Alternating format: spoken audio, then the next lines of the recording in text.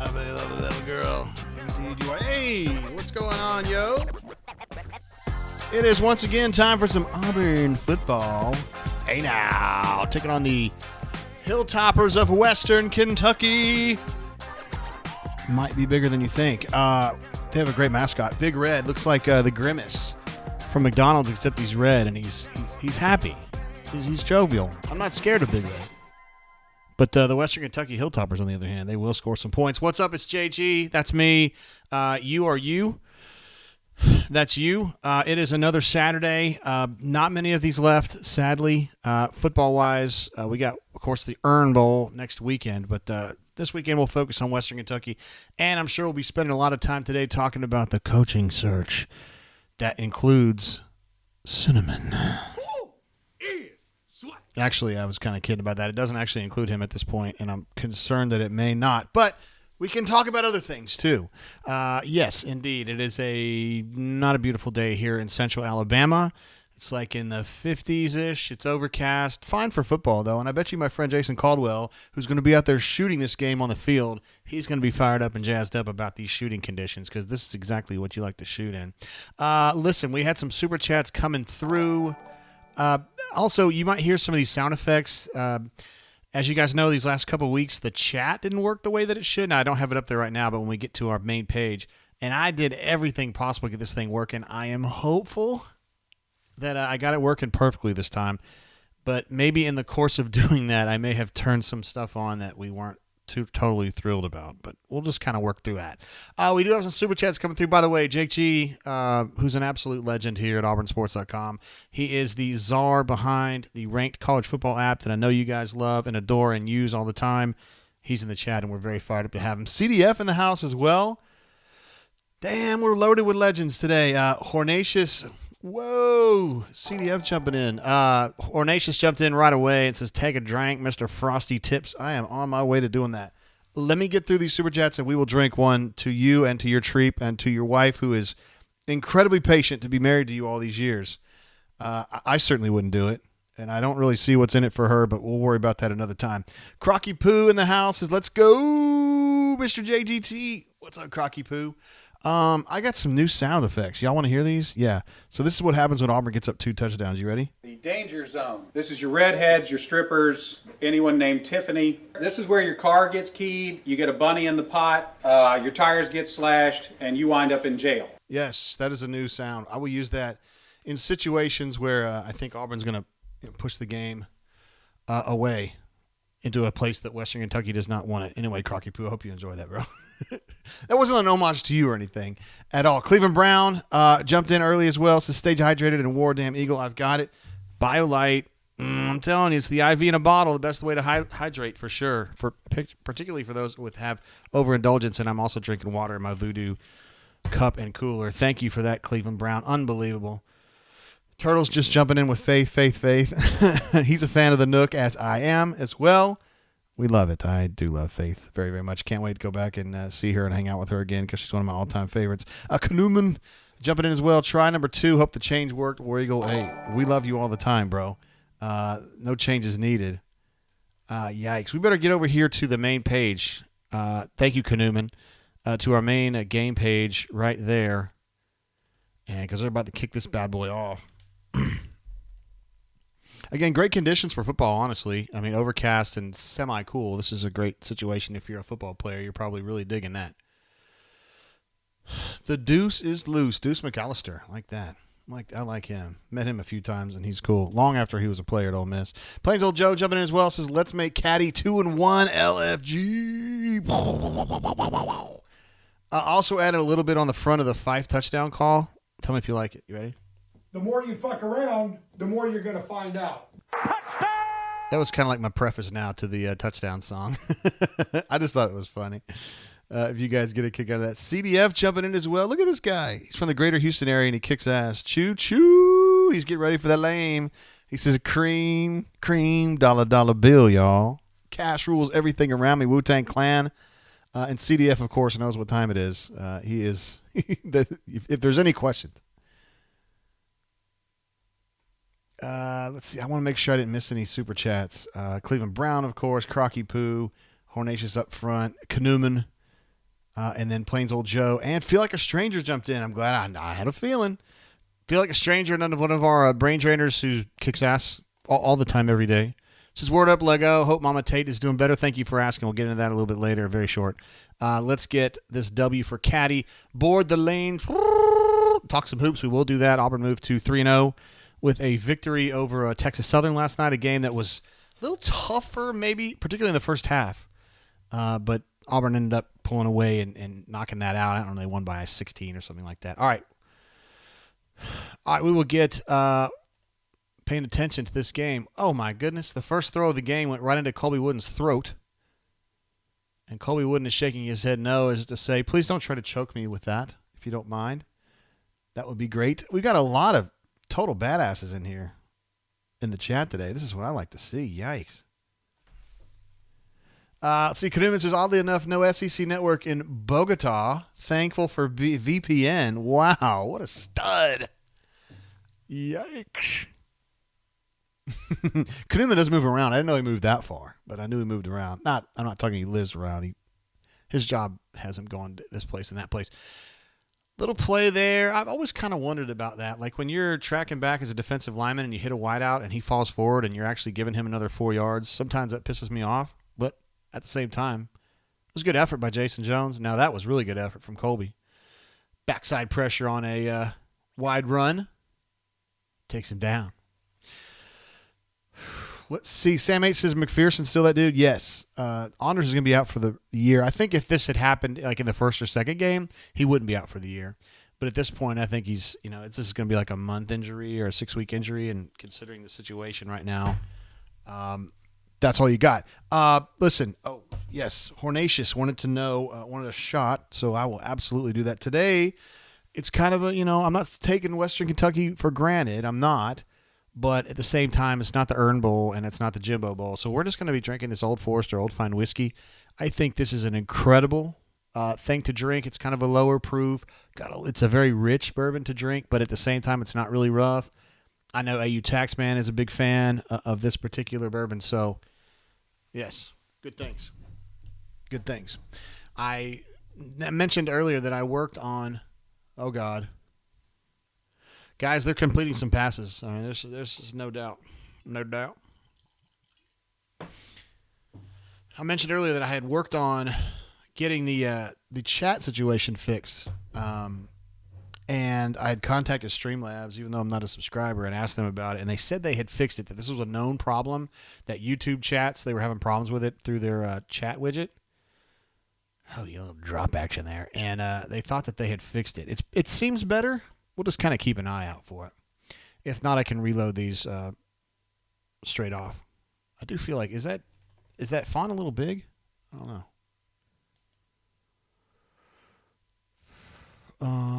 I feel like it's a little tall. I'm going to restart it here. All right, let's see how that goes. Daniel M. says Auburn might not win this one. Auburn's only like a 5-point favorite is what I just saw. 5.5. Which you would think. My wife was, she doesn't keep up with it all the time. They're going to try to throw this, aren't they? She was like, oh, Auburn's going to kill Western Kentucky. I was like, I don't know, Court. I don't know. Like, they haven't played great this year. Anyway, Hornatius, thank you. Earlier, we're going to go ahead and have this first pour of the Old Forester Old Fine Whiskey.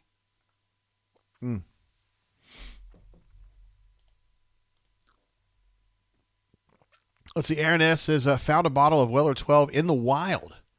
Need a good occasion to drink that bottle. That is a delicious bottle. In fact, we were drinking that a couple weeks ago.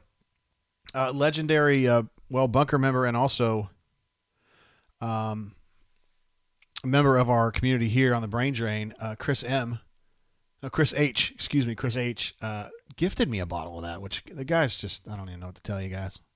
Unbelievable. Just the coolness some people exhibit just on their day-to-day basis is crazy. Let's see. Gibbet says, classic Gus today. Ciao from Italy. I was watching that game a little bit. So they were playing Navy, and they were losing. It was like in the second quarter, and I was like, they're going to pull it out. But I guess not, huh? I didn't see that one. That's sad. Well, it was pretty tough. Turtle says, JGT, do you know the name Brett Vigen? Montana State head coach. I do, only from Cristiano. He used to work here with us who's now at Auburn undercover. He is that's a little short, that kick. It was online, but it was short.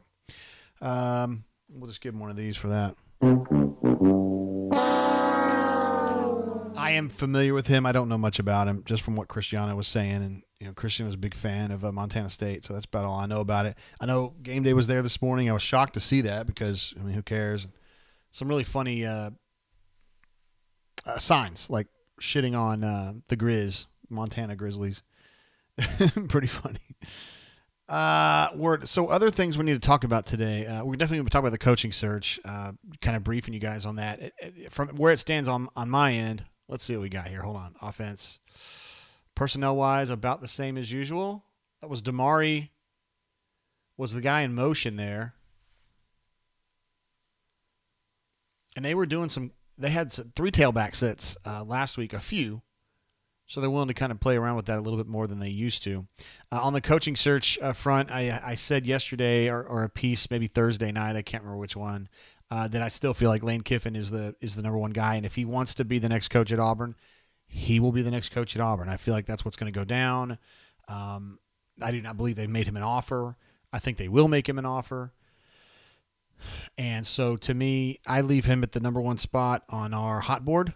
And Jay Fair playing a little bit early, number 5 right there. I like it. 2 plays in a row going into that motion. We'll see if they break off of that here sometime during this drive or the next one. Crawdaddy says Western Kentucky has more swaggy uniforms than I expected. Yeah, those chrome helmets are badass, aren't they? I really like them. Ooh, we get those little sound effects. How about that? Obby61 jumping in with a super chat. No message offered, but no message needed. We appreciate you, Obby61, for being part of our show here on the Brain Train, and also presumably probably part of the auburnsports.com family. Let us know in the chat, though. Let's see. Turtle says the Montana Grizz. So that's, whoa, heads up. Robbie did a nice job getting away from that one. Hey, he made a nice throw, too. First down to Coy Moore. That's good stuff right there. That doesn't necessarily happen a whole lot each game, huh? Turtle said Montana Grizzlies destroyed Troy in D2 playoff a few years ago, if I remember correctly. Oh, that's sad. We like Troy around here, don't we? I mean, I do. E. Robinson says, so in other words, Primetime will be our coach. Man, what? Why are you making fun of me like that? Do you guys know how I feel about Prime now? You guys know exactly how I feel about it. If you want someone to come in here and jumpstart recruiting and bring a lot of swag and a lot of interest and a lot of energy, that's your guy. I do not feel like Auburn is going that direction at all. RM says, Jay, why do you not use the word accoutrements on the rundown anymore or mention the gentleman who was deposited into a trash can at the Supper Club? Best parts, in my opinion. Don't I do that? I do that fairly. I don't know about accoutrements, but I definitely talk about just north of the Supper Club where Jeffrey Lee was once deposited into a trash can, and he damn well deserved it. It's kind of sad not having Jay Lee on the show. It is kind of sad. And I know he's somewhere where he doesn't enjoy the show as much, but, it happens sometimes. Sam H. reminds us that Western Kentucky is a hated rival from his first university. I wonder where that was. That could have been Murray State. That could have been University of Kentucky. It could have been, I guess, Eastern Kentucky. It could have been UT Martin. Robbie had a lot of time to throw this football, and he didn't make a very good throw. It happens sometimes. Corey D says, Lane is swag. Who is swag? Baby, who is? That's what I'm playing. Oh, Plum just wants to hear it. Okay, I got you. Who is swag? Baby, who is? Oh, Prime, preach. I wish we could be hearing more of that at Auburn, but it ain't happening. I mean, I haven't even heard that name in probably 10 days. Like, not one person has said, like off the board. I'm talking about somebody who knows something has said the name Deion Sanders. And there's been a lot of, as I predicted, there's been a lot of names being thrown around left and right lately in the last week or so, and it's just, most of it is just background noise. It's, I think, as I mentioned in my last piece, it's just enterprising agents doing what enterprising agents do. That's a nice tackle from Weber right there. Possibly kin to my friend Corey Weber here in the greater Montgomery area. Let's see. RM says Lane in the SWAC would be hilarious. Turtle says Faith is SWAC. Your boy JG was SWAC for one season in 1998. It covered the Hornets. Alabama State Hornets, I had a chance to go to Southern. I had a chance to go to Grambling. I had a chance to go to Alcorn. Got kicked off campus before the game against Jackson State in the Gulf Coast Classic, so I didn't go to that one. My editor was pissed off at them for that, but I had an opportunity to go to some really good spots. That was only a couple years after Coach Robinson left Grambling. And I met him, but he wasn't coaching at the time. He was up in the press box. And he was an older Phil. I'm not sure that he remembered it too much. He coached longer than I probably would have coached in his situation, if that makes sense. Well, he was really hanging in there. Plains Old Joe says, man, if Robbie could just learn to throw not like a baseball. Yeah, I know, man. He's a really pretty gifted runner. Although he's not an awesome trigger man in the zone read. Like, he's good with the ball in his hands, out in space. He's fast, and he has his eyes up, and he's pretty good with that. But I feel like his zone read diagnostics are they're okay. Interestingly, they have Nick Marshall there, and he was not okay as a trigger man. He was a legend. He was as good as it ever got. Unbelievable. James S. says, JG, well, he didn't actually say my name, but you know what I mean. Are you okay with Lane? Am I okay with Lane Kiffin? Hell yeah. I mean, he's good. He's really good. I have some questions about his recruiting paradigm because he is very reliant on portal, and he almost looks at developing high school players as we'll do a little bit of that maybe if we need to. You're going to have to sell me on that a little bit, but you don't have to sell shit on me actually because I'm just a reporter, right? But I'm a little skeptical about that, but he has done a really good job of getting pieces out of the portal, which Auburn has not done here the last couple of years, and then finding ways to incorporate them into his offense and get something done. So, I mean, no argument there. As far as his in-game coaching, I have said a long time before he was involved in this search, I think he's the best play caller in football, college or otherwise. I think he's just absolutely brilliant at this. He's learned a lot through the years, and he has applied those lessons toward what he does on a day-to-day basis. He's done exactly what you want. He's really, really good. Fat Crack in the house, my man. JG, thanks for all you do, boss man. I know it's been hectic, but you are the best. Ward amigo. I appreciate you saying that, man. Sometimes my direct messages box or my inbox at the auburnsports.com headquarters is not always super nice. But I can always rely on you, Fat Crack, to be a supportive and cool person, whether it's here or when we're playing Warzone. By the way, I played Warzone. I played it twice now, and it was just me and two other dudes against bots. I wasn't very starved. I did not like that. Is there a way to play against real people, or am I just missing it? I don't know. I've kind of been sticking to FIFA. Did I just miss one? I thought I heard well, whatever. Corey D says, I think he relies on portal out of necessity. All right, very good. Maybe he wouldn't need to do that at Auburn. Is that what you're kind of insinuating?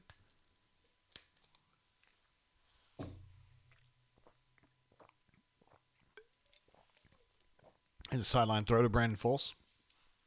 Just kidding, it's Shed Jackson. It's a first down throw, though. This has been a pretty good drive for Robbie, honestly. He had that gnarly throw over the middle. He was trying to hit JJ on kind of a broken up deep, it almost looked like a skinny post.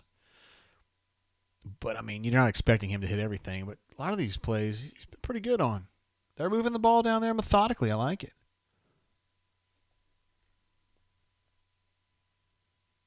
Let's see. I feel like a stranger says these My Free Cam sound effects are swag. Yeah, I'm surprised to hear those, honestly. Yeah. I was trying to reset the chat, and I was working on it yesterday, and I guess somehow I'll tell you what, here was what I'm going to do. I think I might have a solution to that. This is kind of risky, but I think I can do it. I'm going to drop. The chat's going to disappear for a second. It's going to pop back up. All right, let's see if this will hold and not make those stupid sounds.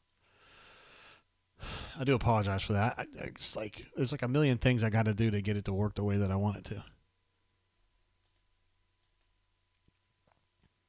And I'm, I kind of learn on the fly. I'm not the best. Jay Fair playing a lot today. Oh, you can't do that. They're going to blow a flag on that? My issue with Jay Fair there was that he was in motion, then he started running toward the line of scrimmage as the ball was snapped, which is not legal. All right, so this chat box idea sucks. This game sucks. It's not working at all, so I'm going to have to switch back to that other one. Let's see, runner 24, who was the recipient of our Swoogan glass last week. Congratulations to you on that. Said not thrilled if Lane's plan is to live in the portal every year. Just too much volume/turnover that way. We will need to be typical Auburn or better high school recruiting.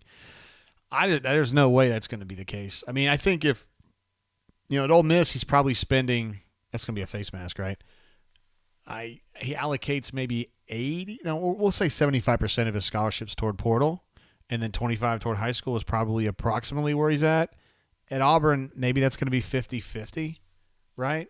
Maybe. I don't know. Let's just see what happens first of all, if he's the guy, and then what he does. A little face mask action on the Hilltoppers there. You've been very, very bad. I feel like a stranger says I wasn't hating. I didn't mean to. I didn't think you were. I just didn't. I don't like him either. I don't love him. I've had so many issues with that doggone chat lately. And it's not something I did. It's something that happened with some kind of an update on YouTube. Was not compatible with what Streamlabs was doing, and they said they fixed it, but it's been a little better today, but not great. There are some other options I have to try to fix that, and I will work on it. I was worried about making a wholesale change to the way that I handle showing chats in the middle of the season. I don't want to wreck it. So we'll probably try to work on that after the Iron Bowl. Hopefully this works a little bit better as we move along. Runner 24 said thank you once again. Hey, that's not just me. That's Chip does a lot for that too. He makes those and he sends them because he's almost said a bad word there. He's a stud. A. Robinson says, better get 12 5-stars next year. I think Kiffin's going to do just fine. I do. I mean, I don't know about 12 5-stars. I mean, I know you're kind of teasing, but he'll definitely recruit at a fairly high level. That ball got tipped. Still almost got to John Samuel. This has been a really good drive for Auburn, I think, because I know it's been a little slower than maybe we would like to see, a little less explosive, but Robbie's made a lot of good decisions. And really, John Samuel should have had that one. Even though it was tipped, it kind of messes it up, makes it a lot harder for the receiver, but it still hit him right here. Sam H. says, I just want Judquins and Jarquez. That would be a nasty one, too, would it not? Pipe, my man, Pipe is in the house. His dad gummits up, JGT. Chugga, chugga, chugga, chugga, chugga, boom, boom. There he is. My man. Cannot wait to see you next summer, bro. I know you haven't committed to that yet, but I know that you will because that's who you are. Leafy is back. Leafy is our master of banal comments. But we love Leafy anyway. It was a good, solid first week. I'm going ahead and I'm drinking this Old Forester Old Fine whiskey today. Pipe. It's kind of a lower proof. I think me and J-Dub had some of this when we were up there in Cuzzo last summer. It's a good low proof bourbon. It has a lot of taste to it. And if you can trick a girl into drinking a little bit of it, she'll probably enjoy that one. You know what I mean? It's not like super rough and stuff. Yeah, the chat's still being pain in the ass today. I'm so frustrated. They said they had fixed that. Old Fine Whiskey, Goose Flat Waterfowlers, 1910 version. Some people call it Old Fine Whiskey. Some people call it Old Forester 1910, whatever. 93 proof, so very drinkable. It's not hot. It has a lot of taste to it. And somebody was asking me in the bunker, I think it was AU 256, it was asking one of my go-to bourbons, and I would definitely describe this as a go-to. I would not want to mix this because I think it's so delicious, but it's mixable. You can also drink it straight. I think that a lot of people would find this palatable. Now, Cassidy P is going a little bit more complicated today. He's going with the Old Forester barrel proof, 129.7 proof. Good God. That melts glass, bro. Much less your esophagus. Just kidding. It wouldn't actually, but that is rough. I hope you put some water in that, bro. I did. Somebody asked me what I would drink for the Iron Bowl. And I was actually thinking about drinking some of that Blue Label Old Forester. He's talking about a barrel proof, which is going to be barrel proof would be that's going to be a blue label, isn't it? Yeah, black label is going to be single barrel, right? A little lower proof.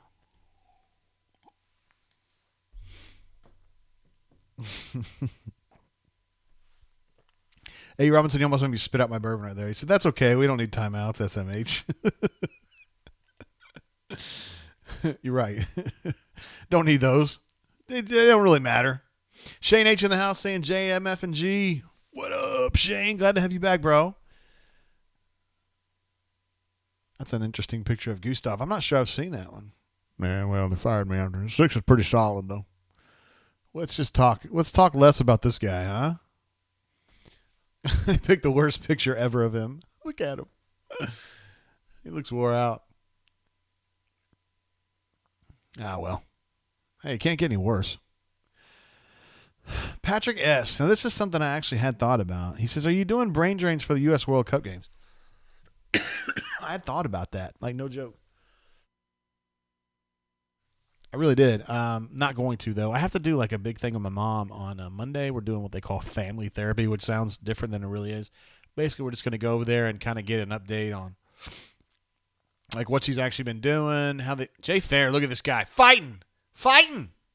He's down to the 1. This drive. My God. I got to get that. I got to pull up the stat broadcast on this. What is this, 15 plays on this drive? Hell, it might be more. This current drive. Oh, hell. Not that many. This next play will be the 13th drive. 13th play of the drive.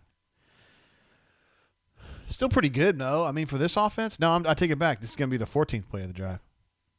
That's pretty long. Although I saw the longest Auburn drive in history. Touchdown, Tank, Bigsby. You know what time it is, yo. The more you fuck around, the more you're going to find out.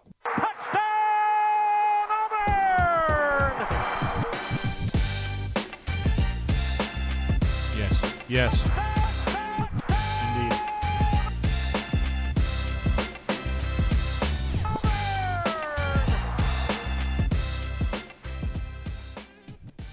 All right, so Tank on that drive, 5 carries for 18 yards. That's pretty good. Just kind of doing what Tank does, man, just bowling people over. And with that McPherson extra point, that pushes Auburn's lead to 7-0.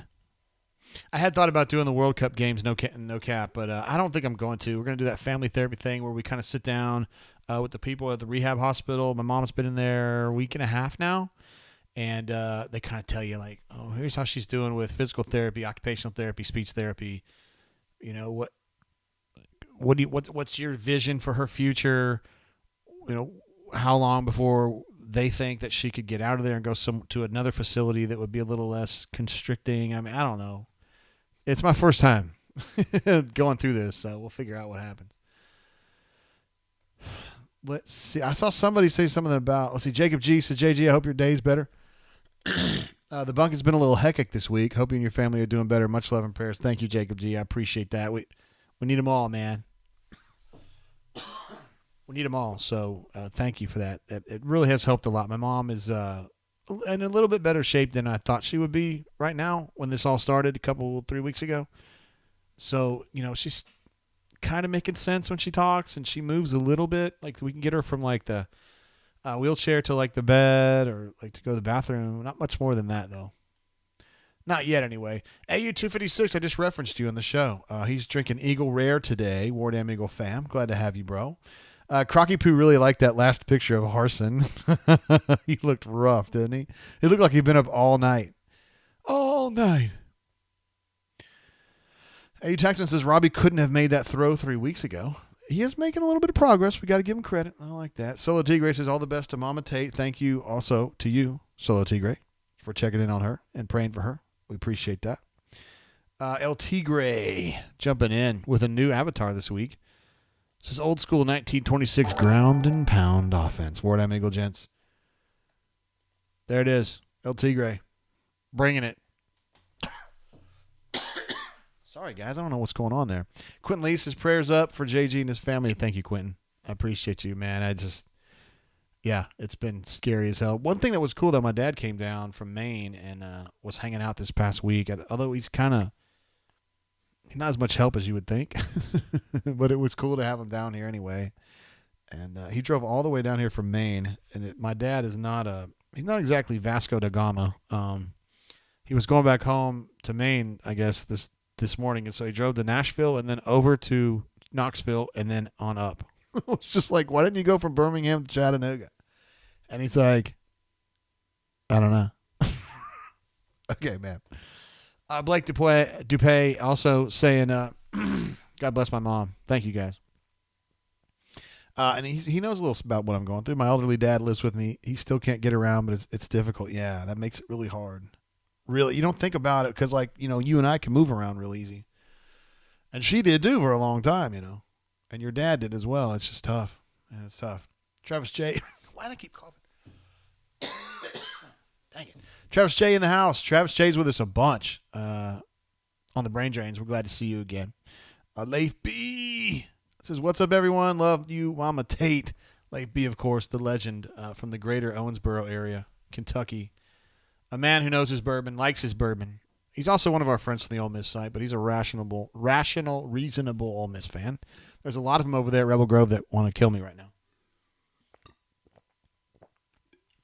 Because I say things like, I think that Lane Kiffin would go from Ole Miss to Auburn, or that I think that Auburn does a better job than Ole Miss, and they get really mad at me. I don't mean anything personally. Julia says water might help. Yeah, I've been drinking this BioLite, girl. But you know what? I mean, yeah, I'll give it a shot.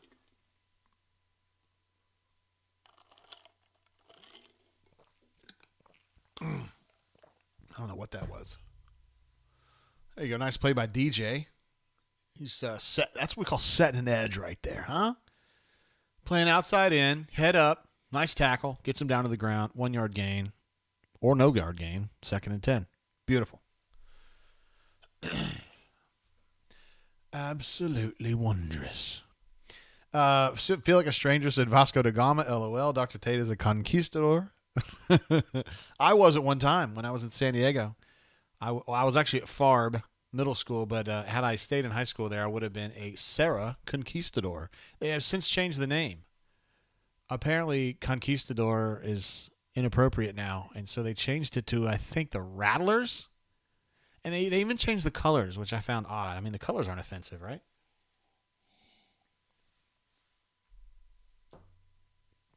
God, that was a nice throw right there. You got to give him credit for that. Gets Western Kentucky out to midfield. That's a really nice throw. Late B says, just drink more bourbon, Jay. Alcohol kills everything eventually. Just for the record, I'm not licensed in medicine. Oh, man. He did stay at a Holiday Inn last night. I'm just kidding. That was a nice catch right there. Bracketed coverage with Cam Riley underneath and Simp playing safety above him. And he still was able to get that ball in there and had to have a lot of concentration on that catch. It's not good stuff right there. You got to give him credit, man. That's a tough play to make. A little bit of a hold there on the pass rush. No big deal.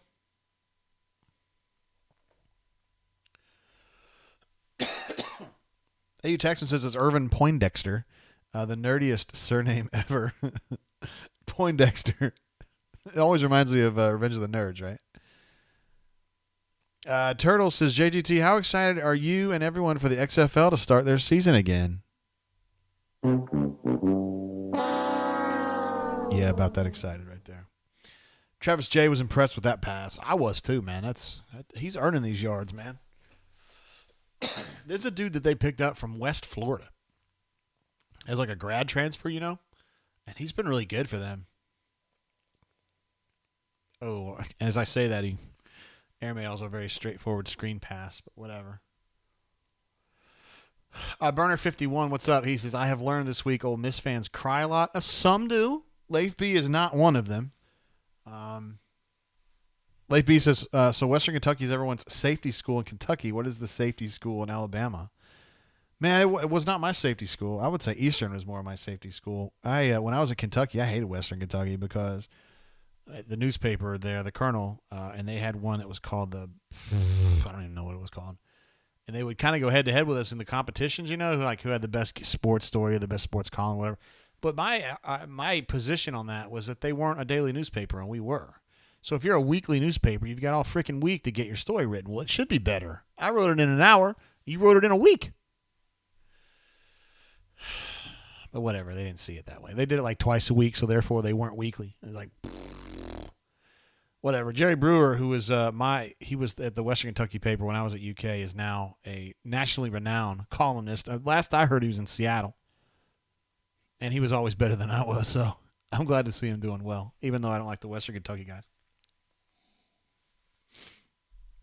I got along a lot better with the guys from the Red and Black at University of Georgia, which at that time, I don't know if you guys watch this Feinbaum show. I don't watch it very often. I was at my mom's house the other day while she was getting some work done. I mean, she's not there, but while she's out of the house for like the next month, we're getting some things done at the house.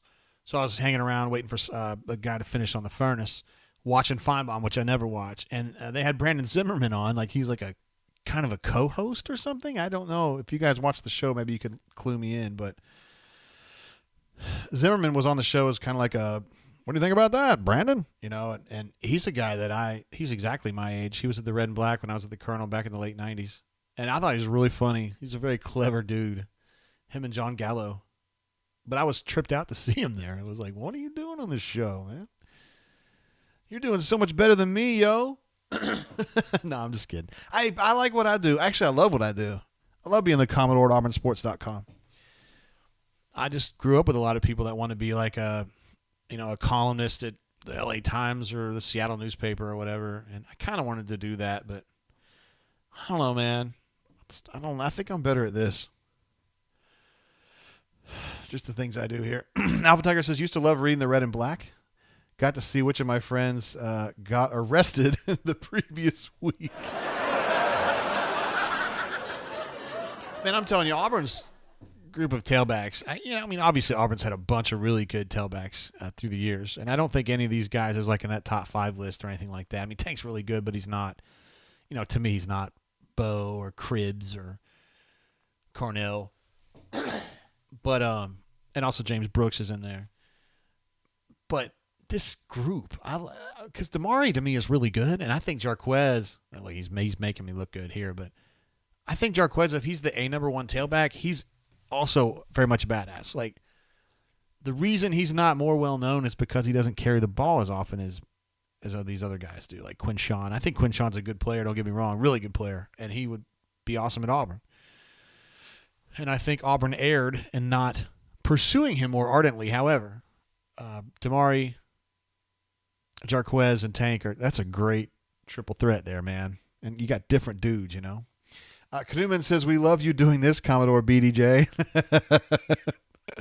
I feel like that's almost between you and me now. Nobody ever got that. I thought Jarquez was going to truck that dude and just step on him, but that guy turned it around. D.E. Smith. D.E. Smith and the Saturday Night Live Band. Corey D says, Jay, your prediction on Lane's defensive coordinator, could it be Will Muschamp? I just don't think Will would come back here again on principle, right? He's coached here. I have covered him 3 times at Auburn. As a defensive coordinator for Brother Oliver, as a defensive coordinator for, God, did I say that? Defensive grad assistant, under Brother Oliver. And then DC under Tubb and DC under Gustav. Would he come back here a 4th time? I don't know, man. Here we go. Hey, man. I mean, Brandon Frazier, is that the best play of his career? He didn't make a catch in the Iron Bowl last year, didn't he? I was kind of like, look at him. He's moving. That was kind of a nice catch. The ball was low and behind him. Shucked off the first would-be tackler and got another 5 yards out of it. I really thought Brandon Frazier was going to be the truth, and he really hasn't been, but with that play right there, man, he might deserve to get a little more run.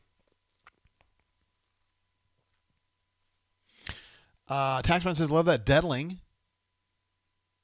That wasn't Tank's fault there. Deadling, of course, is a bourbon or a whiskey, I should say, made in Opelika.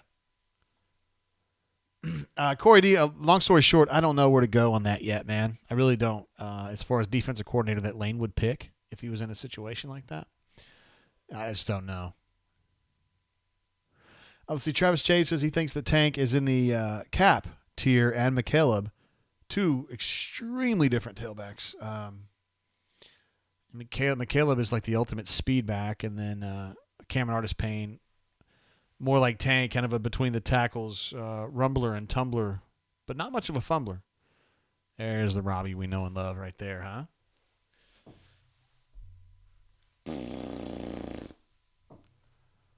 Yikes. That's probably fair, Travis J. I think sometimes we get a little carried away with Tank. Like he's really good.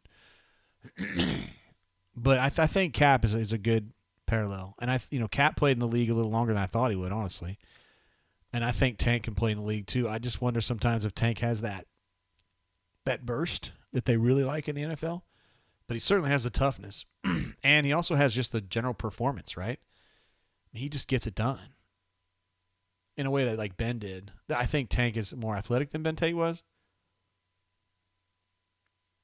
And another super underrated one who is not a lot like Tank really is Trey. Not Trey Smith, but Trey. Why do these names get away from me? His dad was in De La Soul. He was the tailback in 12, and then he got like 1,001 yards in 2012, which is amazing. And then he was great in 2013. Always found ways to get under Trey Mason. Always found ways to get under the blocks and get another yard and a half, 3/4 of a yard. All right, here comes McPherson. And that's going, yes, sir.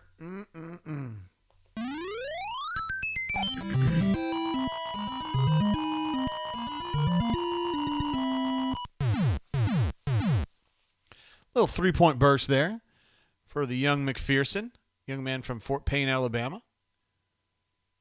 His bro's kicking in the NFL, and he is kicking in the college ranks. That might be his first field goal. It might be. They're sure acting like it. Hell of a kick. It's good stuff. For such a little dude, too. Oh, why are they showing Anders Carlson's stats? Guys, Anders is not playing. Get your shit together, ESPN. Gosh.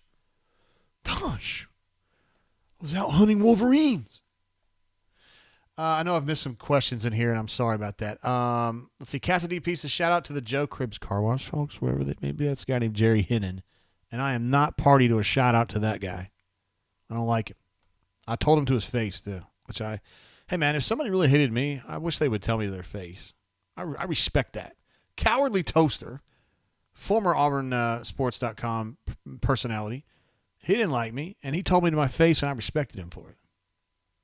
I really did. Corey G says, JGT checking in currently on a flight. Can't see the game, but I know the brain drain will be just as good. Where are you headed, bro? Tell me you're going somewhere fun, man. Like, let's say, Ocho Rios, Jamaica, Cancun, Mexico, maybe Puerto Vallarta, San Diego. Going to go to a little gas lamp district, little dancing, little nightlife. Missoula. No, I'm just kidding. You probably wouldn't be going there because that wouldn't be fun. LG Bunker, what up, bro? Ooh, Western Kentucky got a nice run there. Talk to me about Dabo, leverage play. So Dabo's kind of an odd one. A lot of the names that have come up, and I mentioned a few in my piece yesterday, latest on the Search, Volume 5, some of the names just struck me as being kind of full of shit. And I've had people that I trust and usually get information from kind of follow up with me on some of those and say, no, man, XYZ, that's definitely real interest there. But it's hard for me to see that Dabo Swinney would want to come to Auburn. So to me, that's probably bullshit. And when I say bullshit, I don't think it's completely fictitious. I just think that like it's a play, right? Leverage play is what you call it. I would just say, you're just trying to get Clemson to think that you would consider leaving. I don't even know anything about his contract situation. The one part of that makes sense to me is that he's in the ACC, and we're very soon going to be in an era, in my opinion, where the SEC and the Big Ten are just so much better than everybody else from a conference perspective, with rare outliers. Notre Dame could be an outlier, although I think they will eventually join one of those two big conferences. And then like Southern Cal, like they're good and they're established and they have a lot of money. I still think they've got to get in a league, though. Which I guess they will. UCLA, same maybe. I don't know, maybe. I don't know. Kind of hard to say. Quentin says, JG, can Robbie be on the same level as Jason Campbell? Man, that's a tough one, man. Don't think so. I mean, two different kinds of quarterbacks for sure, right? And two different personalities, because Jason was always like super professional, reserved, introspective. Robbie is very outgoing, very charismatic, gets a little panicky. Not necessarily right when he's throwing the ball, but like on the sidelines, he gets a little jumpy. I think the first thing for Robbie is going to be to just calm down a little bit and try to stay in the game all the time mentally. CassidyP was helping me out earlier when I could not remember Trey Mason's name. Thank you so much. Julia wants to know, why don't we just keep Cadillac? Well, I don't really want to answer that question because it puts me in a bad situation, because I know Cadillac and I like him and I cover him right now, and I just don't think that's really in the cards. I don't think that is.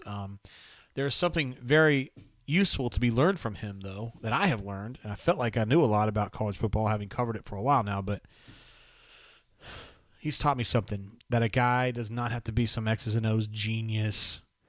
The guy does not have to be some superstar recruiter. If he's got that love and that passion for the kids, and he's got a way of kind of getting through to them, that's worth a lot. And he has single-handedly, in my opinion, made this possible. Auburn's playing a much higher level, right? I mean, we'd all agree with that. I mean, being up 10-0 on Western Kentucky doesn't really matter, but the fact that they beat a bad Texas A&M team, I still don't think that under Harsin they would have done that. So he's getting more out of them, and he's doing it because he just really cares, and he's got a lot of energy, and that's worth something. I mean, I used to look at people like Dabo, right? Because Dabo's the same deal. He's not a great X's and O's guy, and he's, recruiting-wise, he's good, but he's not like super awesome. But he's got something about him that players just get fired up about it. Terrence, thank you for that. USC's going to the Big Ten already. That's right. It's like 7 years off, but you're right. UCLA is too. Yeah, I've forgotten about that. Why? I don't know. Guy, I don't know what hit me, man. So they've already kind of cast their lot with the Big Ten, which is smart on their part, assuming the SEC wasn't trying to do that. So if you're in the ACC right now, or you're in the Big 12 right now, you know what I'm saying? Like, you kind of got to be looking around and thinking, all right, what are we doing here? Because I think 5 years from now, 7 years from now, they're going to be left behind. The ACC in particular, I think they're in a tough situation. I really do. Leif B says, I heard that Amazon he heard that Amazon delivered a large leather glove to Kiffin this week because he's practicing having an eagle landing on his arm. There's so many things that go into a great game day, Leif. I mean, did the band play good? Did the eagle fly good? So many things. Knuman reminds us that Jason Campbell's dad was a coach, and it really showed. That's right. He always had a very mature approach to everything that he did at Auburn, even when he was struggling. It's one of the reasons he's such a legend with beat writers, is because Jason, even when he was getting his ass beat and playing like ass all the time early in his career, and I think a lot of that was not his fault. He was just kind of caught in that we're changing coordinators every year thing. And it's very difficult to learn to play at a high level when you're also changing systems every year. But he was just always the same guy, calm, cool, friendly, and he is that same guy today. He's just a quality human being. I don't know what else to say about him. He just is. And that's not to say Robbie isn't. I'm just saying Robbie's just jumpy and anxious.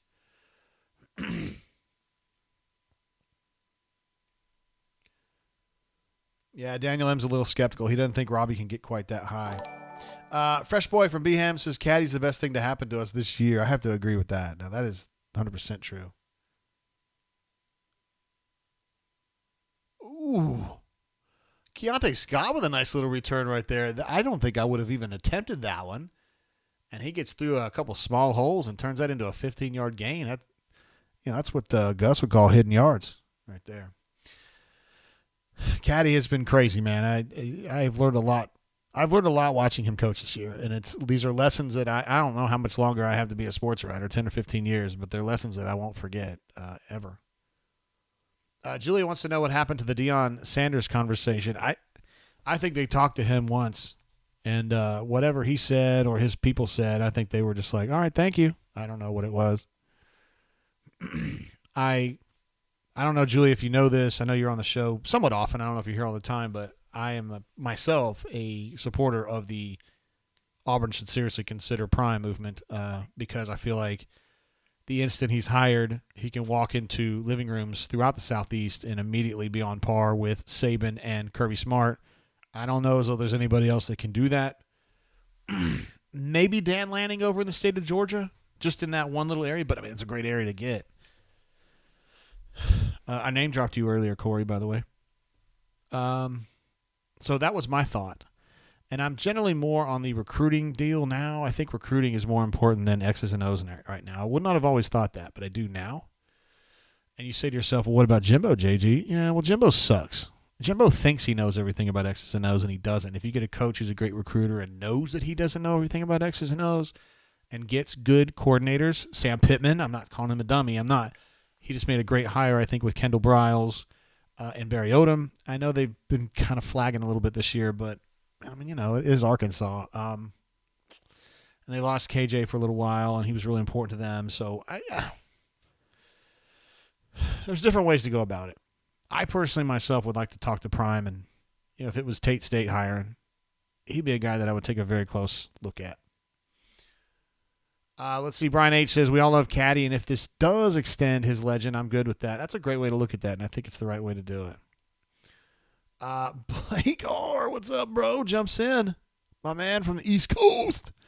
So JGT, Warren and Miggle, sorry I can't be here or stay due to being on vacation away from home with family, but I wanted to check in my weekly donation and keeping track of the game. How about that kicker? Got one of those for Blake R. Yeah, that was a great kick, man. I wonder if even a fully healthy Anders is going to hit that one, to be totally honest with you. McPherson's really got some ability, man.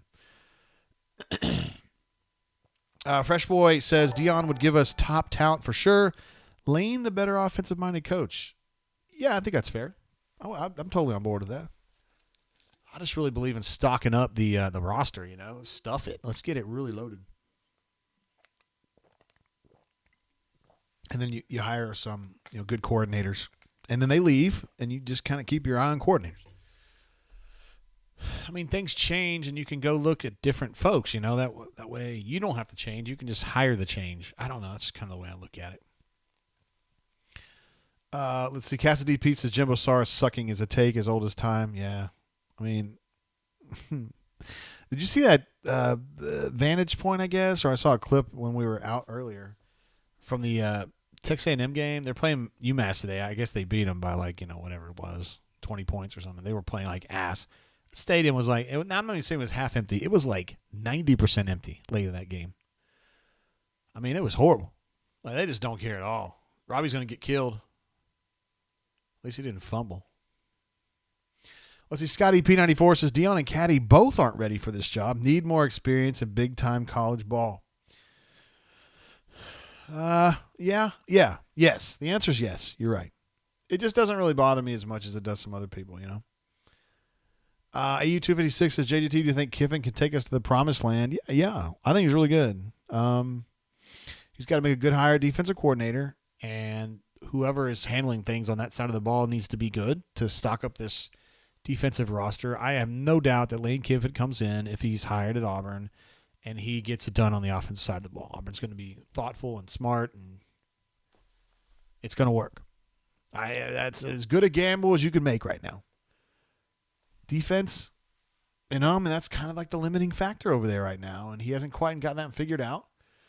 And he's going to have to make the right hire over here on the defensive side. Stoop Up is a streak going that will never be matched. He's with us every single week, and I do mean every single week for years, many years. Caltech Scott with a nice move, and he and Nick Brahms did a super nice thing for a teacher and a couple of high school kids last week. I did not see that. How did I miss that? I even get alerts on my wristwatch that I stole from my daughter about stuff like that. I'll have to check that out. In fact, I'm going to write it down. so I don't miss this stuff. Nick, high school. Yeah, wrote it down. Good stuff, Stoop Up. Good eye. Daniel M. still talking about Jason Campbell. Says he was the victim of having like 4 different offensive coordinators, not getting settled in a system. A quarterback needs to be able to grow and be comfortable within a system. That is a underrated piece of quarterback play. Yeah, I agree. I feel like the TV people talk about that a lot. I need continuity, and I think it's true. I think 20 years ago, or like when Jason was coming through in 02 to 05, I guess, 04, 01 to 04, I guess. People weren't as understanding of that as they are now, which is good. We've made progress. Let's see. Sam H says Lanning, just a little less experience and not as much pop with Dion. Talking about Dan Lanning, the currently the head coach at University of Oregon, former defensive coordinator at Georgia. Also worked for Saban at Alabama. He's a guy who in the state of Georgia, he has a lot of popularity over there. Now, I don't know how that extends into Florida or into Alabama or wherever, but I know in the state of Georgia, he would immediately go over there and he would do some serious damage. He's good. Terrence says Prime probably had some demands that were non-starters, you think, JG? Yeah, I don't know what that would be. I don't think it would be salary. I just think, if you're Cohen, you've got to sit down with these different blocks of people at Auburn. You got to try to get them on the same page, right? And people have failed to do that in the past. However, I think that Hal Baird could have done that. He just wasn't here long enough. Essentially, Hal Baird was a pinch hitter when he was the athletic director at Auburn. I'm sorry, this game's in the second quarter. I still have first quarter. I'm out here gabbing so much. He could have done that. He just wasn't in the job long enough, and he didn't have the desire to be a long-term solution at athletic director. I mean, we know that. People who were around remember. I think John Cohen's a lot like Hal Baird, and John Cohen is going to be around here for a while, so I think he's a guy that can get people on the same page, and to do that, you've got to kind of give them Goldberg just cracked me up. I got a text from Charles Goldberg. You may know him as the Gold Mine. He says 11 years later, they threw the flag. That's from Muschamp freaking out that one time. It says, be a man. Wait, throw the flag. Be a effing man. Probably my favorite Muschamp rant ever. Like, it was the 2009, I think, Florida at Auburn game, and McCaleb went to, no, his guy, Rainey went to go field a punt. McCaleb came up on the coverage. I don't think he touched him, but he got really close to him, and he got spooked and let the ball drop, and Darren Bates picked it up. Muschamp was just 100% sure that he had been bumped, and they didn't call the bump. They gave Auburn possession, and so he went crazy. He said, throw the flag, be an effing man. Julia asks, don't you think Lane Kiffin is just working the Auburn angle to get more money from Ole Miss? I do not. He may also be trying to get more money, but I think it's beyond that. Yeah. I think he's really doing that. Let's see. Travis J says, notice we have less drops this year than last. It sure seems that way. I don't know if that number's in front of me. Well, I know that number's not in front of me. I had to check on the PFF for that, but it seems they've been catching the ball better. Yeah. Let's see. AE256 is follow up on that. JGT, I think Ole Miss defense has improved this year. Not elite, but definitely improved from last season. Yeah, I mean, the results have been good. They're a pretty damn good team, a whole hell of a lot better than Auburn. I mean, I think we'd all agree with that. AU Taxon reminds us that Samford just finished an undefeated regular season, except for a loss to Georgia. Well, then that's not undefeated, right? So it's a one-loss season, but it's still pretty damn good. 2011 Florida game I was mentioning. I said it was the 9 game. It's actually 11.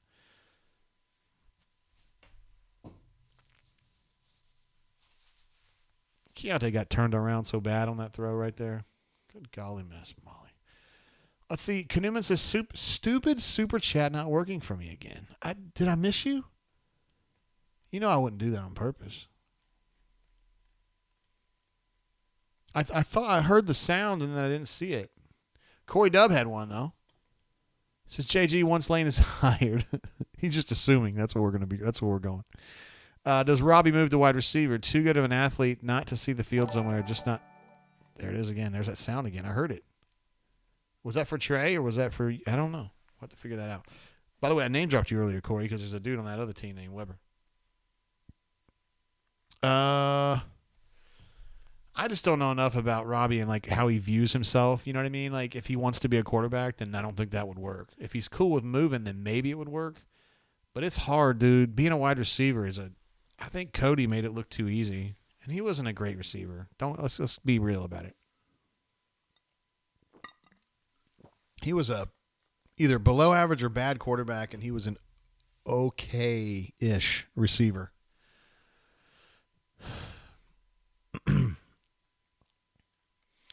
One man's opinion. Cassidy Pieces Prime's candidacy, seemed most susceptible to our folks wanting some input on assistants / staffing. Maybe that had an effect. Could be.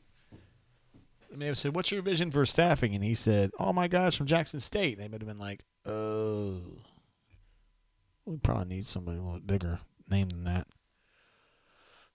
But I'm just speculating. I don't know the answer to that. All I know is that he just disappeared off the face of the earth in this search. I mean, it was like, I kind of warned you all in the beginning. I didn't think that they would take him seriously, and I don't think they did.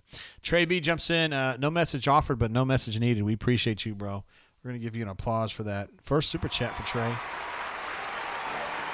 Everybody thinks he's a stud because he's a stud. Fat Crack jumps in with a super chat as well. Says, can we at least get a defensive backs coach that can teach our guys to turn around? Please. Yeah, Keontae kind of screwed that up. And they got the 3 points right there because of it. Really, that's what it was. I mean, it was that one bust. So the Toppers get on the board. 10-3. I don't even have a sound effect for that.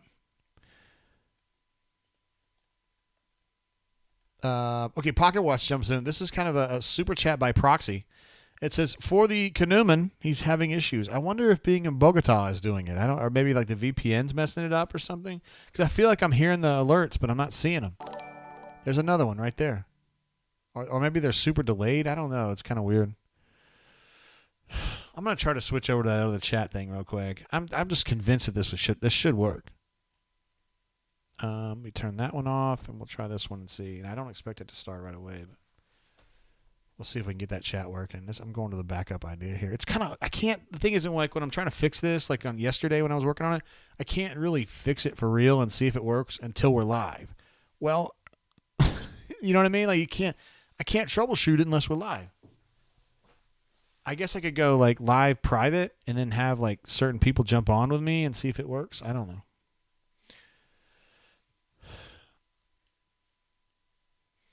Let's see. A Decatur Tiger 97 says, do you think Clemente, a.k.a. the Assassin, got a picture with Big Red today? I certainly hope he had an opportunity to do so. He thought that Big Red was the coolest mascot in all of college football, and I kind of agree with him. It's just that I, grew up in Kentucky or at UK and just kind of hated Western. I don't really hate him now. I went there, I think my senior year in college. I was a Pike at Trancey, and we went to the Western Kentucky Pike House. And we weren't a big chapter. We probably had 60 guys or something, but we would have these parties, and we were really serious about our music. And we'd get all this bass and shit. The music would be sounding great. So we go to this Western house, and my expectations are really high, right? I'm like, it's Western Kentucky. They've got like 120 dudes in this chapter. Like, I bet the music's going to be incredible. And we called it the House of Treble. There was no bass at all, man. They were playing Rump Shaker with no bass. Like, it's like Kool-Aid, no sugar, ham, no burger, Rex in effect, and no bass. Like, you can't do that. Look at this. Where did this come from, and why is it there? Chip jumping in with a super chat. But why did it go in the middle there? It's so weird. I don't understand. Man. I tell you what, nobody can screw this stuff up worse than I can. I'm telling you. Nobody. My dad couldn't make it worse. It's terrible. Chip, as mentioned, jumped in. I promoted the BD and Ascom. The brain drain. Oh, my bad. I didn't know you were going there. The brain drain and AuburnSports.com in the chat of the SpaceX moon rocket launch of the night, the Artemis launch. I heard you say that. I saw that on the bunker. I did not see it in the chat of the liftoff. Right at liftoff. Also, let everyone know Harson sucks. Hashtag 23 Swookin. Oh, my God. Thank you for the support, Chip. I know that you are you're indefatigable when it comes to that, man. Chris says you should get the Price is Right sound effect to use when someone loses. Use it. You mean this one right here? Use it when our opponents score. Well, I use it for other stuff. I need another sound effect. I came up with a couple new ones this week, but RM says, what exactly is Big Red? He's just a biscuit-loving beast. I don't know. That's what they actually say about the biscuits guy. He's just a topper, man. He's just like the dude that like kind of lives at the top of the hill there in Bowling Green, and he's fired up, man. But he'll steal your girl in a second and will not think twice about it. So I'd be careful. Kanuman says, no, you did not miss me, and if you did, I would not care. It will not let me process a super chat. It has to do with Google getting confused between Colombian pesos and USD. My issue. Well, we appreciate the effort nonetheless, Kanuman. Although to be fair, I mean you've already established yourself as a true stud, and all the things you've done for the show, behind the scenes, and also in the chat. You're just the embodiment of what we're looking for, as part of the auburnsports.com family. Someone who gives a shit, someone who helps, someone who's cool, who forwards the conversation. You're what we're looking for. And we love you. Turtle says, JGT, have some faith, capital F. Okay, man. The good news is that you can't embarrass me with that because Courtney was there the whole time and she thought Faith was awesome too. So when I say, hey, Courtney, we got to go see Faith again. And she's like, you know what? We probably should. I liked her a lot. I mean, sheesh, I don't know. Faith is kind of like the perfect woman in a lot of ways, right? She's enterprising. She's not crazy. She's pretty. She knows bourbon. And she talks well. She's a good talker. Shit! Oh. I thought Shed had that. I was so stoked for him. I'm sorry I screamed to the mic, but I thought Shed was about to pull that bad boy down. And he kind of did. And then he kind of didn't.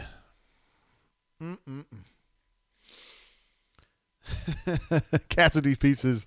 What is Big Red's relationship to the Syracuse Orange Man? Those two need 23andMe. They're at least cousins, right? They're at least cousins. Let's see. Sam H is probably asking, where's Western Kentucky and why are they there in Bowling Green, Kentucky? Leif reminds us that the Corvette Museum is there. He took his in-laws and kids to get there a few weeks. Are they old enough to appreciate that, Leif? Your kids are kind of young, aren't they?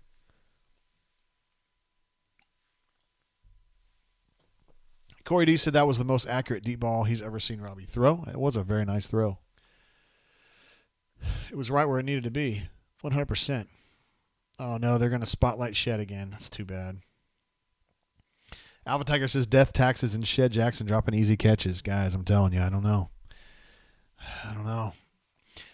Let's see. AU Taxman says Faith's got a few bottles of Hirsch stashed away. Do we know this, Taxman? Because I love that Blue Label Hirsch now. That is a great, great daily bourbon. I mean, really good. Not my favorite, but one of them. Speaking of one of my favorites, not necessarily available here in Alabama, is Peerless Red. My nephew is coming. Look at that run, you guys. Where's my puncher? Dude, Jarquez. I was talking so good about him earlier. That's what I'm talking about right there. Look at this run. Taking his time, jump cut, keeps his balance, misses two guys. Takes three people to get him down. The dude's in a neck roll, for goodness sakes, to get him down. It took that much. A. Robinson asks, is Hunter human? I know, man. He's really good. Really good. And unlike last year, he's not wearing down in the second half of this season.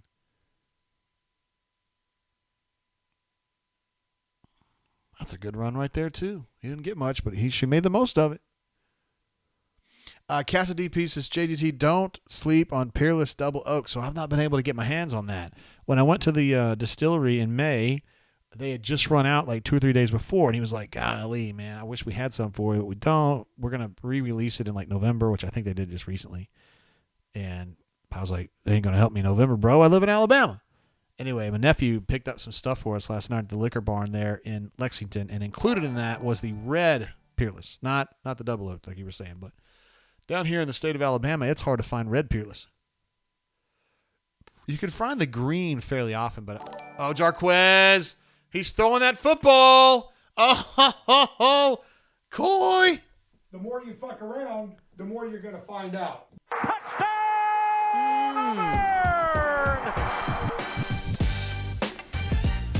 Look at Auburn Elvis.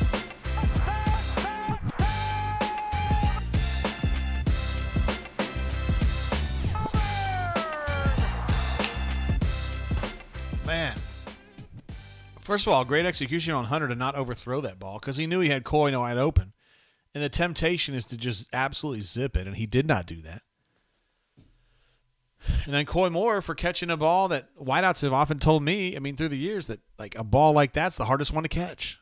That like a ball where you're wide open and here it comes right into your chest. It's actually harder to concentrate on that. Man, that was nice. Nice. Let me get some of these stats updated, you guys. Robbie Ashford's currently 6 of 12 for 61.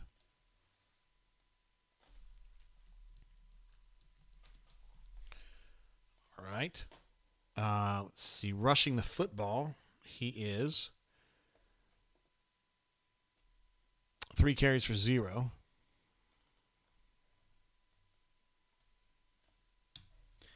Let's see. Jarquez from Philadelphia, Mississippi, has 6 carries for 48.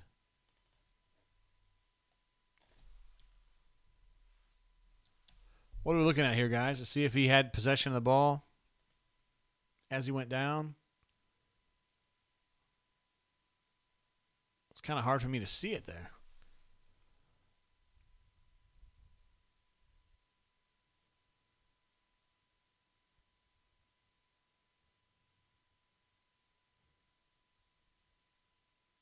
You know, I feel like he had caught the ball and established that he had the ball, and then that dude kind of came and knocked it out. So Corey W. says that's a TD, and I agree with you completely. I feel like that's kind of like one of those plays where you're basically about to walk off the field. After the touchdown, he slaps the ball in your hand. They're going to call it a fumble. But I think that's a touchdown, right? I want to update Tank's numbers rushing. Tank has 9 carries for 19 yards.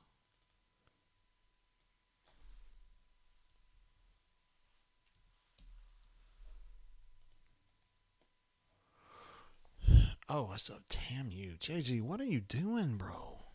Sheesh.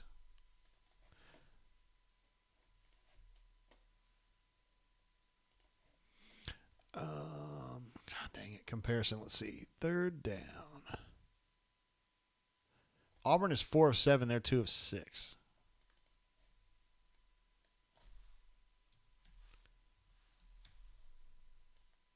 All right.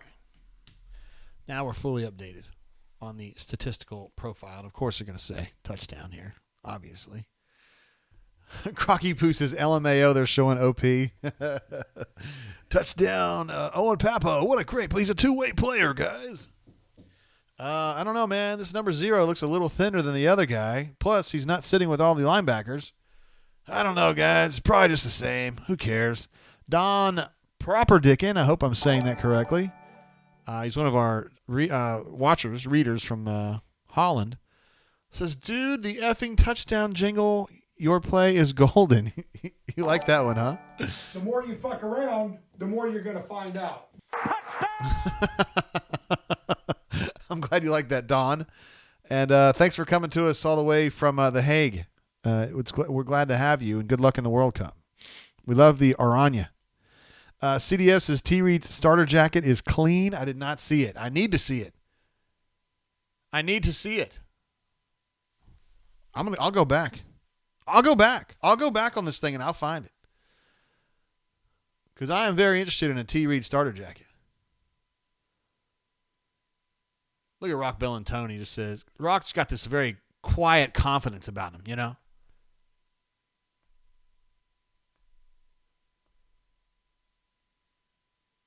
I'm looking for this starter jacket, yo. I'm not going to find it. I'm not going to sit here and do it too much. But I'll trust you on this CDF. You guys know him on the bunker as Duff Diver.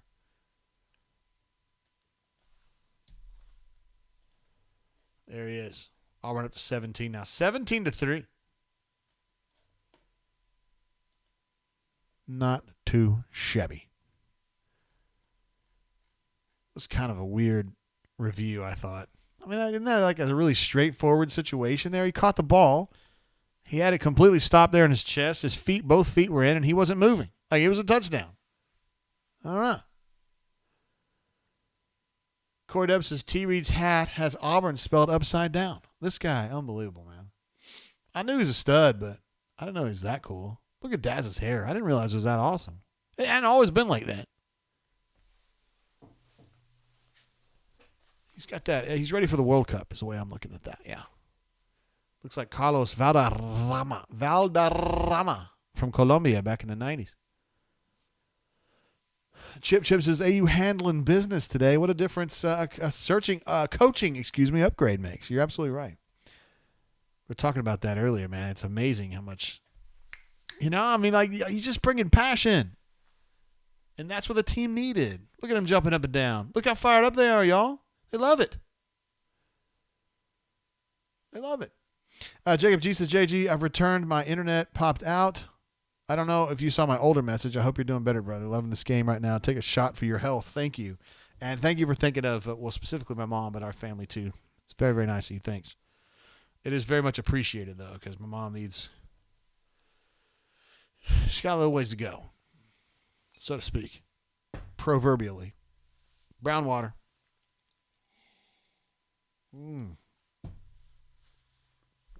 Oh, yeah, that one. I like that one right there. Drinking this Old Fine whiskey, 93 proof Old Forester. You can find these pretty much everywhere, but I'm telling you, a really good bottle of bourbon right there.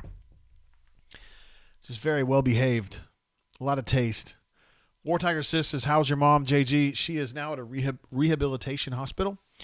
So she's just kind of getting, it's not like active care like all the time. Like she's getting more therapy than she is. Like the hospital can't do anything else for her. She's like stable and all that kind of stuff. So she's kind of like walking, like kind of relearning to walk in a way and like kind of talking more, just kind of getting back going. It's almost kind of like she got shut down for a couple weeks and she's kind of getting back going again. So that's pretty much where she's at. We think she'll be in there a little while longer, but I mean, she's doing better, man. Thanks for asking. Chip says, "Daz, is he using the new salon in the new football only facility already?" Place was pretty majestic, though, to be honest. It was really, really nice. They did a really, really good job with it. I think if you're going, their brand at Auburn is you come to Auburn because you're playing football. You care about football. I mean, a lazy river is not really in the Auburn cards, so to speak. You're there. They believe you're there to play football. And that everything in that facility is there to make you a better football player or to keep you there at the complex. You know what I mean? Like to make it so it's a one-stop shop and you can kind of be around football all the time. A barber shop does not directly help you be a better football player. No, but you're there. You're with your teammates. You know what I'm saying? Et cetera, et cetera, et cetera.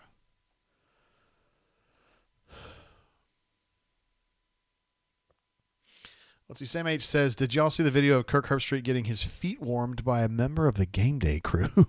No, I would like to see this. Daniel M says, "Can this Reed kid come to Auburn? Need a quarterback." He's from West Florida, bro. Where's that, like Pensacola? I mean, I'm with you, though. I know where you're coming from, and I agree with you. I do. Kind of a weird day for football, right? It's like Western Kentucky. It's middle of the day. Like, I don't know. Got an interesting question coming in from Christian Miller, something I'm pretty passionate about. Asks, "JG, do you think men's national team makes it to the knockout round?" So the United States is in a 4-team group. Top 2 move on. They're in there with England, Wales, and Iran, depending on how you say it. I mean, obviously, USA is better than Iran, so that takes it down to Wales and England. England, tons and tons of great players in England, but they rarely play great as a team. And then Wales is kind of like the opposite. They have a few good players, lots of okay players, but they play great as a team. If under normal circumstances, Christian, I would say they would, but I don't like the way the USA's been playing for like the last 6 months. They've been kind of ass.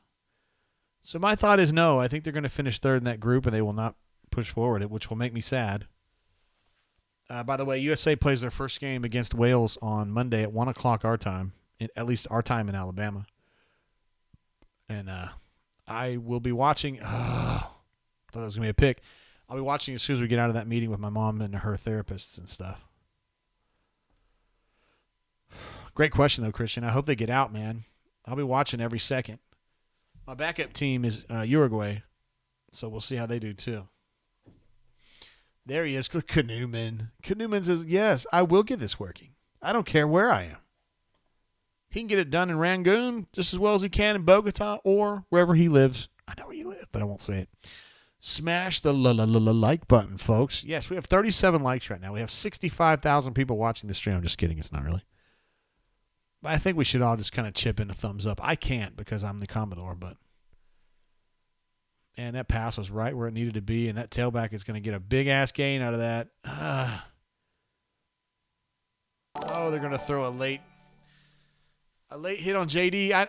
It's almost like he was just completing the tackle out of bounds. It wasn't really a late hit. It was just kind of like his tackle went too long or something. I don't know.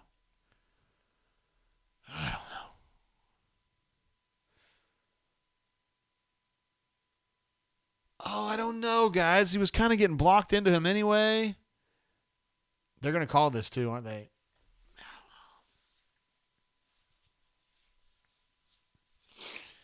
I don't know, man. That's kind of iffy. I don't know. That's pretty iffy. That's pretty iffy, guys. I don't like that call very much. Hornatius says, I love crab rangoons. My man. I should have said Accra. Accra, Ghana. How about that? Runner 24 says the World Cup is always amazing to watch. Definitely. It's my favorite sporting event. I absolutely love it. But I'm really into soccer. I play FIFA all the time. So I guess it means a little bit more to me. You know, in the 2010 World Cup, I live blogged every match. It's 63 matches. I live blogged every match for the whole tournament. I wonder if that's still up. Let me see.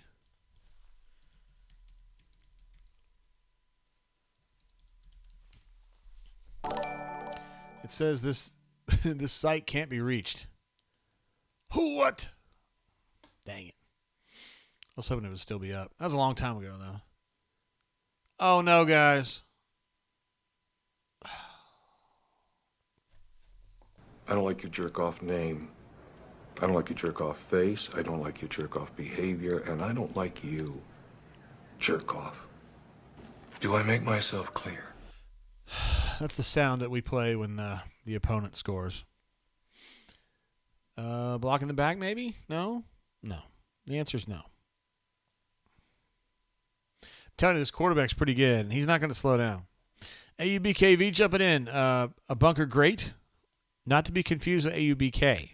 AUBK we're not as fond of, but AUBKV we do like him. Says, should I drink a Natty Light or a glass of Bullet? These are the great questions that we field here at the Brain Drain. So Natty Light is pretty much ass all the time, right? Glass of Bullet is better. It is a unrefined bourbon, and for me, we drink that at funerals. So my family, I probably wouldn't drink. I wouldn't necessarily drink that on a Saturday, just with everybody alive. Hopefully, so I would probably go Natty Light. That's a rare situation where I personally would go Natty Light, but Bullet is a much better choice. Because see, for your family doesn't mean you don't have to drink that at a funeral. So you're not bound by the same things I am. Billy P says, JG, what's poppin'? Big dog. Nothing. We're just out here admiring Western Kentucky's Big Red mascot, and also their quarterback's pretty damn good. But we've also been pretty impressed with Auburn's running attack and that badass play call on that halfback pass for that last touchdown. That was pretty sweet, huh? Mobile, I'm in the house. What's up, girl? Hey, JG, glad to hear your mom is better. She is indeed. Thank you for asking. I know you've been praying for her, so thank you for that. She's doing a little bit better. Yeah, she's got to get stronger. Got to get stronger, and you got to want to be stronger. Yeah. We're working there. Kanuman says, that is close to how much I was charged to go to the El Baño this morning. I was a cuidado los manos.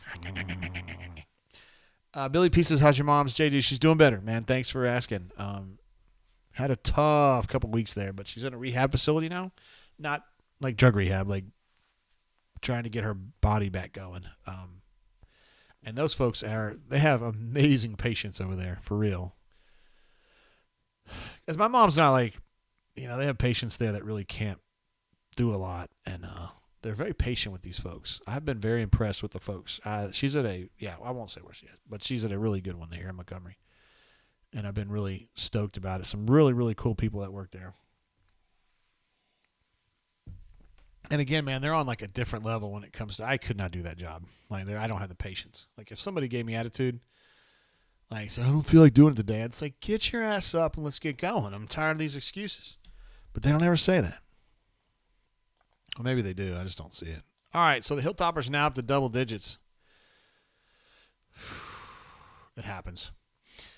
Runner 24, going back to AUBKV, wondering if he should have a natty light or bullet. He says, why not both? We can do them together. Technically, you could do a Boilermaker with a bullet in the natty light. I'm not sure that I would advocate that, but you could. I'm saying you could do that. Juanacia says he's about to break out the Thunderbird wine and the pickled pig feet. It sounds really, really good. Walker says, have the reports been verified that Kiffin informed his players that he's not leaving? We have seen so many fake reports in the last 5 days. Like, I don't even, is that even, when you say verified, that means it has to be put out there to start with. Has that even been discussed? Has that been reported? I haven't seen it. I was looking around before I went on the air. I've been on the air about an hour and a half, so I haven't been looking while I've been on the air. So I can't really answer that. That doesn't really sound like the way things work, but I don't know Lane well enough. AUBKV says no funerals here. He's going to crack a natty. I don't have a problem with that. It's a very weird beer. Like, I don't know why you have that. Like, you should never try to drink that beer. Do you know what I mean? Like, I feel like you're one step ahead of, like, Milwaukee's Best, or Olympia, which you probably wouldn't have anyway. I think that's out of phase now. But or Colders.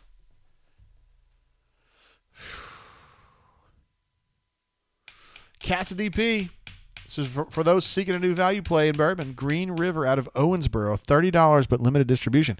Leif is from Owensboro. He is in Owensboro, and I bet he has some opinions on Green River. I actually asked him about Green River not too long ago. Abby Kren says, JG, any idea when a new coach will be announced? Yeah. I would think it would be. So today's Saturday. I would think the earliest it would be announced would be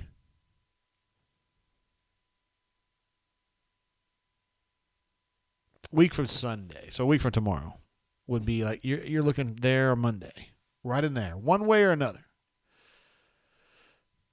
I don't think Friday. It doesn't make sense before the Iron Bowl. You just want to play out the Iron Bowl. Now you might have your shit in place. I mean, actually, I would probably expect them to have it in place at that point, but I think announced after that. A. Robinson says, Western Kentucky's mascot pisses me off. Why? He's just a big globule. He's not going to hurt anybody. He's not out here. He doesn't want to hurt you. I'm going to check in with Sir Hunter and make sure he's good to go for halftime. Sometimes, Hunter's out there doing this, that, and the other thing. He lives his life, He's got a gorgeous wife. He's got some great, great kids, and he lives his life. So I want to make sure that he's good to go for halftime. Usually he is. And of course, we all love when Coach Hunter jumps on because he's passionate and he knows football. Dave B in the house. What's up, man? It's been a minute. Says, what up, JG from Augusta? Or you are Augusta, GA on the bunker. What up, man? Glad to have you, bro. Augusta's over there, a little east of us. Got some legends over there, though. Robert Dunn City is from Augusta. Also, Zep Jasper, originally from there. All right, we got a fist. So Hunter's ready to go, or he's going to kick my ass. I'm terrified if he's going to come to my house, though.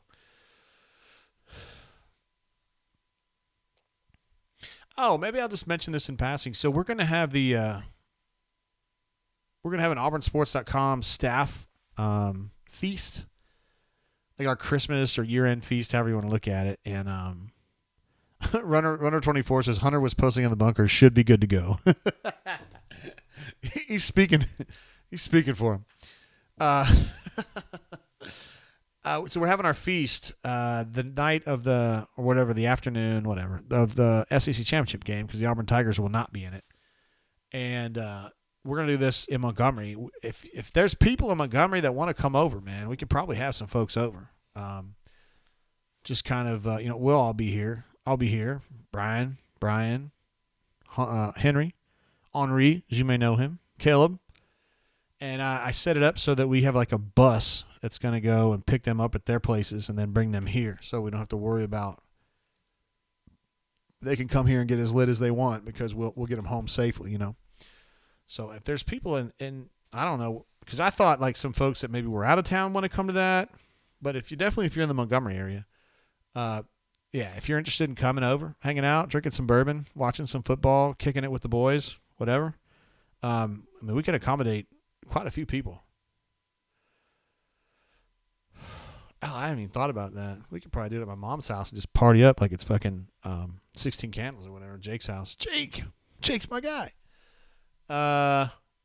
If you guys are interested, send me a DM on the bunker or whatever, so I can kind of get a feel if you guys want to do that. I know it's kind of weird, just throwing things out there. And you may not want to. You may think that's really stupid, JG. I don't want to go to your party. That's fine. I'll just ask him. Let's see. Terrence says Auburn not in the SEC championship. Breaking news, JG. I need that sound. I need like a breaking news sound. It's like breaking news. JG says Auburn may not qualify for the SEC championship game. He got the Death Star. He got the death stare from Amari Kelly though. Number 0 did. You're lucky you lived through that. You're lucky. JM jumping in. What up, JG? Just want to pop in and say hello. Sending all my positive thoughts to your mom. Hey, thank you, JM. We appreciate that. She's doing better, man. She's doing better. Getting stronger. Talking a little more. Moving a little bit. We just got to get her stronger, man.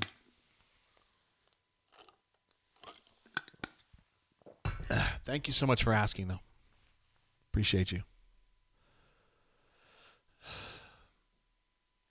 All right, this is kind of an interesting drive right here. So they're starting it at the 19, so they got a ways to go. But down a touchdown. Got some momentum going from that last drive after that touchdown, and they get a 6-yard gain on first down. Auburn's gonna have to get some stops here. Stops. Doing some running too. That's gonna be a first down. Kind of a slow rerun response on that. It happens. Yeah, you guys were mentioning, I've seen Peter Burns mentioned here. If he's mentioned more than 0 times, I figure something's up. You guys have mentioned him several times. Can you guys tell me something, like what's going on with Peter Burns? Let's see. JM said, hell yeah, pour that woman a shot of cat head. I don't know as though she would like that. She always goes, I don't want to drink. You're the drinker. But then she always goes, hey, get some more bourbon so when you come over here you can drink. So, I mean, she's looking out for me, Terrence thinks there's a strip sack coming. Could be, man. This would be a great place for it, wouldn't it? Oh, I thought you got a pick right, though, Terrence. Gosh, dang it. DJ had a pick right there, and I would have given you half credit for that. Because, you were predicting a turnover. That would have been a turnover.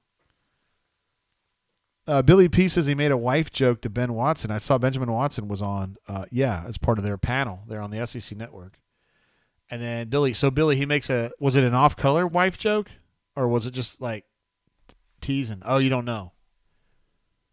Okay. Chip says, there was the turnover. Except that it wasn't.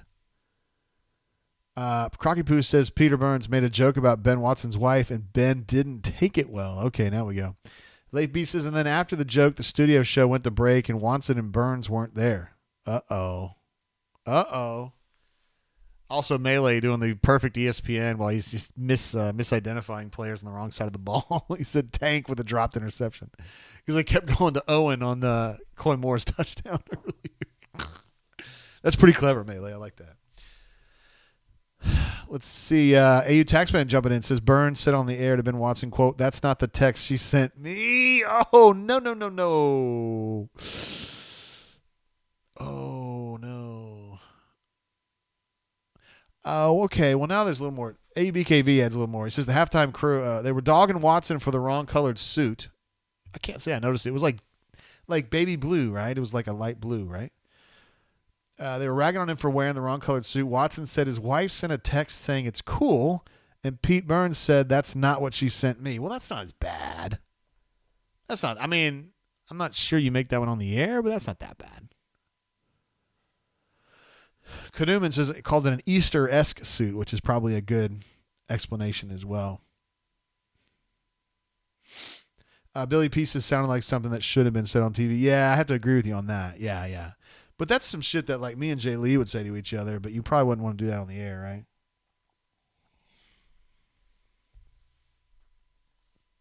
War Tiger also providing a good synopsis. Sorry, I got a really good idea what's going on now.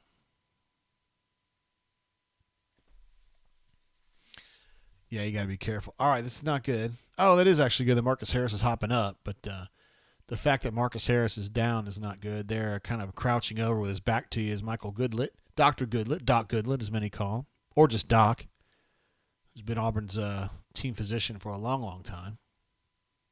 Absolute stud.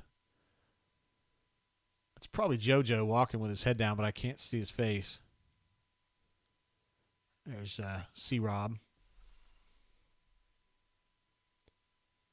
Helping with special teams there. Crocky Poo jumping in with another super chat. What a stud this guy is. Caddy looks good in that sweater, Takio. Wait, hold on. I'm trying to figure out what you're talking about, Croc. Caddy looks good in that sweater, Takio. You like commenting on men's clothes, don't you? Did somebody say that? Oh, Peter Burns said that. That's pretty funny. Okay, that's funny. Okay, yeah. Yeah, Corey W. playing along with the Will Smith thing says Ben Watson said, "Keep my wife's name out of your mouth." No, that's funny. That's funny. There's Coy Moore with a nice stop there on that run up the middle. All right, guys, 2 minutes to go here. No 2-minute warning in college, of course, but they're now at the Auburn 45. This drive started at the 19, so they've gotten a lot of distance and not a lot of time here. Let's see. Billy P says, Jay, was Cohen hired so he could deliver Kiffin? I don't believe so, no. Hey, what have you got there, young lady? Oh, my. Oh, some no bake. They're a little soft, but. Wait, I don't like. You don't like. Never mind. This is the first time I've noticed your hair is like kind of. It's greasy. Well, no, it's curling out like a. It's kind of cool. I like that. Okay. Where's your scoop? So anyway. All right. All homemade treats. I should show them. No, you don't need to show them. Miss Courtney, that maybe some homemade treats. We've got some Chex Mix that she was making earlier, which is actually like made in the oven or whatever. More Chex Mix, some oyster ranch crackers that she made, and then also one of my favorite cookies that she didn't even know I liked so much. These are no-bake chocolate cookies. They're a little soft. Eat your mouth. Put it in your mouth. She's demanding that I put it in my mouth. Put it in your mouth. Oh God. It's fresh. Oh, that's good. It tastes right. Oh yeah. Okay. Needs to be a little. Just stop. Okay.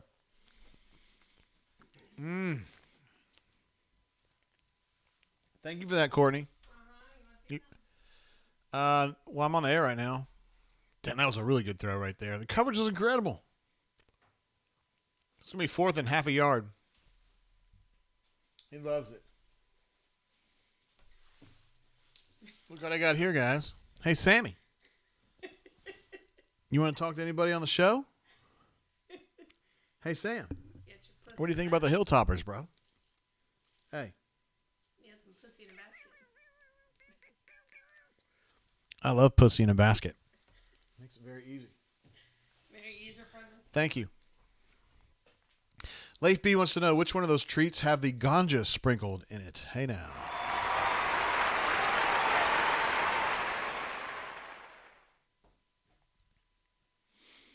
Daniel P says Lane watching this and rethinking everything.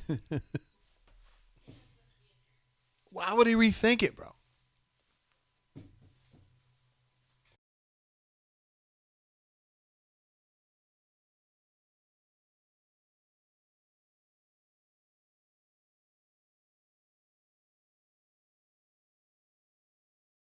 As Rod would call this is fourth and a short one. They're doing a power G, quarterback power G. Ooh, gosh. A lot of forward push on that one. They're almost into field goal range now, guys. Jeez. Chip Cheb says Sammy's first brain change. He's been on here before, hasn't he? Oh, he's definitely been on here before. But you mean today. He loves it on here.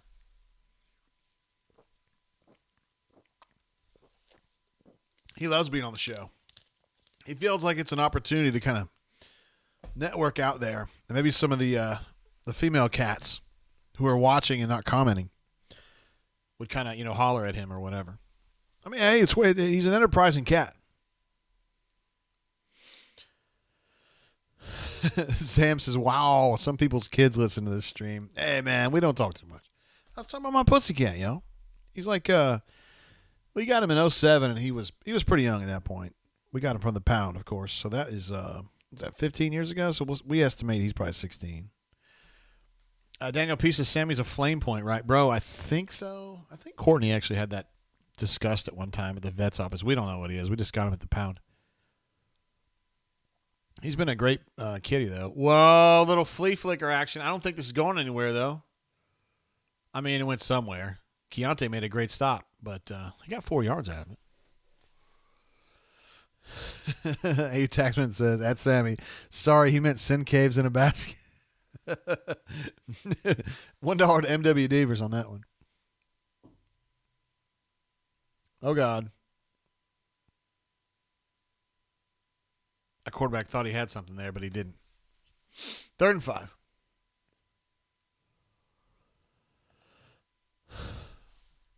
Let's see. Okay, so Walker says Jim Shute. Who's down? Oh, no. Marquise Burks. Jim Shute of Ole Miss's fan-sided blog is saying Kiffin informed his players he's staying, and he's tweeting that at Philip Marshall, I guess, because Philip was saying yesterday something that I've been saying for a while, that not ragging on Philip, and we come to that individually, that he felt like Lane Kiffin he felt stronger than ever to think that Lane Kiffin would be the next coach at Auburn. So it's almost like this guy is trying to refute P. Marsh. Rebel Grove is jumping all over this. Hope he's wrong. Late B says, would not believe a single word he says. Well, that Leif doesn't he doesn't leave a lot of interpretation with the things he says, right? You know right where he's standing. Chip says the Franks and Beats may have taken a hit for number 92. I had something really funny happen to me yesterday. So I was sitting in that room. I was visiting my mom. I was visiting my mom, and my dad was here. And I was joking about the time when I was at Chandler baseball camp in Oklahoma that I got hit by. I was catching. I was a catcher when I wasn't pitching, and I was catching, and I got hit by a foul ball in the cup, and it broke my cup. I didn't even think that was possible, because you guys know what I'm talking about. Those things are made of it's like concrete, and it broke it, but it saved me from pain. It did enough. It did its job, but I had to get another cup. Anyway, I told that story, and my dad goes, because my dad has no filter anymore, and he was like, yeah, I was working at the pantry the other day, and this table fell, and the leg was sticking out, hit me right in the scrotum, and I was like, fuck, dude, did you really need to go that far with it? Just say nuts or crotch or something. Do I need to hear scrotum? And did you know that it actually hit you in the scrotum? That one surprised me. I'm telling you, the guy has no filter, and it's kind of funny sometimes. All right, Western Kentucky's at the 26, 27. They're technically inside their field goal range with a middle screen right here. This is not good. This is not good. This is not good. I don't like your jerk-off name. I don't like your jerk-off face. I don't like your jerk-off behavior. And I don't like you. Jerk-off. Do I make myself clear? Boy, I'll tell you what, being a Raiders fan, I've seen this a time or two. Auburn's up 17-3 in this game, right? And now if they get this extra point, it's going to be all square. Jeez.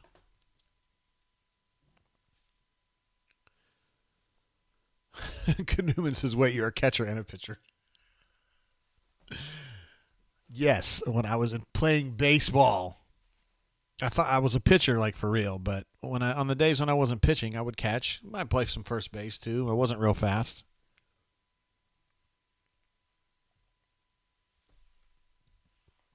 But at Chandler baseball camp, when my pitching coach was Sonny Galloway, no shit, I caught when I wasn't pitching. Yeah, he was a tough pitching coach for me. It wasn't very nice, as you would guess. Late B says, Alpha Tiger, I won't be following unless my little girl goes to vet school at Auburn. I won't be a big supporter. Oh, no. What was this about? Alpha Tiger asked, will you be following Lane to Auburn? Gotcha. Chris H. says scrotum. I mean, it was just totally out of nowhere, Chris. I was like, jeez.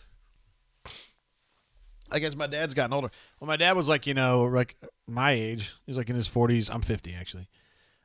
He's like a really quiet, like well-mannered dude. And now he's like in his 70s. He just like says anything. Like, just comes out of nowhere. I was just like, what? I did name drop you earlier, bro. Chris Age, for that incredible Weller 12 year you hooked me up with. Also, I tried to get in the those little groups you were talking about, and I don't think I got in.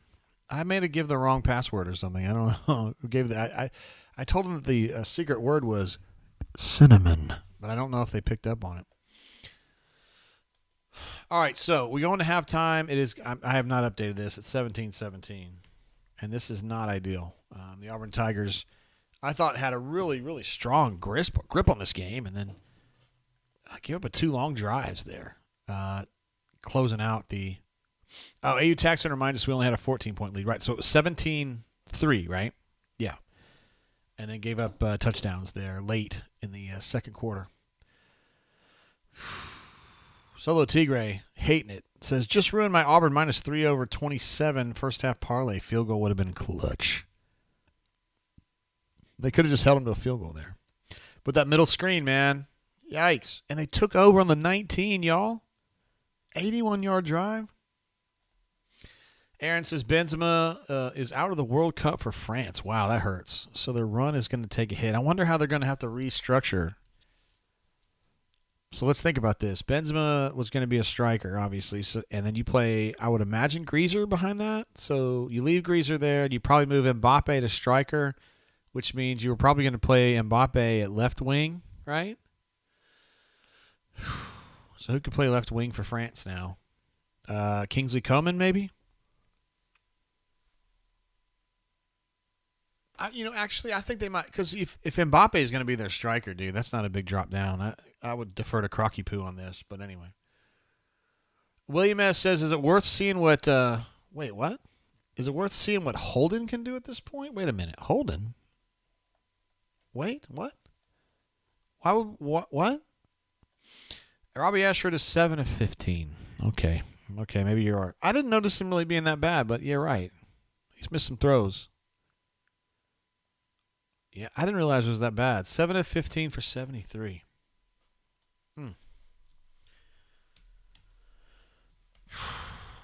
Yeah, I mean, I don't know. I got to think about that one for a minute, man. Like, because when we saw Holden, which has been probably 6 weeks ago, it was in this game right here, this incredible Missouri game. I have a commemorative ticket to remind me of that 14-17 victory by the Auburn Tigers in overtime. This is actually a ticket from Section 69, Row 5, Seat 19. I don't know if you guys were sitting there because that's probably not even a place in Jordan-Hare Stadium, but I'm really glad to have this. Holden looked like ass in that game. I don't know, man. Runner 24 says maybe a quarterback that can complete a forward pass, at least potentially. Terrence says Mbappe is more dangerous on the wing, though. He doesn't play wing for PSG, does he? He scores a lot of goals for PSG as a striker, and that includes Champions League.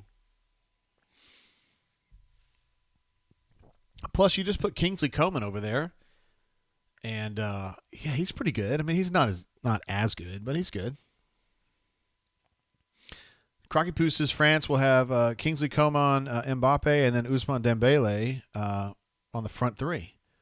Mbappe, I'm sorry. Dembele is like Glass Joe out there, dude. He gets hurt like walking to the stadium. I wonder if he'll be okay. Nacho Hombre says Section 69, row 4, seat 20 would have been elite. I just feel like that is a good call, Nacho. I just thought that 5 and 19 is a number that we just can't ever get away from at Auburn. And Crocky Poo and I are thinking the same way on Mbappe playing striker for PSG. He does pretty good there. I mean, I feel like he's a striker, really. Like he can play on the wing.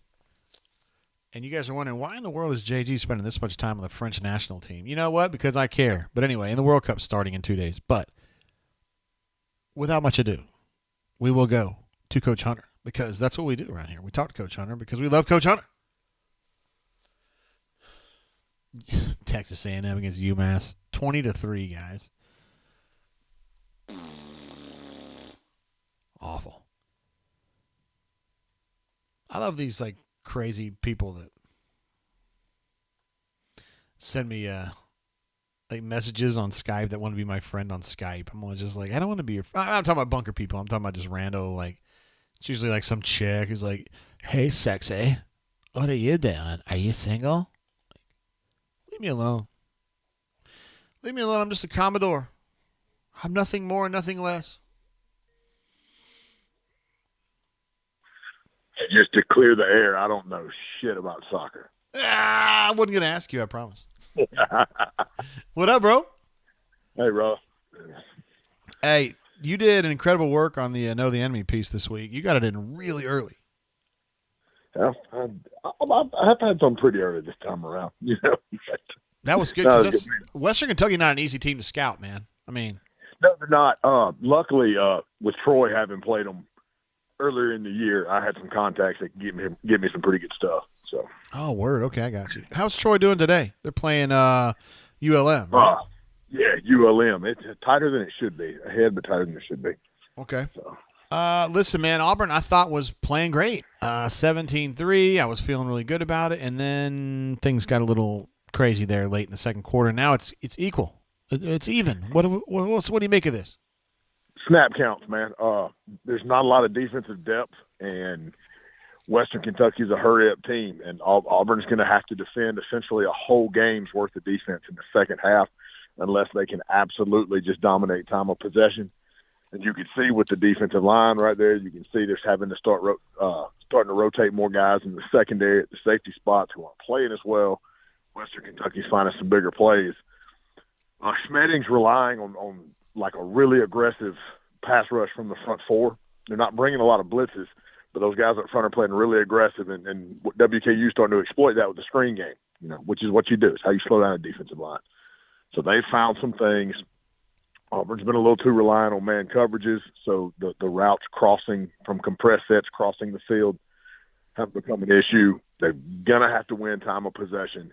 They're going to have to be a little more creative with coverages so that they don't show things or get caught in the same thing too many times, being vanilla or being predictable, you know, whatever you want to say to have a chance to win. When you talk about exploiting a defensive line, obviously Auburn was being very being aggressive front four, trying to get upfield, trying to pressure that quarterback. Are you trying to say, like, you should probably try to keep your head up and at least keep an eye out for what's going on? Who do you blame in that situation, I guess?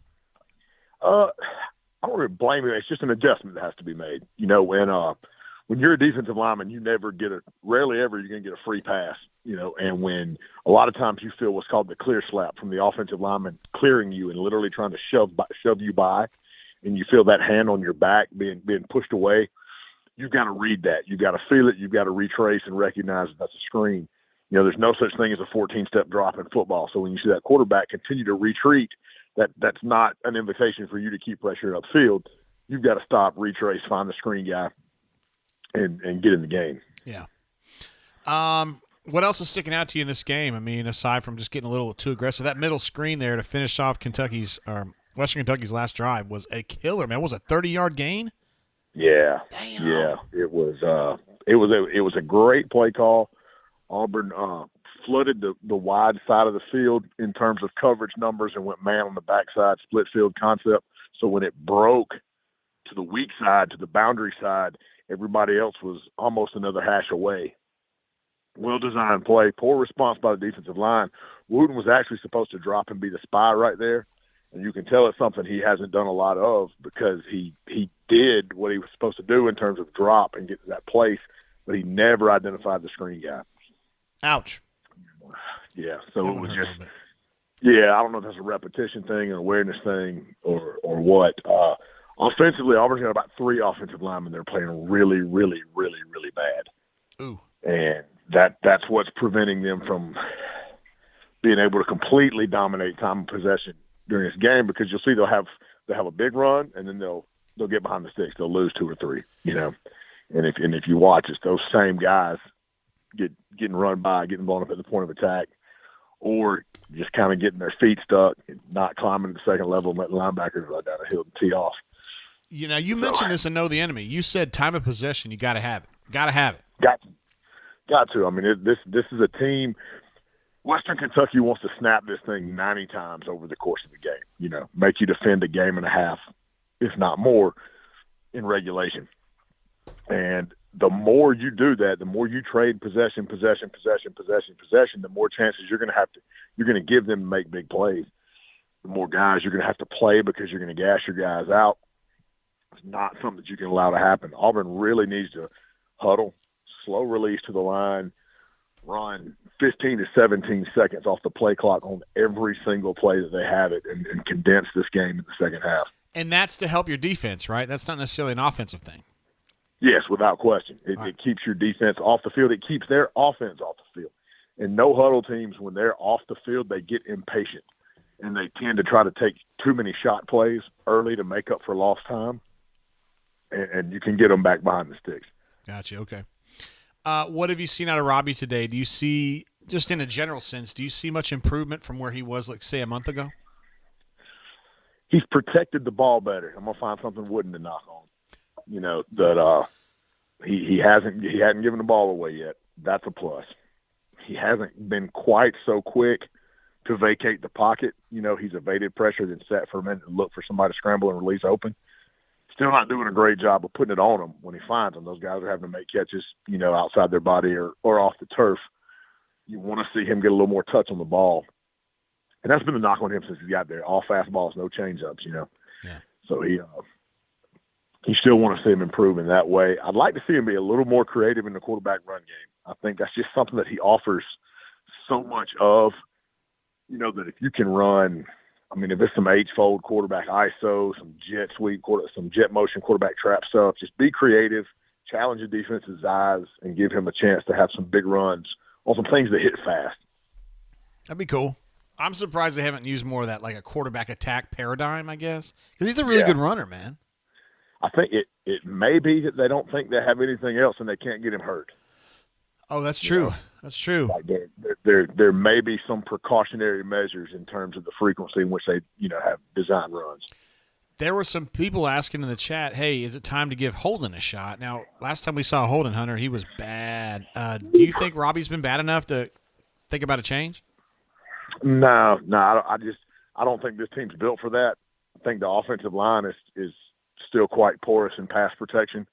And if you put a Gurner back there who does not move like Ashford, even though he might be able to throw it a little bit better, you're asking for not good things to happen right now. Yeah, that's a good point. It's all part of a system, right? I mean, KYP, man, you've got to know what you've got. You've got to try to use it the best that you can while making sure you still have it. You know, you can't run your racehorses into the ground. You got to diversify things. I love the toss pass with Hunter. I think that was a great element to add. You slow down corners from coming up hard force on the edge on that run action now. You know, now they've got to be aware. Oh, well, you know, he might pass it, so they can't come down and run trigger quite as fast. So, you know, little things like that. Like we talked about last week when they showed the package with all 3 backs on the field. Haven't seen that again yet. Wouldn't be surprised if we did. There's been some stuff where the 2 backs have been on the field at the same time, but not all 3 yet. Hunter, you're an absolute stud, dude. We love having you on. We learn more. Every time you're on the air, we learn something. Man, you just know I like to chop it up. All right, bro. We'll see you a little bit later. And thanks for spending some time with us, man. Yeah, bro. Anytime. See you, man. See you. Bye. There he is, Coach Hunter. He's an absolute stud. Just to kind of review snap counts on defense, they're defending too many snaps, and so he advocates Auburn on the offensive side to play a more deliberate pace, not because they need it, but because the defense need it. And you got to think about that, because they conceded a lot of yards there in the last two drives. He also mentioned offensive line issues, that he thought at least three of the guys starting for Auburn are not getting it done in the run game. He has been happy with the way that Ashford has protected the football. Remember, he was very fumbly early in the season and also picky, and he hasn't really been either one here lately. So you got to give him credit for that. And he also thinks that maybe Ashford's being a little underutilized as a rushing element. We know he's a great runner, but he really hasn't been much of a runner in this game, and he really wasn't much of a runner in the last game. And it seems like they're kind of making it more about Jarquez and Tank in the run game. And also KYP. Know your personnel. Understand what you've got, what they can and they can't do. That's something that I think Gus had a hard time with. It's something that I think Keesaw had absolutely no concept of. And that's something that I think Auburn, at least right now, with Ike and Will running this offense, seem to have a better concept on, a better grasp on. But you always got to keep an eye out for doing what you do best with the guys you've got. And on that middle screen, he thought the reason some of those screens have been so successful, that Auburn's been so hell-bent on getting pressure with those front four, and you're almost kind of you're running uphill or upfield with your head down. And you're like, I'm going to get to this quarterback one way or another. And when you do that and you're not facing enough resistance, you need to have that clock in your head that says, hey, this is not right. I got to back out. And that would be a nice adjustment to make for the second half. This would also be a wonderful opportunity for you, if you do not use it, to use that barcode down here in the bottom right, that QR code, I should say, in the bottom right, for the Ranked College Football app. I'm going to take a quick look and see what Ranked's got cooking for me, because I use the app all the time. I would say basically daily, at least 5 or 6 days a week. And it just knows which teams I care about. SEC and selected other teams. Georgia up 16-0 on UK. Expected more scoring in that game, honestly. I thought that game would be like 40-20 or 40-10 maybe. Anywho, South Alabama struggling a little bit against the Southern Miss Eagles. Going for their 9th win of the year. Unfortunately for the Jags, they lost at home to Troy. That put them in a bad spot when it comes to winning that conference. Troy up 27-10 on the ULM Warhawks, coached by Terry Bowden. John Summerall definitely going for Coach of the Year honors. That's going to be their 9th win of the year. Down there at Veterans Memorial, which is not a dome, by the way. Auburn, of course, is the game that we're watching. Tied up all square, 17-all. You got the UCLA SC game later on tonight. UAB at LSU. This is another good one here. Oregon, Utah, a game that's going to kick off late tonight. 9:30 Central Time. Bo Nix is questionable to play with an ankle injury. And I think the people on ESPN, the prognosticators, were all picking Utah based on the fact they didn't think Bo was going to be playing. And then TCU beats Baylor on a last-second field goal. And the Bam Bams. Blah, blah, blah, blah, blah, blah. Who cares? Anyway, the Ranked College Football app. Incredible app developed by one of our own. Jake G, who was in the chat earlier today, he's AULAX on our board. He came up with this idea. It's a one-man operation, and it's him. So we love this app. You can scan your QR code down there in the bottom right and get this added to your phone. I am a premium member by choice at Ranked, and I think for college football, this is the best stuff. You get all the stats you can possibly imagine before the season, before the games, I should say, and it's something that I look at when I'm researching, when I'm thinking along with Hunter on his Know the Enemy pieces and stuff like that. All kinds of stuff available in this app. It's wonderful, and I love the graphical representations too. Check it out on the, iTunes Music Store and also Google Play. Word. Robert wants to know if Liberty won today. My guess is Liberty did not win today. They were losing, and they had lost to UConn last week, so people were really like doing the whole LOL thing at Coach Freeze, and I think they lost again today. Walker says Liberty lost by 1. All right, they were playing Virginia Tech. Hayden H. jumps in again. What's up, brother? Hayden's been with us, I think he started last year.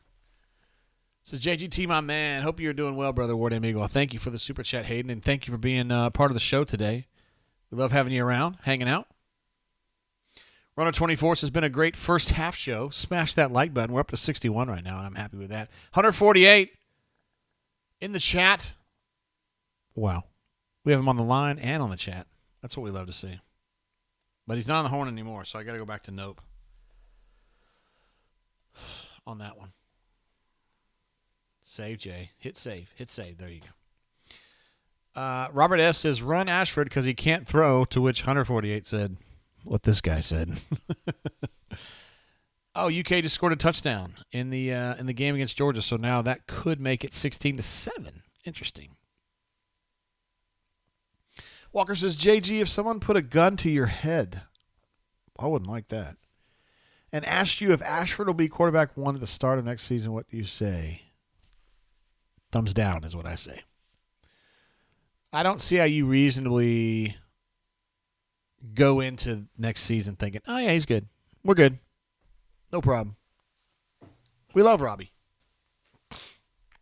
Runner 24 says, I only see 30 likes on my YouTube V. Well, the solution to that is more likes. Let's get more likes.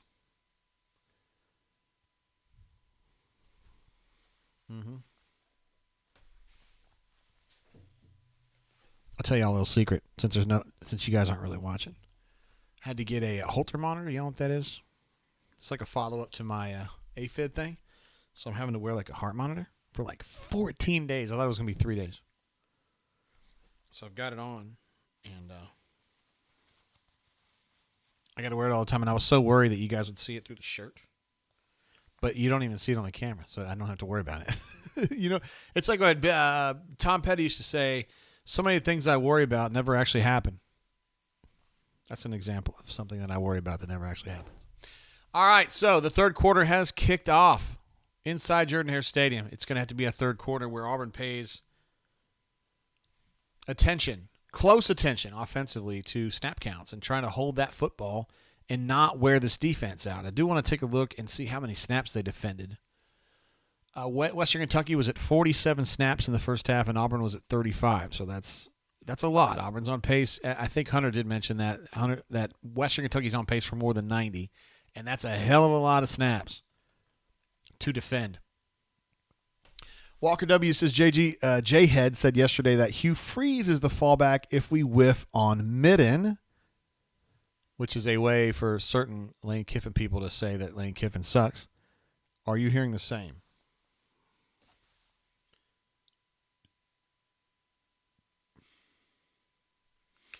I've heard the same. I'm not sure I agree for reasons that I can't really get into.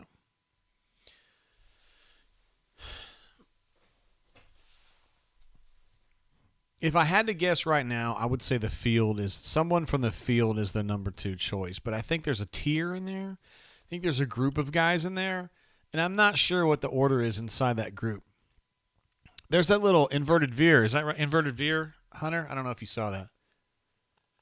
I thought that play would hit a little harder. It was only like 2 yards. It was kind of like a reversed, the way they usually run their read option.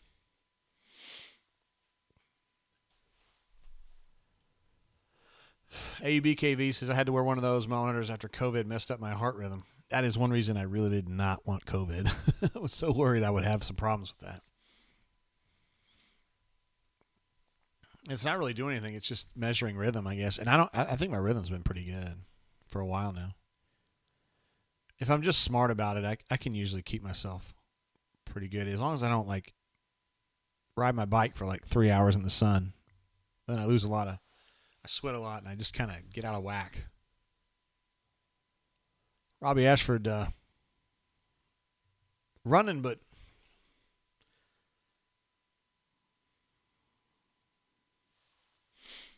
A.E. Robinson says this game is over. Lynn says, I've worn a heart monitor twice. They're a pain in the rear. This one is not. So I had one before. I had to do this like 10 years ago.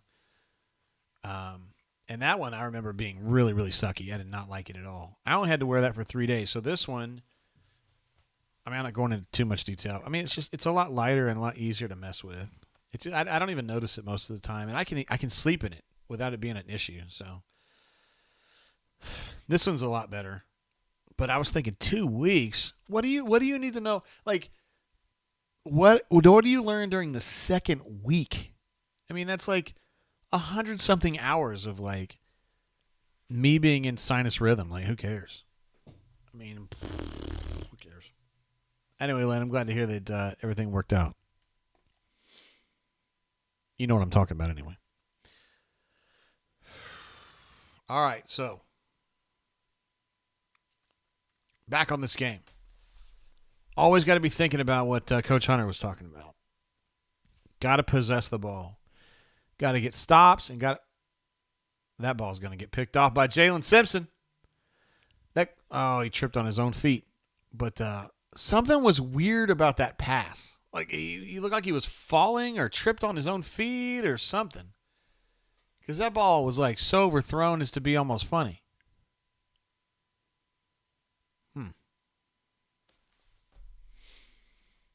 Wow, hold on. I wasn't expecting to see squirt on chest in this chat.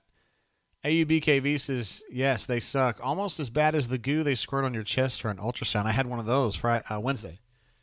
But I had a girl named April who did my echocardiogram. She was unbelievable. Like, you know how when you're around somebody who's like really good at what they do, and I don't know shit about that job, but I knew she was really good at what she did. She was just like, she was on top of that. I was really freaking out seeing my heart. You don't think about what your heart looks like, you know? Murray says, picked off by Jalen. Oh, he tripped over his own feet this year. It's kind of a parable for this whole year, right? Hey, but it is in the sense that it's not like everything else this year. It was a turnover, right? Shit, under the Cornell, they probably had twice as many turnovers as they had all the other games. This drive didn't start off great, though.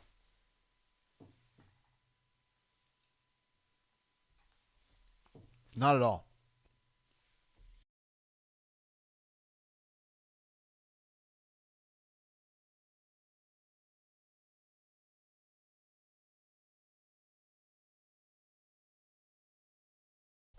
This is where you get into trouble. You get behind the chains, and you've got to have Robbie throw the ball. I mean, he doesn't have to throw. He doesn't have to throw it. He can run it too. 7 yards, I think. That's going to put up a 3rd and 3. That's doable. That's doable. Yeah, that's doable. They need it, though.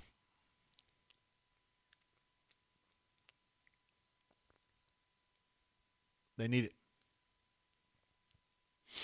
7-15, man. Murray asks, Jay, thoughts on the win-loss record if Cadillac was coaching the entire year? I say 7-5. I don't know if it'd be 7-5. It would definitely be better. This team is definitely playing hard.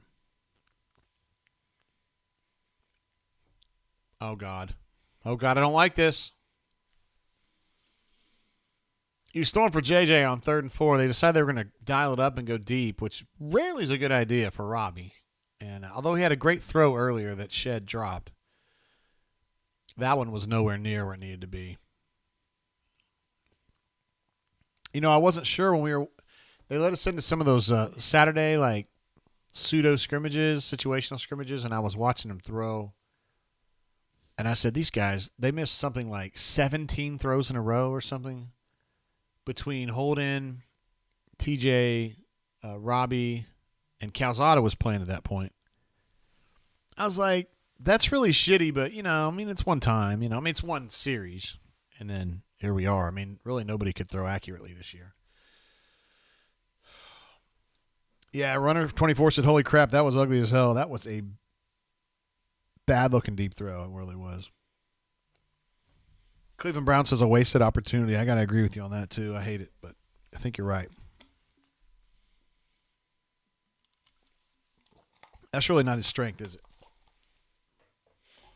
I mean, hell, it says a lot that he threw a really nice deep ball early to Shed that he dropped, and we were all like, holy shit, that was really good. And you're like, yeah, it really was. I didn't even play the Danger Zone. I didn't even play the Danger Zone soundbite earlier, which would have been the perfect time to do it. I'll have to wait for the next one, I guess. Let me go ahead and update some of these numbers for the Auburn Tigers. Ashford is now 7 of 16.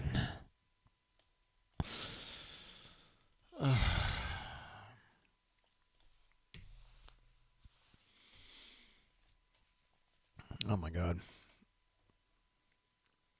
Ashford is like 6 carries for 13 yards now.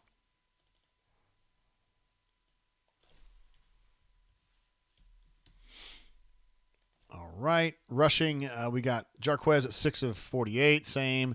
Tank, 12 of 24. Golly, is that right? I feel like Tank's had like 2 runs that have gotten away, but I guess I'm wrong on that. I would definitely trust the stats on that. Third down, Auburn's 4 of 10. They're 6 of 11.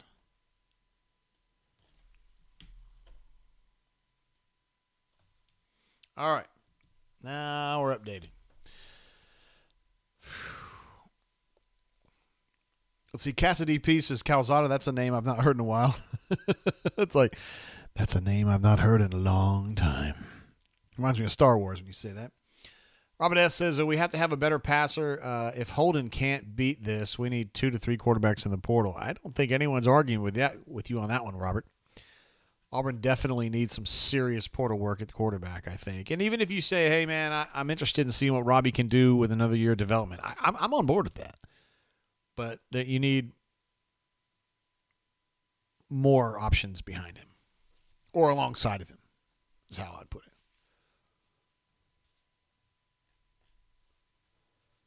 AUBKV says, I need to troll Rebel Grove. What do you guys think? I'm going to say, even though people over there don't like me very much, don't do that. They're good folks. We're just kind of in a weird spot between the Auburn folks and the Ole Miss folks right now. Because you got a coach kind of in the middle, one way or another. It's another first down, guys, for Western Kentucky. Let's see what the first down numbers look like. First downs, Western Kentucky, that was their 18th first down. That Auburn has 11. Guys, I don't like the way this game's trending. Total yards, they're now up to over 300. 307 for Western. Auburn's at 178. Oh, Camden Brown, the Western Kentucky version of Camden Brown, dropped that ball. I'm sure he's disappointed. And, yeah. One thing, penalties have not been a big issue today. So far, I'm not trying to jinx anybody. Auburn has 3 for 35. They have 2 for 18. So that really hasn't been a big imprint on this game. A. Robinson says they don't like JG. It's war. It's really just kind of like, I don't know, like the rank and file people over there are mad at me.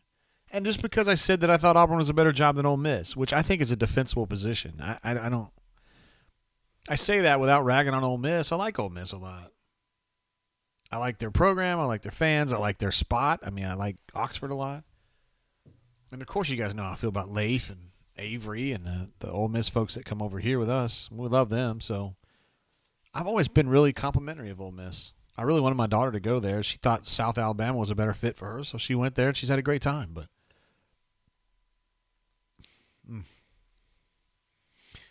AUBKV says that, quote, Auburn, he's getting this from Rebel Grove.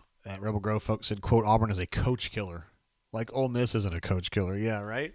Everything went so great for all the other coaches behind Lane Kiffin, right? Yeah. It was wonderful. That was actually a good pass. I'm not sure where it was going, but it could have been a great pass. 3rd and 10. Can't complete it. 4th and 10. Kanuman says Oxford is awesome as well as our Ole Miss friends. Yeah, I'm glad. See, I like the positivity. I can always rely on you for that. Runner 24 says the jobs are not comparable. Auburn is the top 15. Ole Miss is last in the SEC or the 60s. Boy, I don't know about that. I don't think Ole Miss is the worst job in the SEC. They're definitely not the worst job in Mississippi. I can promise you that.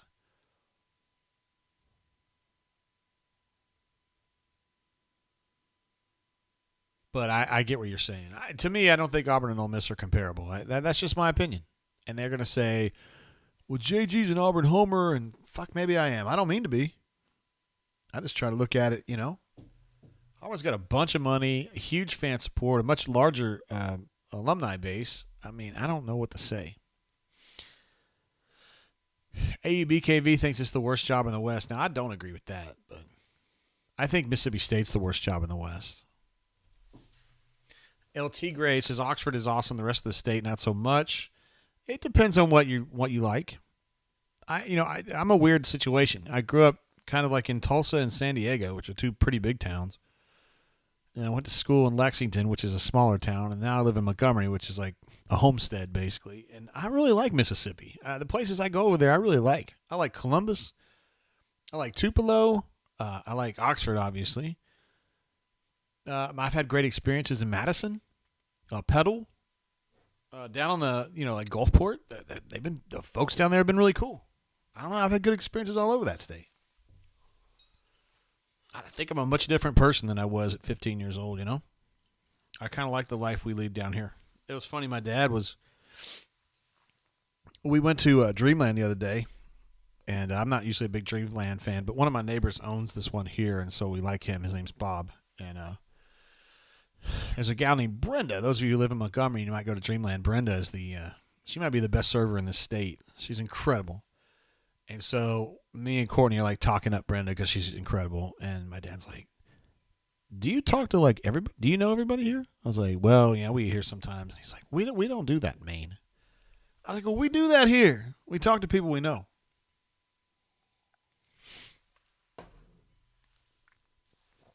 People over in Mississippi have been very, very friendly in my experience. Let's see. Burner 51 says, if Kiffin comes to Auburn, you think Ole Miss looks at Gustav. Interesting. No, I think they would be smart at that point to get Jeff Lebby. I mean, and they could be able to. They could get him. I think he's really good. Man, I think that'd be a pretty good move for me, yeah. Kanuman says, not to mention the boutique Jackson water that they ship all over the world is delicious and top-notch. Yeah, I haven't drank the water over there. And to be fair, I haven't been over there since COVID. It's been a while.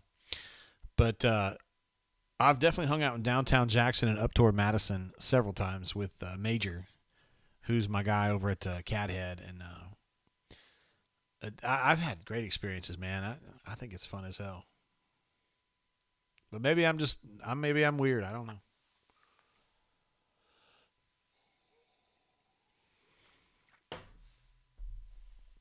Let's see. Feel Like a Stranger says Ole Miss has never played in an SEC championship game. That is a verifiable fact. Auburn has played in like 6 and won 3. That also is a verifiable fact. I don't know if it's 6 and 3, but those numbers are out there. And you're right. I know Auburn's been a few times. I've been myself to cover the Auburn Tigers there. Look, guys, I feel like we're arguing the wrong thing here. Are we arguing that Auburn's a better job than Ole Miss? Because I don't think that's an argument. That's like saying was 1 plus 2 equal 3? Yeah, the answer is yes. I mean, I don't know what to say. I don't feel like I have to be. It's not a personal shot at my friends at Rebel Grove to say that Auburn's a better job than Ole Miss.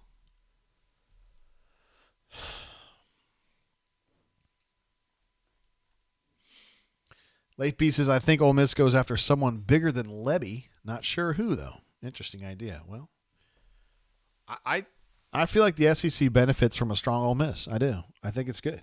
I think it's great.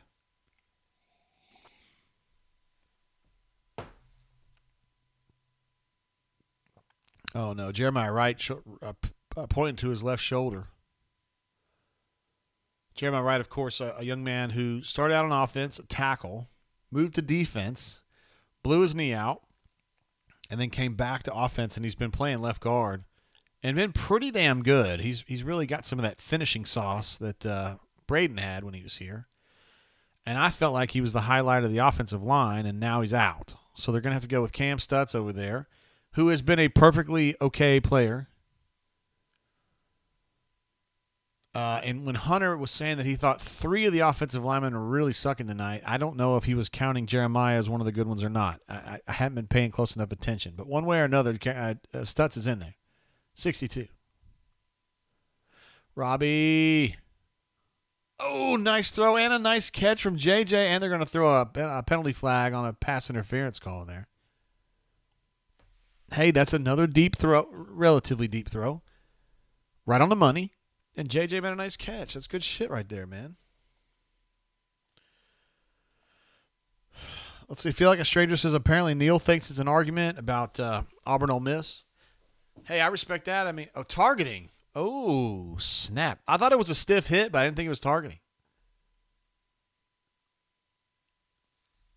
I don't think it was crown, man. I think that's face mask. Let's see. I'll take another look at this. You might even be arguing a defenseless player, though. That may be the argument on this one. You know, and I do think it was the crown of the helmet on the face mask. I really don't think that was intentional. I don't think he's trying to hurt JJ at all. It's just so hard, man. I would not call that targeting. A. Robinson says not targeting. I'm with you on that. I just don't think it's targeting. So they're going to say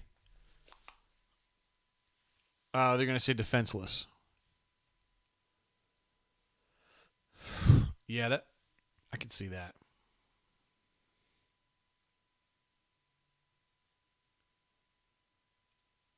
That's a hell of a catch from JJ too, man. Hell of a catch. I feel like a stranger agrees with me on that. And that was a really nice piece of football right there, honestly. All right, so Auburn goes first and goal from the 9.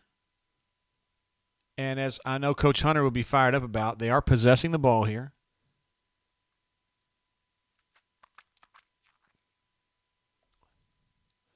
So that big defensive tackle from Tuscaloosa, Roderick Martin.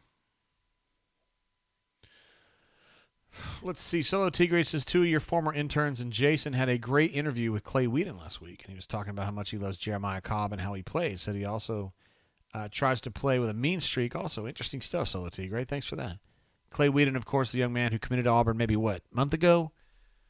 He was committed to Michigan State, but he really wanted to play at Auburn. And so when he got that, bit of a low snap there. When he got the Auburn offer, I think he was, that's a situation where he's in, And it's Auburn. Auburn could use some blockers. I mean, let's be real about it. Jeremiah Wright, not Cobb. Solo Tigre, thank you for pointing that out. Talking about how he plays with a mean streak there at left guard, and he really does. I'd love to know a little bit more about this route that Coy Moore's running right now. Coy Moore was running what I would call a retrace motion, and I don't think that was what was called for in the play. I think that was a miscommunication. And then to add insult to injury, when Coy got out there in space for a block, he didn't do a very good job. He absorbed the block more. This retrace situation is not real. So he gets that block, and he just gets knocked right into Robbie, and then that's over. But, I mean, that play wasn't going anywhere anyway. But all right, McPherson. Yeah, Runner 24 says Auburn needs all the blockers. Yeah, you're right about that. Mark Pear coming on the field, number 69.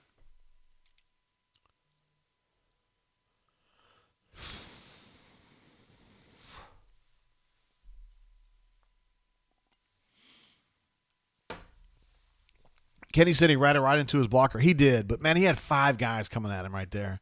He wasn't getting out of there. But you're right. The statement you make was correct.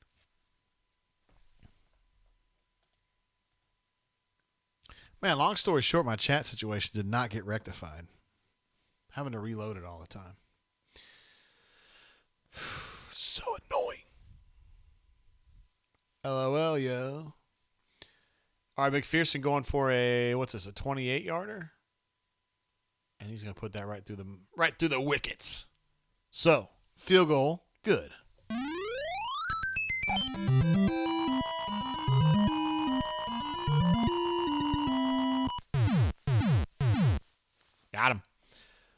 The Auburn Tigers ahead now of the Western Kentucky Hilltoppers. Let's see what the snap count's looking like here. Total plays is now 53-47. So Auburn was down 10, I guess, to start the half. Now they've got it down to 6. So they're keeping track right here. Not letting things get out of hand with that. Uh-oh.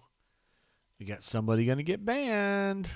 Bye, Tinder.hotxyz. You're gone. Bye-bye. Thank you. Please come again. Yeah, Lynn says, I'm liking this McPherson kid. Yeah, he's a small kid. You know, he looks like a soccer player, but he's got a big leg.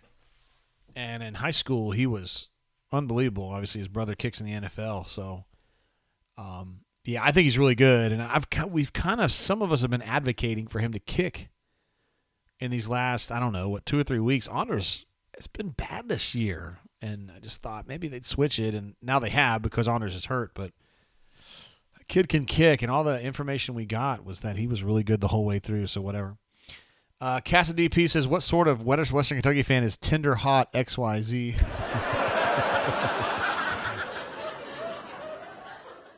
EBKV is a fan of hot girls.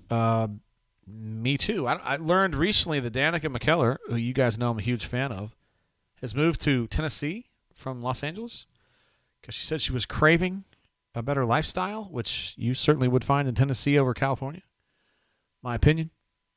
If she would like for me to come over and just kind of welcome her to the neighborhood, so to speak.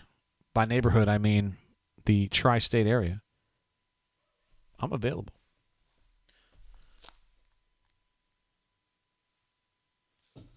I heard something downstairs.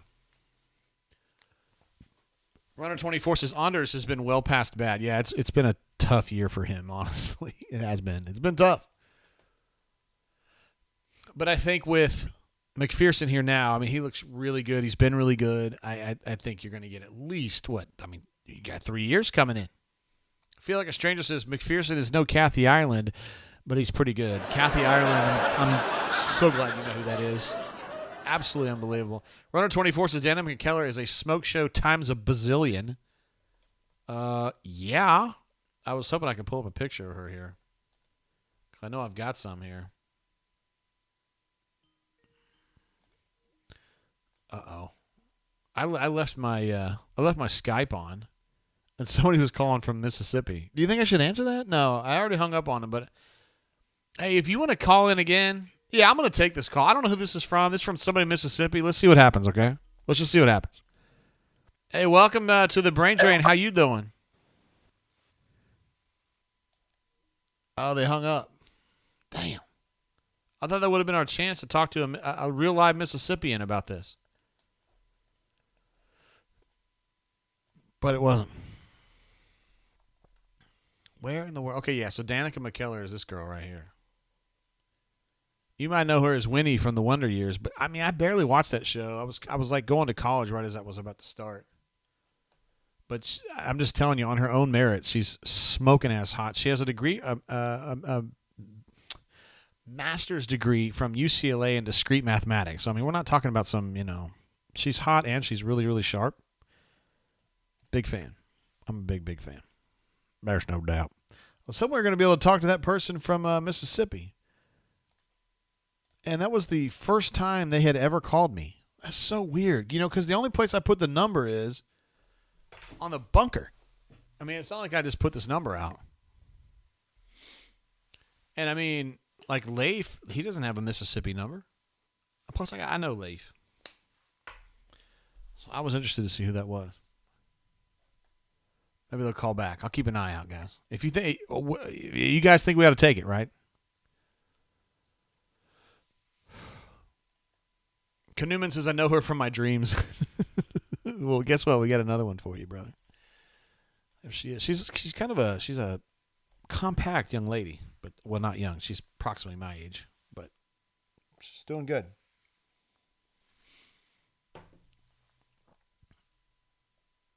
Let me say this. Like, if we were hanging out with her husband, would we say mean things to him or would we compliment him? That's the thing. Like, would you hate on him? Would you say, hey, man, you're a dick for, being married to her? Or would you say, hey, man, tip of the hat? I don't know. These are the decisions you have to think about, you know? These are the things you have to think about. Here's what they think about you. Y'all listen to Ice Cube back in the day? Here's what they think about you. Here's what they think about you. Compact is the right word, Murray Hitchcock says. Yeah, I think that's the right word. She's just, you know, she's extremely fit. She's kind of, she's not necessarily super short. She's just narrow and fit. Compact, but very, very bright. Got no room in my world, even my fake world, for like dumb chicks. I like smart, assertive women. It's the only kind of woman. Speaking of that, the danger zone. This is your redheads, your strippers, anyone named Tiffany. This is where your car gets keyed, you get a bunny in the pot, your tires get slashed, and you wind up in jail. yes, we've all been in the danger zone at least once in our life, right, guys? Even if we didn't stay in it very long, we probably played around with it and we realized that was a bad idea. Bad idea. Horrible idea. Let's see. Runner says, I would not talk to Danica's husband. I'd be working Danica.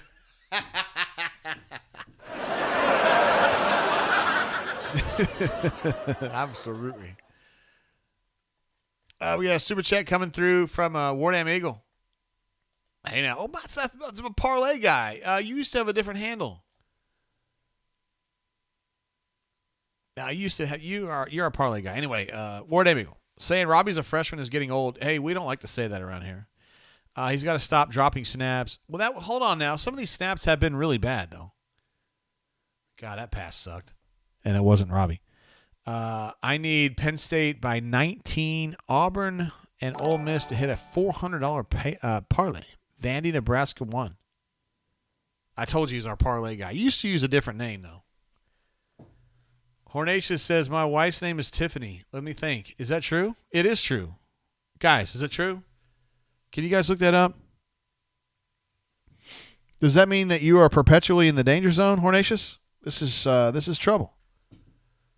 See, I felt like she was in the danger zone, even though she is the bammer. Because I don't know if she made a great decision on husband. I'm not necessarily discrediting her because she seems like a very cool chick, but I don't know, man. I'd like to sit down and talk with her with your supervision and make sure that she was thinking about things the right way.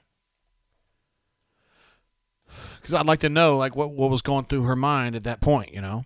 Like what was she thinking that maybe you were going to grow into that maybe you haven't quite gotten there, or like, I don't know, maybe you were going to be you weren't going to look like Popeye, or whatever. I mean, I don't know.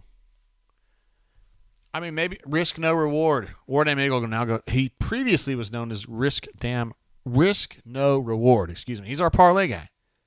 He's made us all a bunch of money with his parlays. That was damn near a block, you guys. Of course, we say that a lot in this game, right? Keontae Scott fields that punt, fair catches it about the 23.5. Now, Runner 24 says confirmed Tiffany on the Treep title. Got him. You damn right her name's on the title. You can guarantee that. Darkside says Danica is. Who is swag, baby? Who is? Oh, prime preach. I'm glad you younger folks can appreciate her because she's like my age. And I don't know. She's hot no matter how old you are. She's a frequent star on the Hallmark Channel. She does those like Christmas movies that kind of follow the same script all the time. My wife likes to watch those. Doc Dumb still likes to watch those too. And I have a sneaky suspicion that Brian Stoltz liked to watch them too. He kind of pretends to not know who she is, but Leif B also makes a mention here. He says Tiffany with a Y is okay, but Tiffany with an I means beware. That is a very good clarification there. So when we're talking about the hot crazy matrix, he says redhead strippers, girls named Tiffany. To me, and he also says hairdressers a little bit later on. I would agree with you. Any woman whose first name ends in an I. So we're talking about Tiffany, Stacy, Tracy, anything like that with an I. Candy, you definitely want to avoid. Probably Candy, regardless of how you spell it. K, C, whatever. Although Candy Burris is pretty cool, but whatever. Love the cats. Hornatius asks, who's my hall pass? Oh, I would definitely say it's Jenna Fisher from The Office. Yeah, 100%. I guarantee you, Courtney, I could talk my way out of that problem with Courtney.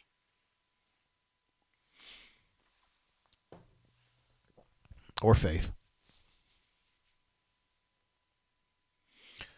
Oh, man, Jarquez. That's a really high-quality run right there, man. For a mortal tailback, that's a 5-yard gain. For Jarquez Hunter, it's 8. I love it, man. Let's see. Darkside sounds like he's he's on me with Candy. He thinks Candy's a bad idea. Hornatius playing games with me says, my dead mother, Patty, with an I, owned a hair salon. Wow.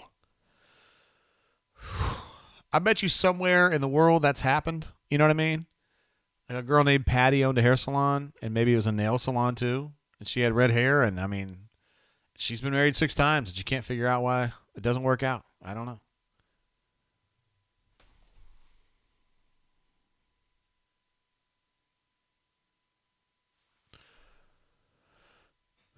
A. Robinson says, my girlfriend of 4 years is a redhead. I'm in trouble. Listen, man, I don't know what to tell you, brother. I mean, as the guy says in the video, I mean, it's not necessarily like things can move around. When you're dealing with, I'm not trying to give you guys relationship advice. I have been with my wife 31 years. I've been married 25. I feel qualified to give some advice. I am a cross-eyed sports writer who's 50 years old, and he's wearing a heart monitor right now. So, think about that when you're considering what I'm saying. But I think women change, right? So maybe, she does have red hair, but maybe she's crazy right now or isn't crazy. And maybe 6 months from now, she changes. She's somewhere else on that crazy hot matrix. You're looking for a cluster of data instead of just one spot. And once you get that cluster, you can have a more reliable understanding of kind of where she fits on there. And then you have to make a judgment call for yourself. Some guys are more tolerant of crazy than others. Some guys are tolerant of hot or not hot than others. I mean, that's your choice, A. Robinson. You're the Commodore of your own ship. There's no wrong answers. There's just what's right for you. You know what I mean? I like where this is going. Robbie looked like he was running with purpose right there, and he got himself a 20-yard gain, and he signals first down. That was a nice run right there. I like that little naked boot. Let's see. Late B says, find yourself a nurse with... This is starting to sound like one of our quarantine shows. Look at that. That was a broadside hit on 85, and I'm pissed off about it. Is that not a foul? Sheesh.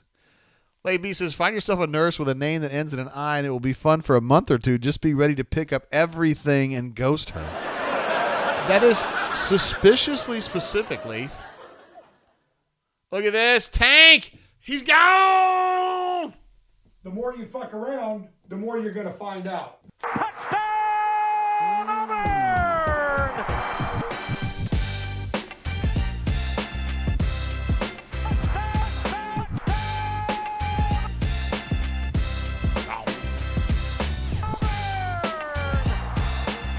Tank was gone on that one. Woo! Super gone on that one. Auburn really was attacking that left side. They obviously felt like they ran that naked bootleg into that left side and then ran that play before that in the left side, and then Tank broke away for, a 40-yard, 35-yard run there. 27-17 in favor of the Auburn Tigers. Kind of got going a little bit here in the late in the third quarter.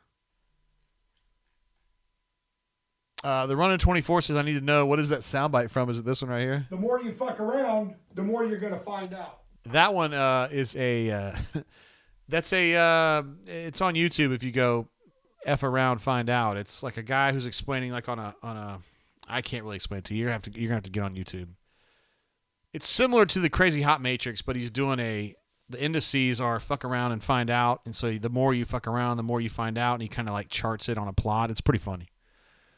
Kanuman says the quarantine shows were the absolute best. I'm not sure that we're ever going to top them, man. Like we were hanging out in like March, April, May of the quarantine, and we were just doing shows, and we were just talking about random shit because there was nothing going on, right? Everybody's talking about virus and blah, blah, blah, blah, blah, and 5 billion people are going to die, and I was scared out of my ass, and we were all hoping for a vaccine and all that kind of stuff, and we were all just fatigued by that, and so we just started talking about chicks and football and life and kids and bourbon, and it was a lot of fun. It was a lot of fun. Auburn dad for life, my man. What's up, bro? He is he's a swoogan, someone who had a swoogan glass earlier in this year. Says War Eagle, everyone. And War Dam to the best hair on the air. Best hair on the air. I love it. Mr. JG. Great to see you back, man. Love your avatar there. Always have. AUBKV says XY graph. That's right. So then the fuck around find out is an XY graph for sure. It's actually very useful. That is true.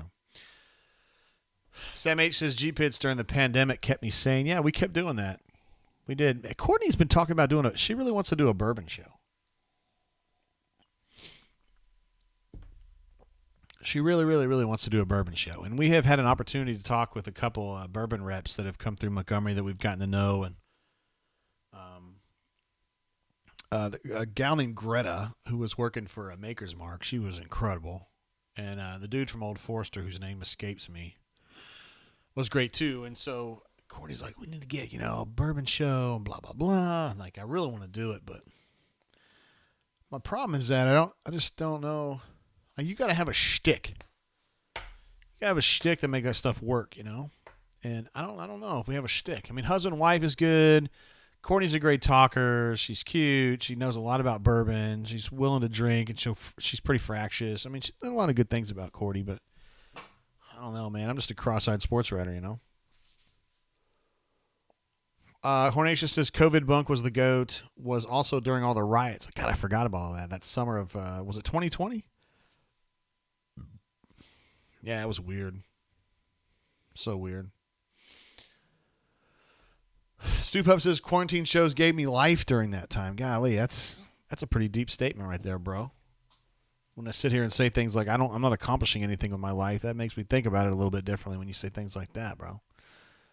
Knuman says, yes, it was. Sam Howell missed the G-Pits on the YouTube machine so damn much. Yeah, I mean, I think I'm to a point now. Austin Reed with a nice throw right there on a deep in route or maybe a slant. I feel like we're this close to being able to do that. I don't know why I haven't done it. Well, the reason I haven't done it is because I really need to have great sound quality on that show. I'm really particular about it. When we do the rundown, we're all sitting together in a room, so I just get good mics and a good board, and we're good to go. But like with Neil, he's over in Oxford, so I got to kind of hustle I got to really struggle to make the sound really good. Put up the fours, guys. We're going in the fourth quarter. And I never felt like I could do that. I could not keep the sound quality great and also do the web thing. But I think I've got a solution to that. I just haven't quite finished it off. Ward Amigo says, I like it. Best hair on the air. Late B says, if you do a bourbon show, I can get you in touch with a master distiller. That's a great start right there, bro. Courtney really wants to do one with that old gal who was at Old Forester, who recently left. Is it? Shit.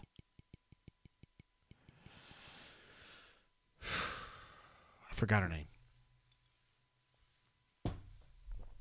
But the great thing about Courtney is, she's like, she'll get it done. You know what I mean? Like, she'll be like, okay, so Jackie. Jackie's Icon. So she's like, all right, we need to have Jackie on the show? I'll get it done. And I'm telling you, Courtney will get Jackie's Icon on the horn. And she'll be like, my name is Courtney. I run a bourbon show. Like, she'll do things that I can't do. She's like a snake charmer. I don't know how she does it. Lynn says, let cross-eyed sports writer be your shtick. I don't want to be that, though. My dad was like, I was talking to my dad yesterday, and he goes, well, Jay was, when he was really young, his eyes were really messed up, but we had the surgeries. I had multiple surgeries when I was like 3 or 4 years old in San Diego, and he was like, I had the surgeries, and everything was good. And I said, hey, Dad, why do you think I'm wearing glasses, bro? Because my eyes are all cross-eyed. And he goes, no, they're not. I go, shoop. And he goes, you're just doing that. You're faking it. I said, no, I'm doing it for real. And he goes, well, it was Navy doctors. I was like, that was the wrong answer. You were a Navy doctor. Sam H says, bring back G-Pits just over the summer would be awesome. Dude, we've been doing G-Pits. We tape them every Wednesday. I promise. We're on episode like 196 or something. We just posted. Sam, so we're doing it. Now, if you're talking about video, I get it. We need to do that. Just for fun. Cassidy Pieces Jackie Zykem. That's exactly who it is. Good stuff. I guarantee you she'd get her on the horn and get this. She would get this done. Ex Maximus says, how do we get on this subject, Tater? I don't know. We're just kind of riffing, bro. It's a West Kentucky game, and it's 27-17. I don't really know what else to talk about. I don't want to sit here and be like, all right, Tank is averaging 4.2 yards per carry tonight. It's incredible. It's just like you know. You know what I mean? I don't know. Rather we just have fun, man. What do you want to talk about, E. Maximus? I'll talk about it if it's something I can talk about. By the way, for those of you who are just getting started tonight, I'm drinking the Old Forester 1910 Old Fine Whiskey. Muy delicioso. 93 proof? Yeah, 93 proof. Lots of taste. If you guys are talking, people ask me all the time, JJ, hey man, what's your go-to bourbon? I wouldn't necessarily say that this is my go-to bourbon, but you can find this pretty much all the time. No matter where you are, you can find this, and it is really good. This will be my top 10 favorites, though. Like, no shit. It's not particularly expensive. This is probably $55. Well, it's probably moved up to $60 now. $55 to $60, and it's good. It's good. Let's see. Stoop Up said, I had the cross-eyed surgery when I was 2 or 3. Wore an eye patch. I wore an eye patch, too. Wore an eye patch in kindergarten. Yeah. I did, too. I don't know if it was in kindergarten, but I wore an eye patch at one point. I every time I go, well, not every time, but like let's say every second time I go to my optometrist, he's always like, hey, I have somebody I want to show this to. I go, you mean my eyes again? He goes, yeah. I go, okay, cool. And then, because I'm always in there with my glasses off, my eyes are like, and he's like, look at this. What's really cool is one of my best friends named Crystal. You guys have seen JBDC Elite post on here before, and also he super chats a lot. He's one of my best friends I met him at Kentucky. We've been friends for like 25 years. He lives in D.C., as you would expect. And his wife, Crystal, who I knew back in the day, she has the same thing I do.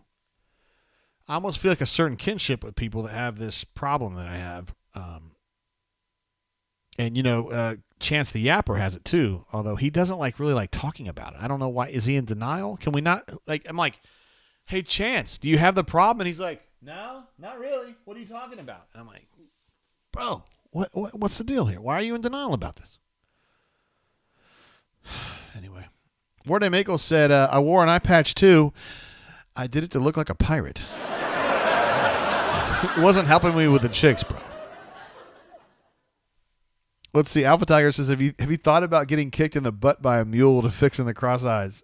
No, but I thought about jumping down into a well. That's a reference to a movie we need to see pretty soon, right? Christmas Vacation, yeah. RM says, wouldn't have guessed you were cross-eyed from birth. Oh, hell yes. Yes, I came out of the old pouch, cross-eyed. And had 3 or 4 surgeries. I don't know. He got it really close. Anyway, my optometrist, Dr. Harris, is a really cool guy. And he's like, look, man, this can get fixed if you really, really want it to. I'm not sure I would suggest that, but we can fix that if you really want to. You can go to UAB, excuse me, AUB. You can go to UAB, and there's people there that'll get your shit straight. And he goes, but you might have a headache for a few months. And I was like, fuck, a few months? What? No. I'm fine. I'll be just fine. No problem. This is great. This almost feels like a quarantine show here. Charles G says, which eye are you supposed to look at? I love it. My mom had a respiratory therapist in the hospital that was like that. I was like, which eye am I supposed to look at? Which I should be able to ask because I had one of those,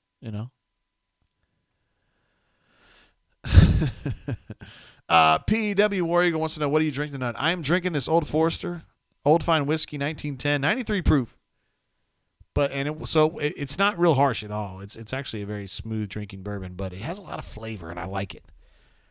What do I taste when I drink this? I taste like chocolate.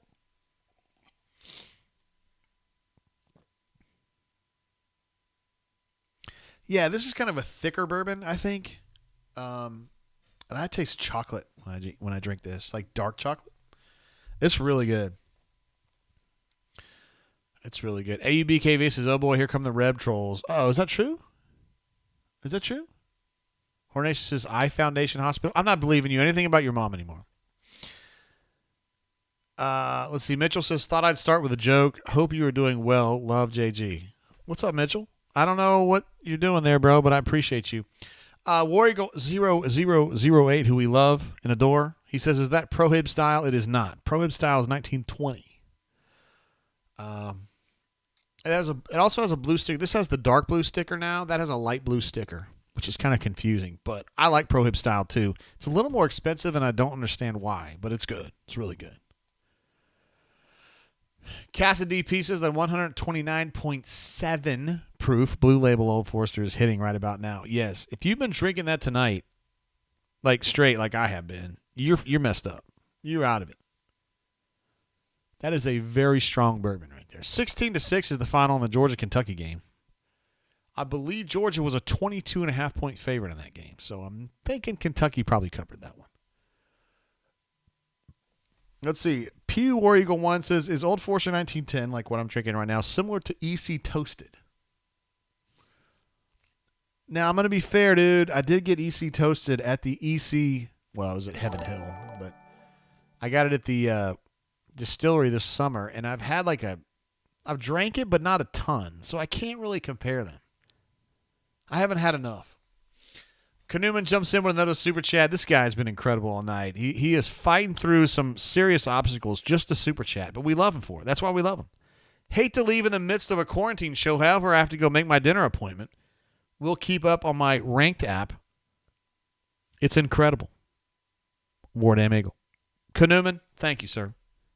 Another incredible performance, which you are known for. We appreciate you, bro. You know, I got made fun of when we were at Old Forester in May, earlier this year. We had an incredible tour. Oh, that's another handoff to nobody. Christ almighty. So let's go through this, guys. So he made a fake handoff to nobody, and then he rolled out to his left and threw the ball over his tailback's head by 4 feet. Like, fuck, man. Anyway, we had a great host at Old Forester named Leanne, who actually hooked us up with some birthday bourbon.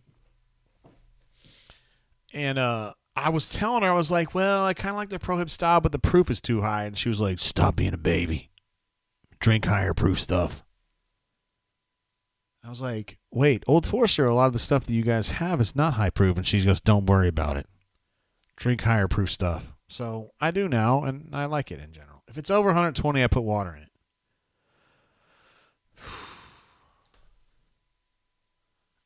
Runner 24 says, poor Canoeman. That dude is going to find the foreign exchange fees are going to make those super chats 100 times more expensive than he planned.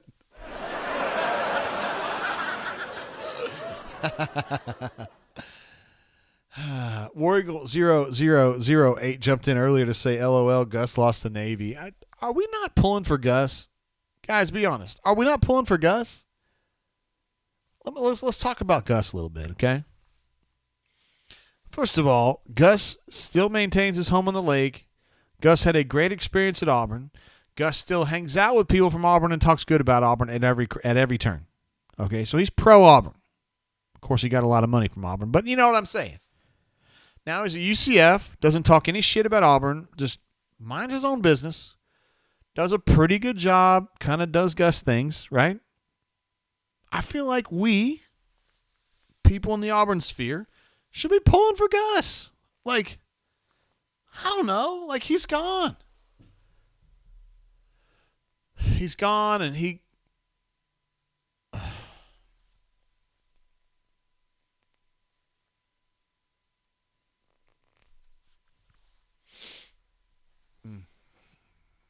I don't know. I pull for Gus. I pull for Gus. You guys don't have to. I'm not telling you what you can or can't do, but I pull for him. I pull for him. Aaron S. says Gus equals great guy who is just bad at roster management. I think that's fair. What's so weird is that he's not having that problem at UCF. Now he's having some other problems. He's still gussing up a few games per. He's still gussing a few games per year, but it seems like his roster's a lot more balanced than it was at Auburn. Mitchell says, there's no doubt. Nate M says, I'm a Gus fan. I'm glad to hear that, Nate. I'm glad you're on the right side of history. Lynn says Gus let us down, which is not wrong. Now we're kind of getting into a complicated calculus where you are actually right. You are right. And we were live here on the Brain Drain. I don't know if you were here, Lynn, at that time, but when he beat Mississippi State that 2020 season and said we're having a solid. What does 6 wins mean to you? And he goes, solid season, and we all go, this shit right here is solid? Are you kidding me? And I mean, his goose was cooked right there. But so ultimately, he did fail you. But people that fail you, you don't have to hate them, though. I'm not saying that you did, but a lot of people do hate him, and I don't understand why. So yeah, he failed you, and he didn't get Auburn to where it needed to be, and he continued to let the offensive line stink and stink and stink, and he never fixed it. Never did fix it. Shit, it's still not fixed, and he's been gone 2 years. I don't know, man. I think he just got overwhelmed. He got overwhelmed. Lynn was here. I got you. Oh, boy, here we go.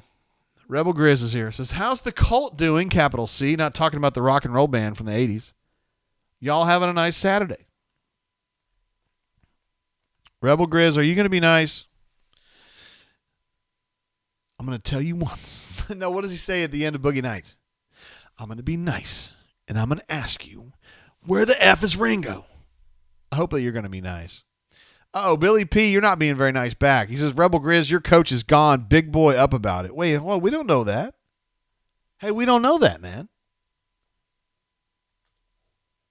Our guy, Wardam Eagle, who is the parlay master, says, keep up the good work, my man. No, I'm not pulling for him. That was 10 years ago of my life gone to stressful situations. 3 good years out of 10. I'm not against Gus. Here's what he's talking about. Just can't develop talent.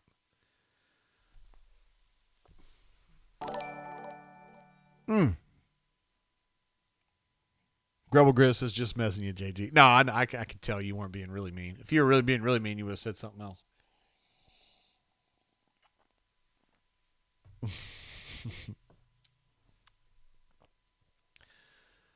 So I'm going to be nice. Ward Amigo, I appreciate you, bro. Thank you for that. AUBKV was like, I told you all the trolls were here. No, Rebel Grizz is just having fun, man. He's just having fun. That's going to be a first down for Western Kentucky. If they're going to make their move, they got to make it now. I haven't really noticed Derek Hall very much tonight. Have y'all? I feel like Colby's been good. Owen's been pretty good again. Cam's been pretty good tonight. Been very active. Keontae's been pretty active. I thought Nehemiah did a good job breaking off that block. And Caleb Wooden is out there. Caleb Wooden, you guys. How about that, man? Snap count situation. Total plays 67-57 Western Kentucky, which is approximately where they were to start this half. So Auburn's been right along with them here. That's good.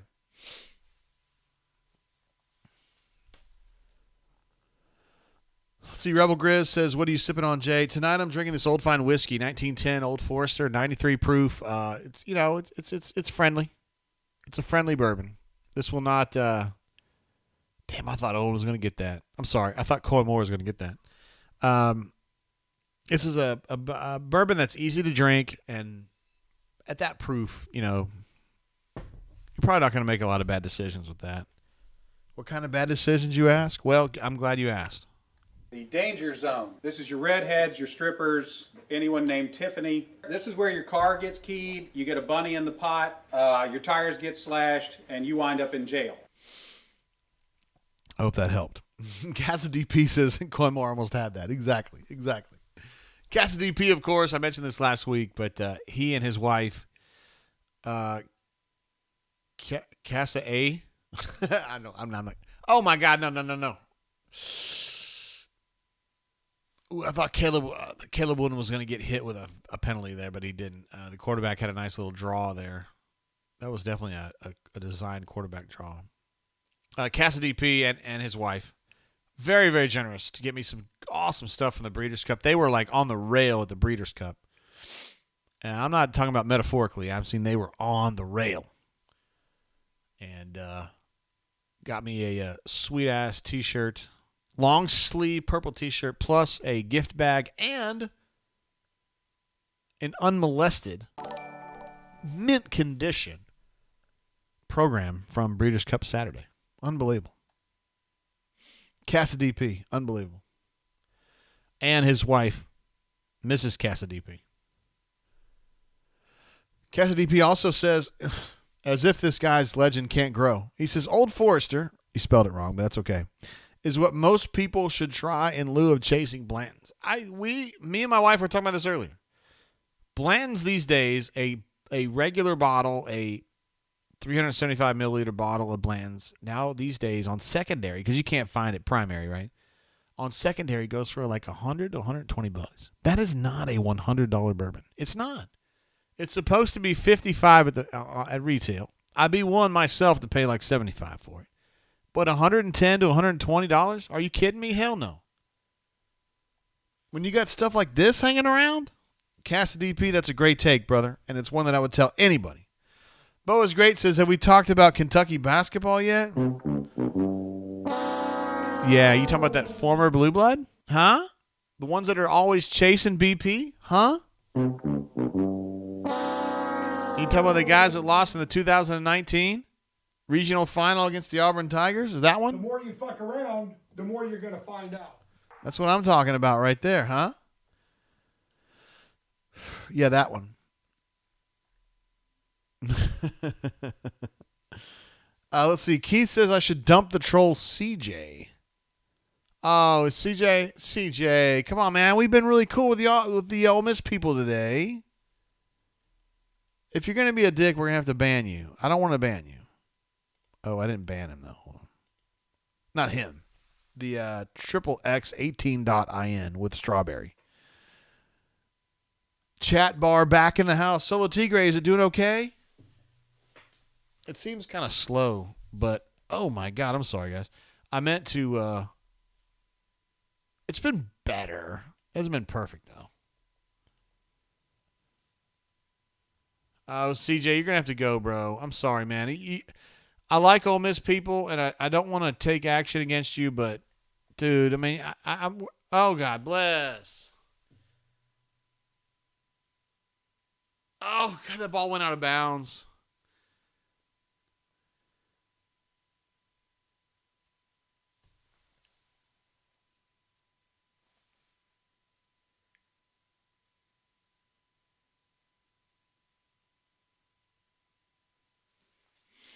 They're saying that's fourth down.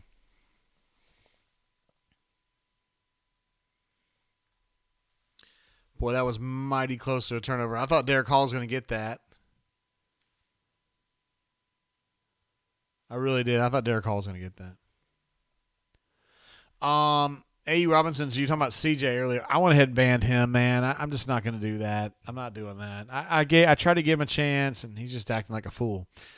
Pressure Treated Prime says, what kind of Old Forester did you say, JG? So 1910 Old Fine Whiskey.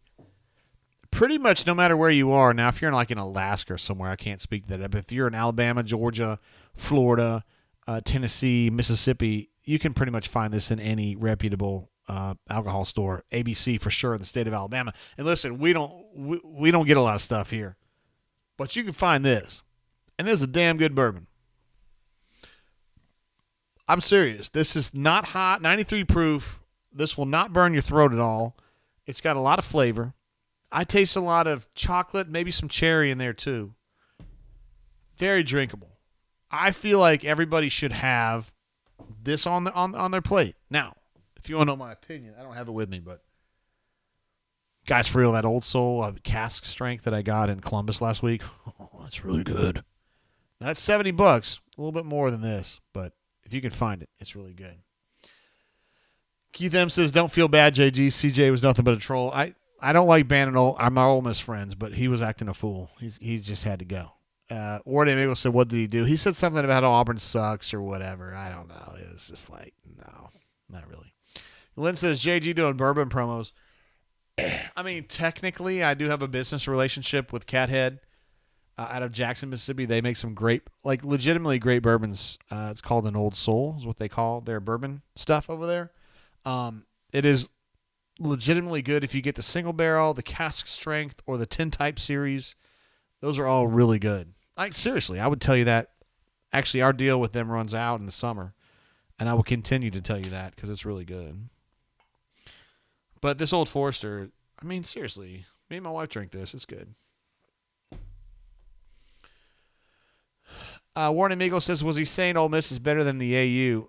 And I didn't necessarily get that. He's just being a troll. I don't know. Stupid.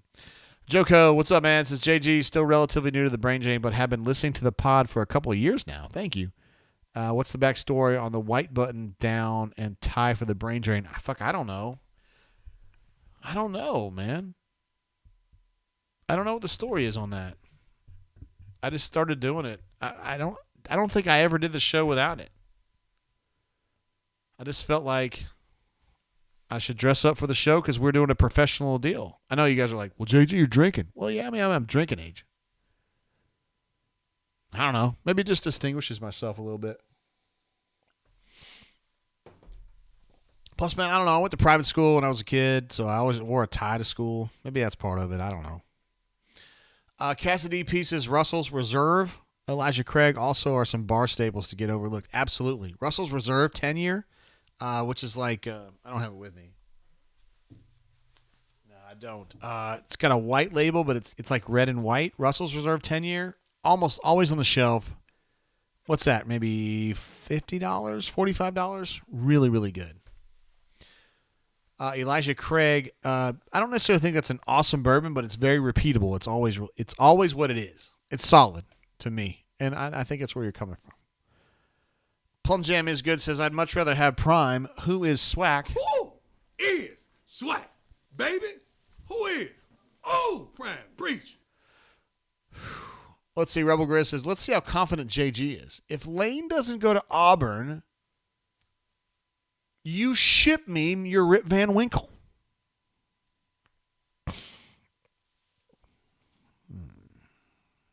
Let me think about that. What happens if Auburn does get Lane Kiffin? What are you going to ship me your Rip Van Winkle? And do you have Rip Van Winkle? You know that I do because I've drank it on the air. So Rebel Grizz, I'll wait for you on that. Billy P says, JG, is Kiffin going to have to leave Juice behind in Oxford? No! We love Juice. Juice is good people. ABKV is with me on this. Wanting to know what JG gets. Pressure Treated Prime. What's up, man? Thanks, JG. Definitely going to try it. Talking about this Old Fine Whiskey. You got a good sub for E.H. Taylor Small Batch. What a good sub for that, huh? Well, let me sip it, and then I'll tell you what it tastes like. Hold on.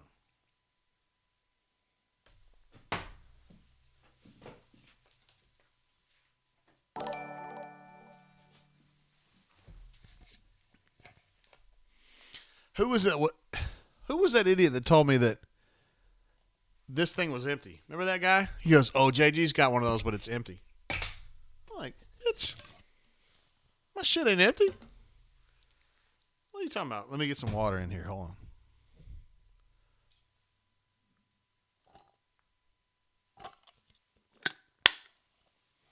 All right. Let me get some E.H. Taylor in this bad boy.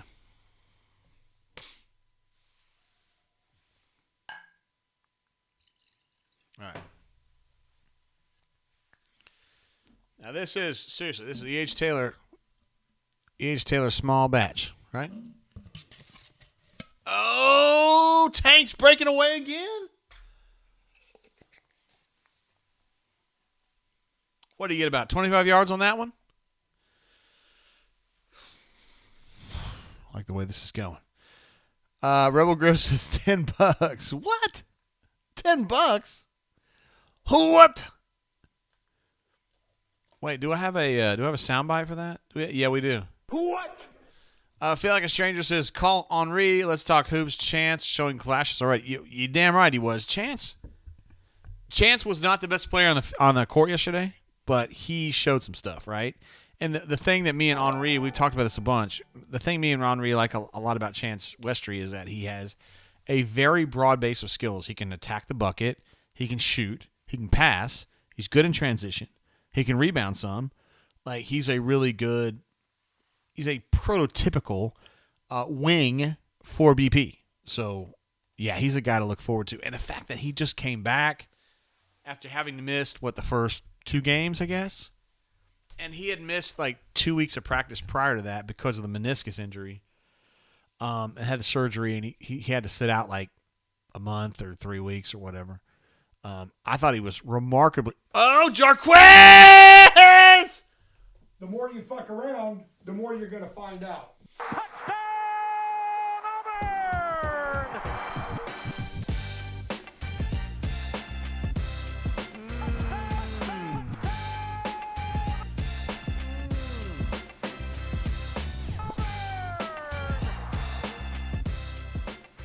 Woo. That's the second one. That was a lot like Tank's touchdown run earlier. Just kind of the outside run that he was able to tiptoe that sideline and just take off. Dude, that kid is really, really good, man. That kid is really, really good. And there's the extra point. So 34-17, yeah. And this has been a really good second half for the Auburn Tigers so far.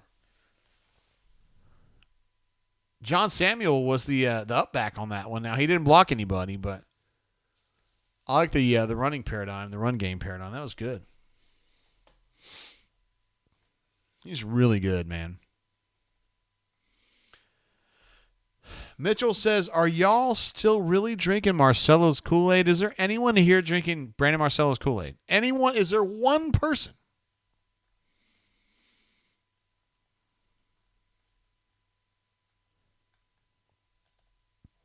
B. Lloyd jumps in, says, shirt plus tie equals look good, play good. Appreciate the support, B. Lloyd. Thank you. That was kind of a different way of doing things, but, I don't know. We just kind of been doing it so long. That's just kind of what we do. Oh, Chico's bail bond says rolling with the Colonel. Oh, yeah, I meant to sip this. Hold on. So we're looking for something that tastes like this.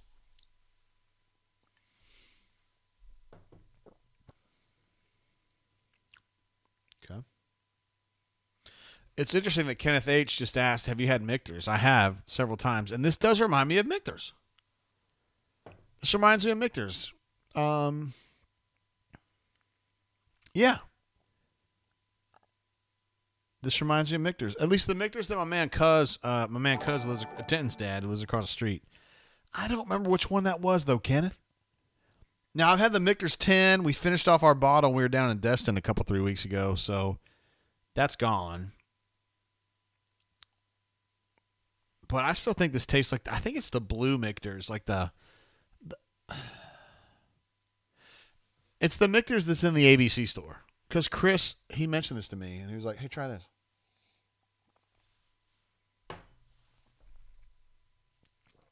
Yeah, I think this is pretty much Michter's.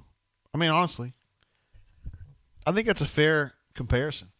I'm glad you mentioned that. Sam H. says Semo was the best. Semo, I thought he played a great game last night. It was kind of like concentrated toward the beginning of the game and the end of the game. But he's really good. He's just kind of a weird 3, right? He's a weird wing. When you see a wing in BP's offense, you're thinking about a really explosive, bouncy, attack, shoot guy. And Semo is more of a strong guy, more of a rebounder guy, more of a post-up guy. So he's kind of an unusual wing for BP, but I still like him. And I'm telling you, in practice, he's a marauder every single time. And that's why he's playing, because he practices so well. I think Allen is still the better option. And I know a lot of people think, oh, Allen Flanagan, are you serious? He had 6 points last night. He does a lot of stuff. Passes, rebounds, hustles. He does a lot of stuff. Man, that was a really nice house call. I enjoyed that myself. Sam H jumps in again. Stats? Yes, let's do that. Let's go ahead and update the stats. Thank you for reminding me, Sam. That's why I love you, bro. Let's see. Passing-wise, Ashford is now 8 of 19 for 102.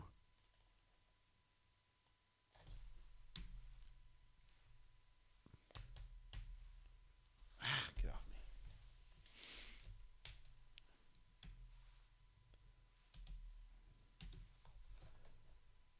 All right. Oh, wait, what? Man, I got too many lines here. Okay, here we go.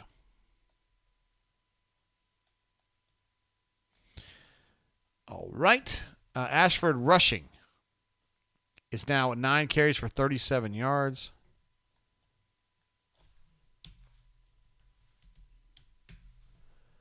All right. Now, rushing for these other guys. Tank Bigsby, 18 for 110.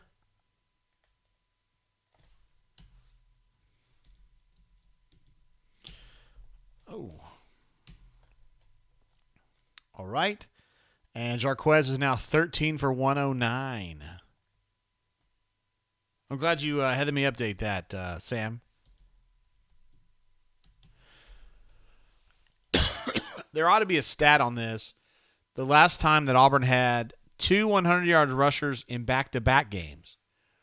Now, when they did that in the last game, I mean, it was unusual, but it wasn't like the craziest thing you ever heard. But to have it in back-to-back games is pretty amazing. Third down, let's see. The Auburn Tigers are 6 of 14. They're 9 of 18.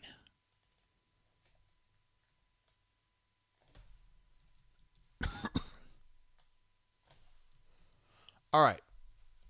Oops. One minor issue there. Excuse me. All right, we are now updated, Sam. Thank you for reminding me, brother. If I don't have you here, I don't think about it. I sit there and I just babble all day.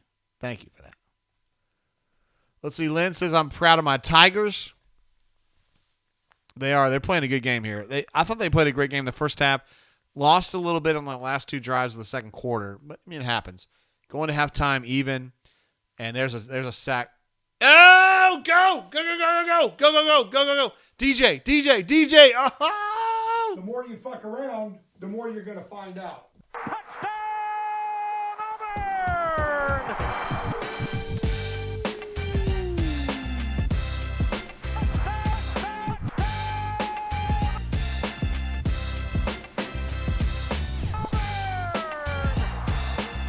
There it is, guys.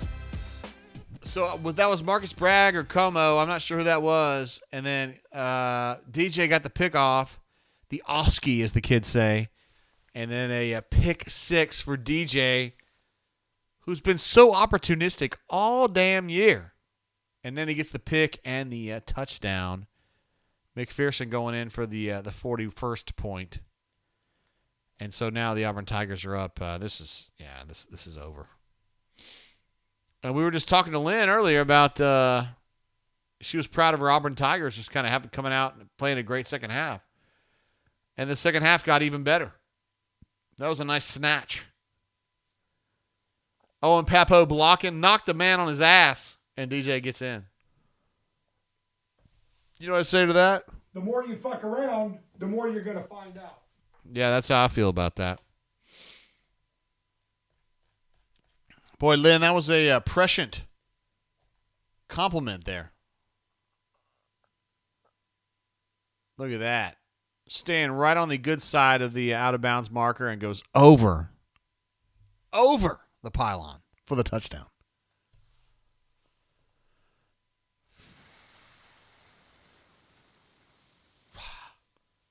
Feels good to put a team like this away, right? Look at that. So Auburn had 3 interceptions coming into the game. They have 2 tonight. And I'm not – look, man, Carnell, he's not a defensive coach. He doesn't even coach that side of the team, but he's out there just jumping around, freaking out all the time. It has an effect on the team. There's not even any way to argue this. I wish they would do the takeaways since Carnell took over. Oh, this guy's going a little bit. I mean, he's not going all the way, but he's going for a ways here. Shit. All right, he's going to be on the 43. They're going to start on the Auburn 43. That's not great, but, whatever. Shane B says, what was that soundbite you were going to play if the game got out of hand? Yes, when you get into the, what is it, Shane? The danger zone. This is your redheads, your strippers, anyone named Tiffany. This is where your car gets keyed, you get a bunny in the pot, your tires get slashed, and you wind up in jail. This is when you get into the danger zone.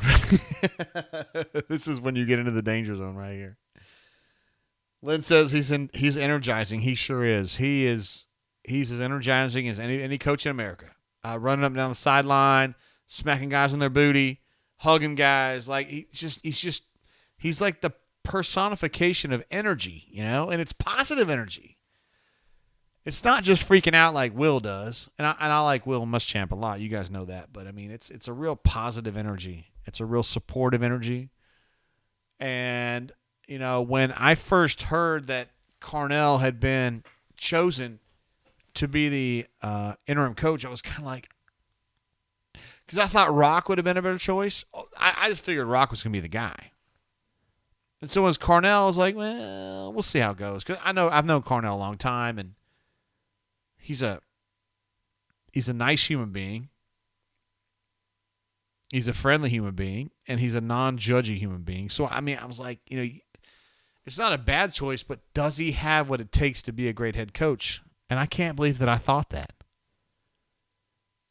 Now, do I think he's the right answer for Auburn going forward? No, I don't. But he's taught me a lesson, and that is energy matters. And when Jimbo's over there doing his little all the time, and Harson's over there doing his all the time, and you see Carnell, he's affecting this team in a positive way with his antics. It's positive antics. He's just excited, man. Like they want to make him happy. It matters. Ryan D says you found a unicorn, capture it. I mean, I don't know. Abby Travel says, I have to say something, Jay. This team looks like an Auburn football team. It does. That's what he said on Tiger Talk the other day. We're going to play Auburn football. He says we're going to run the football, and we're going to play defense. And, aside from those last two drives of the second half, right? They played this half in particular, opportunistic, tough Auburn defense, and they're running the football. Period. This is the equation that has yielded a lot of Auburn wins through the years. Western Kentucky has now changed quarterbacks. Interesting. Austin Reed was 25 of 54 for 290, 2 picks, 2 touchdowns. As his completion percentage of 46% is probably way below average for him. And I guess they felt like he was a little bit rattled, and there really wasn't a way. There's not a path for them to get back in this game, so I kind of get it. Lady B says, what happens to Carnell next year? I think Carnell's going to have to go somewhere. I don't think he's going to stay. Let's say that Lane Kiffin comes here. He's not going to keep Lane. He's not going to keep Carnell. I mean, let's not get ahead of ourselves here. Like, he's going to keep Carnell. No. Carnell's been the interim head coach. Like, no. They're not going to keep him. Thank you for that. Cleveland Brown says, are we going to hear from J-Head? Let me, how dare you? Oh, we got some text coming in. We got a text from my man, Bo is great, a.k.a. Boise, but not really Boise. Love that. And I was going to check on... let me check on J-Head here real quick. I have not spoken to him. Let's see when the last time I talked to him was. It's been a few days. It was... it was yesterday. Man, the days go by. When I'm over with my mom, I just kind of like lose all track of time.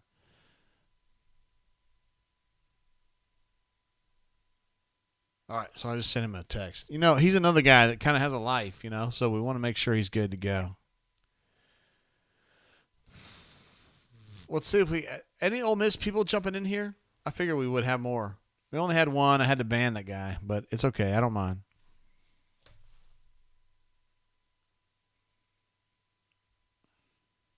Let's see what it says.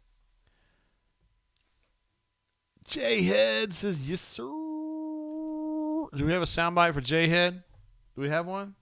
The more you fuck around, the more you're going to find out. Okay, we got it. That pass from the left-handed quarterback, first of all, it was a hell of a catch. It didn't have a lot of rotation on it, did it? Albie Travel says, is Carnell the Dabo Sweeney of Auburn? Interesting.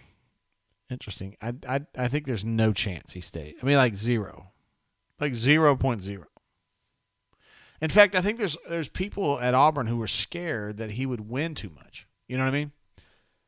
That he would somehow win this Iron Bowl. Now, the Iron Bowl, we got to start thinking about that. I mean, Auburn's up 41-17 with 3 minutes to go. So, I mean, speaking of that, I need to take a break. I'll be right back, y'all.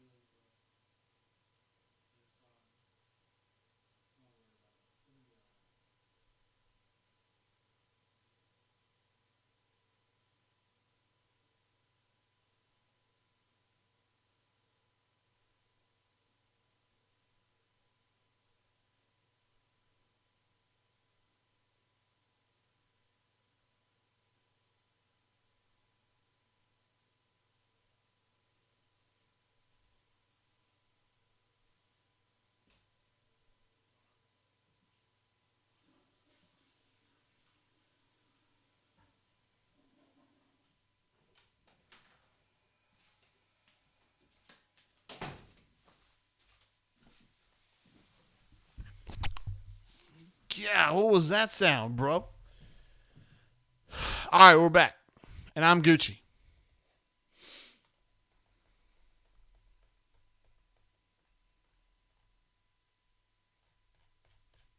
All right, let's make sure we didn't miss any super chats through the time. Cody M's back. Commodore going to the Wiz Palace. What? What? Yeah, you're probably right. Man, for real, though, I've been on the air 3 hours and 38 minutes. I mean, come on now. You got to do. Burner51 says, I don't think if we get Caddy that he himself would cause rifts with the staff. But if I'm a smaller school looking for a leader, his phone would start ringing. Interesting. I do like Carnell a lot. He's good people. He is for real. He's a principled, good dude.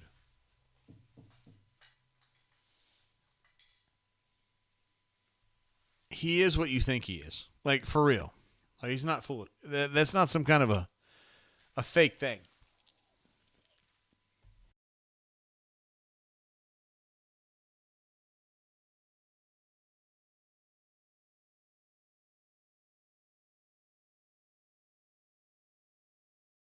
Look at Dylan Brooks, man. Look at the fight, man.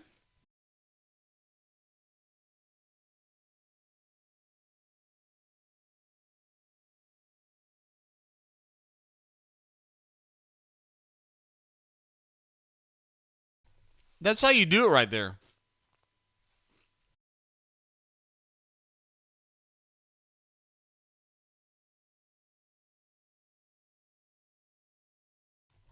That's how you do it.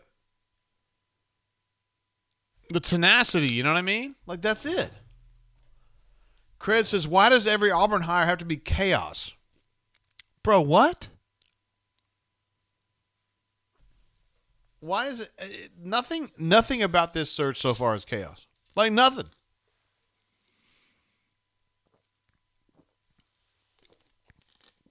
There is nothing chaotic about this search at all.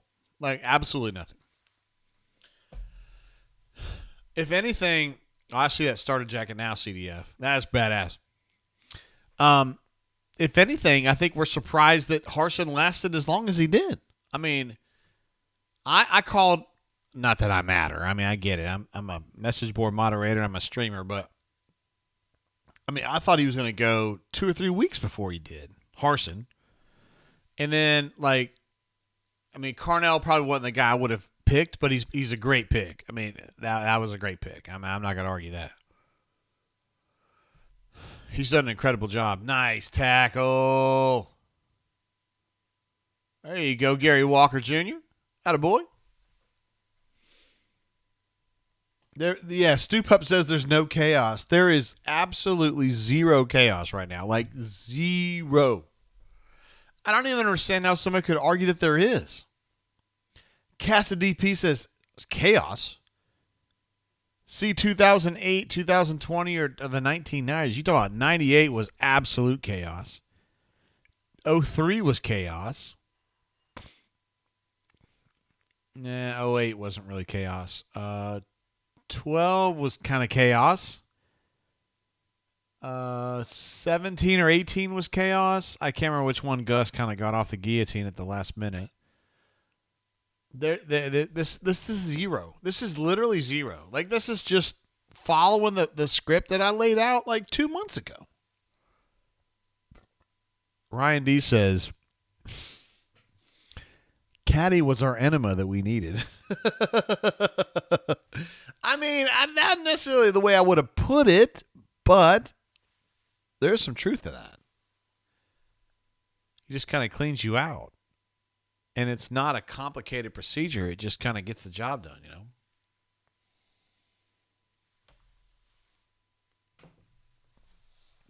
And Stuart AU says, now as a player and as an interim head coach, Caddy hasn't lost a game in Jordan-Hare Stadium since 2003.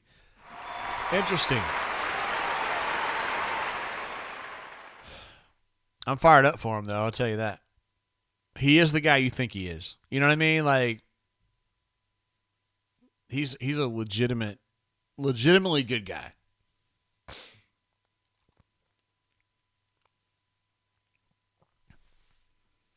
Nice. That's a great way to finish that game right there. Oh, look at the guy in the oh damn. The guy in the Lutzenkirchen jersey was thinking he could kind of sneak up there and get a little something. You know what I mean? Did you see him? Devin Geis with the sack to finish it off. That's kind of appropriate.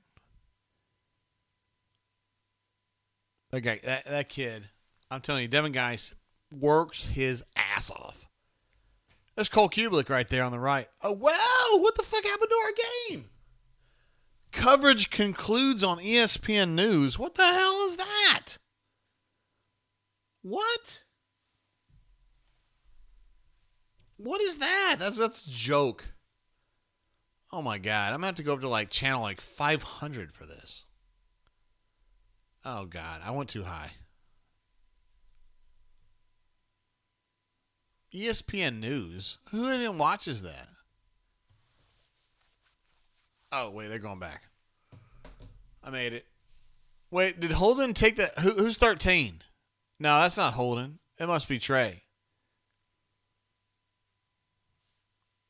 All right, so that's a wrap, guys. 41-17. I'm watching on ESPN News. I don't even know if you guys made it over there. That's a final. 41-17. I want to get some of these numbers down. Some of these statistical markers just so we have it. I mean, that's a good win. 8 of 19 for 102 for Robbie, passing. We already have that. Tank, 18 for 110. Jarquez, 13 for 109. We got that. Auburn on third down. Auburn finished 6 of 14. And they finished, where you at, Big Daddy? Puppy Dash. What the hell is this? 9 of 21. Which really wasn't their problem.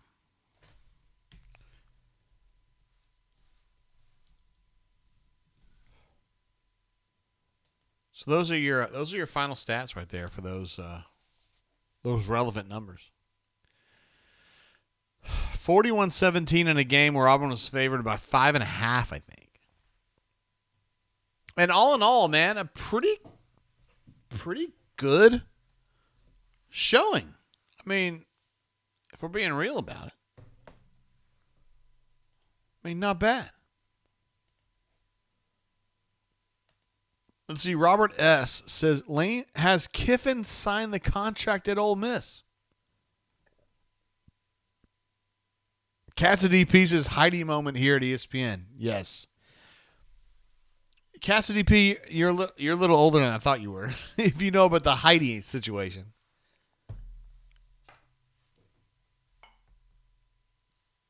Oh, a little bit more Old Forester.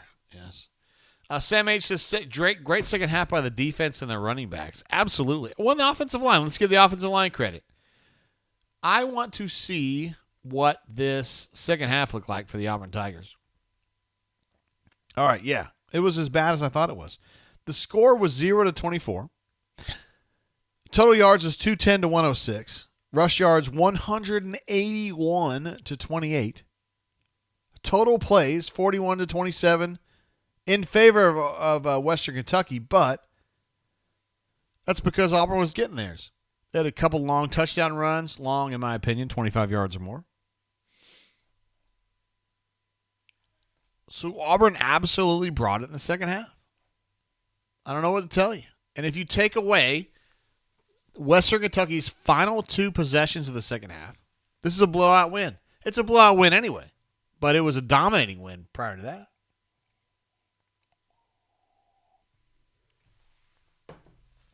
It's amazing.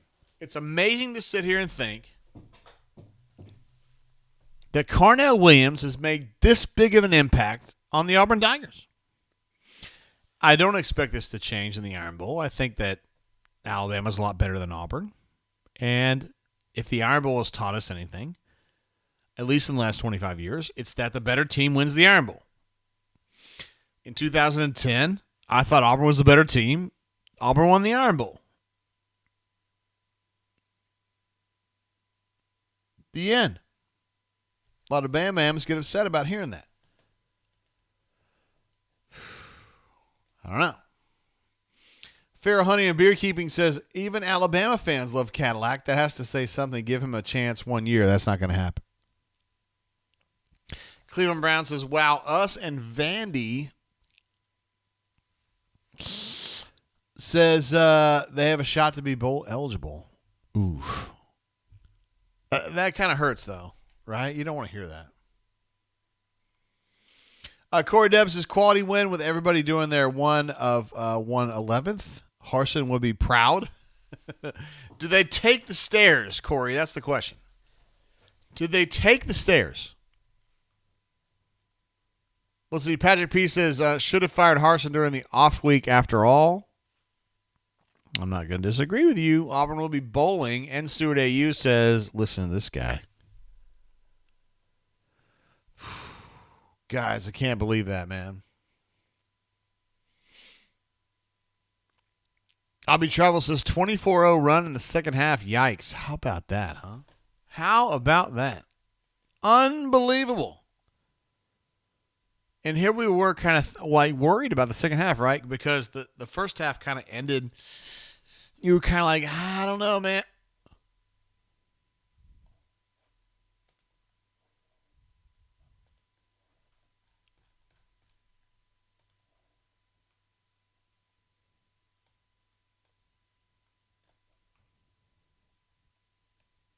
The danger zone. This is your redheads, your strippers, anyone named Tiffany. No, we need to get this one. You could drop a tarantula into his shorts and he'll still be cool. Woo. Patrick D, a.k.a. Why Not AU, coming in and dropping a good golly Miss Molly. Wow, what a super chat that is. Second half adjustments are new for us. War damn. My goodness gracious. Wow, those adjustments were crazy. I mean, it's weird to think we were going into halftime 17-17. You're like, I don't know, man. I don't know. And then, boom, they run the football. Defensively, they get their stops. They possess the football a little bit more. They get a couple long breakaways on the run game, and then, boom, it's over. Like, that's Auburn. That is Auburn. That's the Auburn calculus right there. And that's what Patrick D's been talking about the whole time. Of course, Patrick D is a tremendous member of the bunker. He's Why Not AU on the bunker. Here he's Patrick D. And he's been pushing for this all along. Get back to doing what Auburn does. Run the football, play defense, win the fucking game. Be stronger than the opponent. And you know what they're doing? Everything he said. Everything he said. And that's why he loves Cadillac, but I don't necessarily know that he loves Cadillac forever. Well, he does love Cadillac forever, but he doesn't necessarily want Cadillac to be the head coach. But he's been excellent. I don't know what to say. Patrick D says, everything Caddy said on TV at half we needed to do, we did. Amazing. Then you can say, hey, man, here's what we need to do. Let's do that. And everybody goes, you guys good? Let's do that. And everybody goes, well, fuck yeah. I go, okay. Well, let's fucking stop the run. Let's stop being overzealous on the pass rush. Okay? Let's get hat on hat in the run game. Let's play some fucking gap runs, and let's block some guys, and let's knock some people on their ass. And let's run the fucking football because we got Jarquez and you got Tank, and let's go. And guess what? Both guys over 100 yards again. Don't worry about Robbie passing the ball because that's where you get into trouble. Let's let Auburn do what Auburn does. Run the football. And then you get a big win. And you're worried about Western Kentucky, whatever. Okay, great. It's a team with an interim head coach, the Auburn Tigers. Your expectations shouldn't be sky high, right? Auburn is only a 5.5 point favorite in this game, even at home. Put a great second half. Got it done. The end. Boom. I just feel like I sit here and I just learn more and more about Cadillac. And he teaches me more about football. That it really is about attitude. And it's about having that passion, man. Caring about what you're doing. I care, Carnell. I care about you. I care about this team doing the right stuff. Bring the passion to the field that I'm bringing to you from the sideline. If you need inspiration, look at me. Look at me. And you know what Carnell's doing. He's running. He's jumping. He's pumping those fists. It matters, man. As compared to the previous guy who's like this.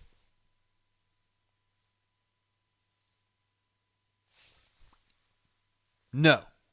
That ain't what Carnell does. RM says we are actually beating teams we're supposed to beat. When was the last time we did this? It's been a while. It's been a while.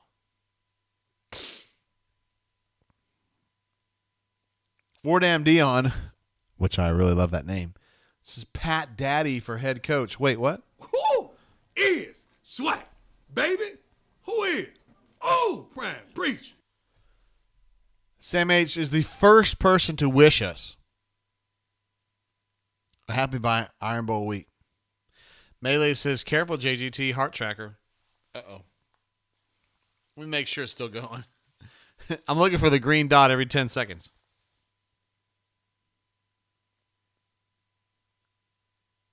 Still going. Still going. Oh no, we're gonna have to go we're gonna have to go drive by drive for the Ole Miss game tonight, no? It is. We're getting a call from the runner 24. What's up, bro? I'm looking for the. Hey, how's it going? Word, you are Swoogan from last week. Incredible call. Incredible chatting. What up, bro? No, I appreciate it. Unfortunately, the poor glass is going to arrive tomorrow. I was hoping to drink tonight. Damn. And I'm not a big bourbon guy, but I did buy some Knob Creek 9-year, and I'm not sure where that stands on the grand scheme of bourbon other than... No, we're good with that. That's just delicious. That's delicious bourbon right there. Yeah, it wasn't bad for a novice. So I will take it, and we'll send you a picture when the actual shooting glass arrives tomorrow afternoon during NFL football. So thank you once again, first and foremost, for that. Who's your NFL team? Are you going to be watching? You probably won't appreciate it, but the Dallas Cowboys. No, they're good. They're having a great year, man. Good for you. Yeah, most people don't like them for the fact that they're the Cowboys, but so be it. No, man, I respect them. Dude, they got a great quarterback. I wish I had one. Yeah, no, I'm not 100% sure that McDaniels is a good coach for you because every non-Belichick assistant is not a great head coach, but we'll see how that turns out. But Yeah, there's a theory that those fuckers go out here and try to undermine all of us, but why would anybody care about the Raiders? You know what I mean? No.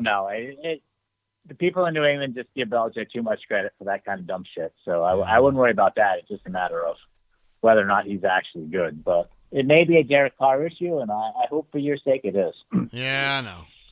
We got to play the Donkeys tomorrow, dude. Everybody hates Denver, so hopefully we'll beat them. What did you think about this game tonight? What did you think, man? What were your thoughts? Before I get to that, let me just say one thing, and that is Dan McKellar, like anybody who is doubting that beautiful awesomeness, just should never call into your show again. Thank you. I mean, she is absolutely amazing. Absolutely. And that goes for Stone. Like, you might need to fire him if he doesn't appreciate that, quite honestly. No, I think he does. He is I think he absolutely does. amazing. No, I think he does. I think he's good. But let me ask you this, Runner. If you had a chance to be face-to-face with her husband, would you compliment him or would you want to punch him? Could I do both? And be like, hey, you did really good. Now I'm going to kick your ass and take your girl. Like, that seems fair to me. You know, and I like the guy's like 6'5", like 250 pounds of like, you know, ripped muscle, but who knows? No, he ain't that, dude. He's gray, and we could kick his ass. Together we could. And the reality is everyone from the Bucks can bench 500 pounds with one hand. So, like, I'm sure I could take them. Hell yeah, you could. Fuck yeah, you could. So what I really want to ask you about was this. You've been talking a lot tonight about Caddy and the lessons learned. And what I wonder is, from an interim standpoint, particularly when you're filling in for a dud of Harsin, I'm 100% with you how that matters, and that's a difference maker, right? Yes. But from a long-term standpoint, like, I am a little concerned like that. You know, if he's solely, and I don't want to discount the poor guy, you know, poor guy, like the guy makes a lot more money than I do. The guy, like, that does not necessarily make for long-term success, right? So, like, the lessons that you've been stating in the chat that are new to you, I think matter from a plugging the dam in an immediate standpoint versus potentially being a long-term fix, which I am not a caddy for head term coach guy. Yeah. But I know others are. So let me just pause there and take your response to that thought. No, I'm with you 100%. I love Carnell as much as anybody. He's a really good guy. I've mentioned this on the show a bunch, but I don't think he's the answer long term. I don't. And I also don't think they're going to retain him. If I'm, whoever, Lane Kiffin or whoever, I don't keep him because he's already been the interim head coach. Like, it just doesn't look good. I think he's going to go somewhere else and then come back. I would agree with that because I think it's too hard to have the potential for a divided locker room, right? Because it's not to say that those two guys cannot be aligned. However, someone's going to like one more than the other, and that's going to be a problem when the time comes, right? I think eventually, yeah. I do. Yeah. So, well, do you get anything from this Western Kentucky win? I mean, do you watch this and say, I feel better about the team, or are you neutral? I think there are things that when you watch these games that are better. Like, this is the second game in a row where it felt like there was a little less, the very first game at Miss State, right? Well, ton of rotation on the defensive side. I thought that was great. The last two games, there feels like there's a little less of that, which is less great. But I do like McPherson kicking because I don't necessarily sit here and like shit myself or spit my beer out all over the carpet when I watch Anders kick. You're right. I like Simpson at safety. He's a much better player there. I love him too. The quarterback, man. And they just can't throw the ball, and there is no progress, I don't think, in the passing game and the scheme, and I think that's the biggest issue. But wins are wins. and playing tough football is important, and blocking for running the ball is important, which has not happened for a while. So It's been a while. I'll take it. And at 5-6 going into next week, they beat Alabama, then they're definitely below. Those books will be 500.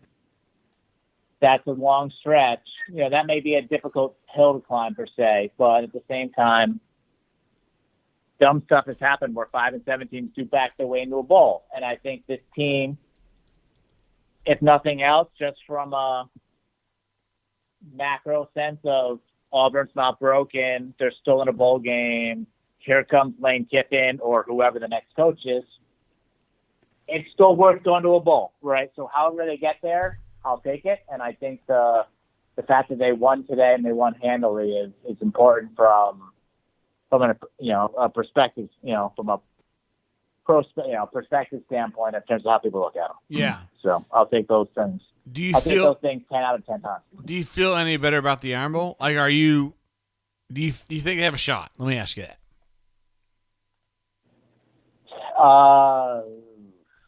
Yeah. Watching that Ole Miss game last week, you sit there and say Alabama's not the same team they typically are. That said, if this game was in Auburn like it was last year, where Auburn actually probably should have won that game if they were a little bit more aggressive in overtime, I might be able to drink myself enough into that's a good potential answer. Being on the road with Robbie Ashford going 8 for 19 today, they're going to need something very unique happening there, which might simply be injuring and knocking, Bryce Young out of the football game type of an exercise. Yes. So it might take that. So reality, the answer I guess to that question is no. Yeah, not really.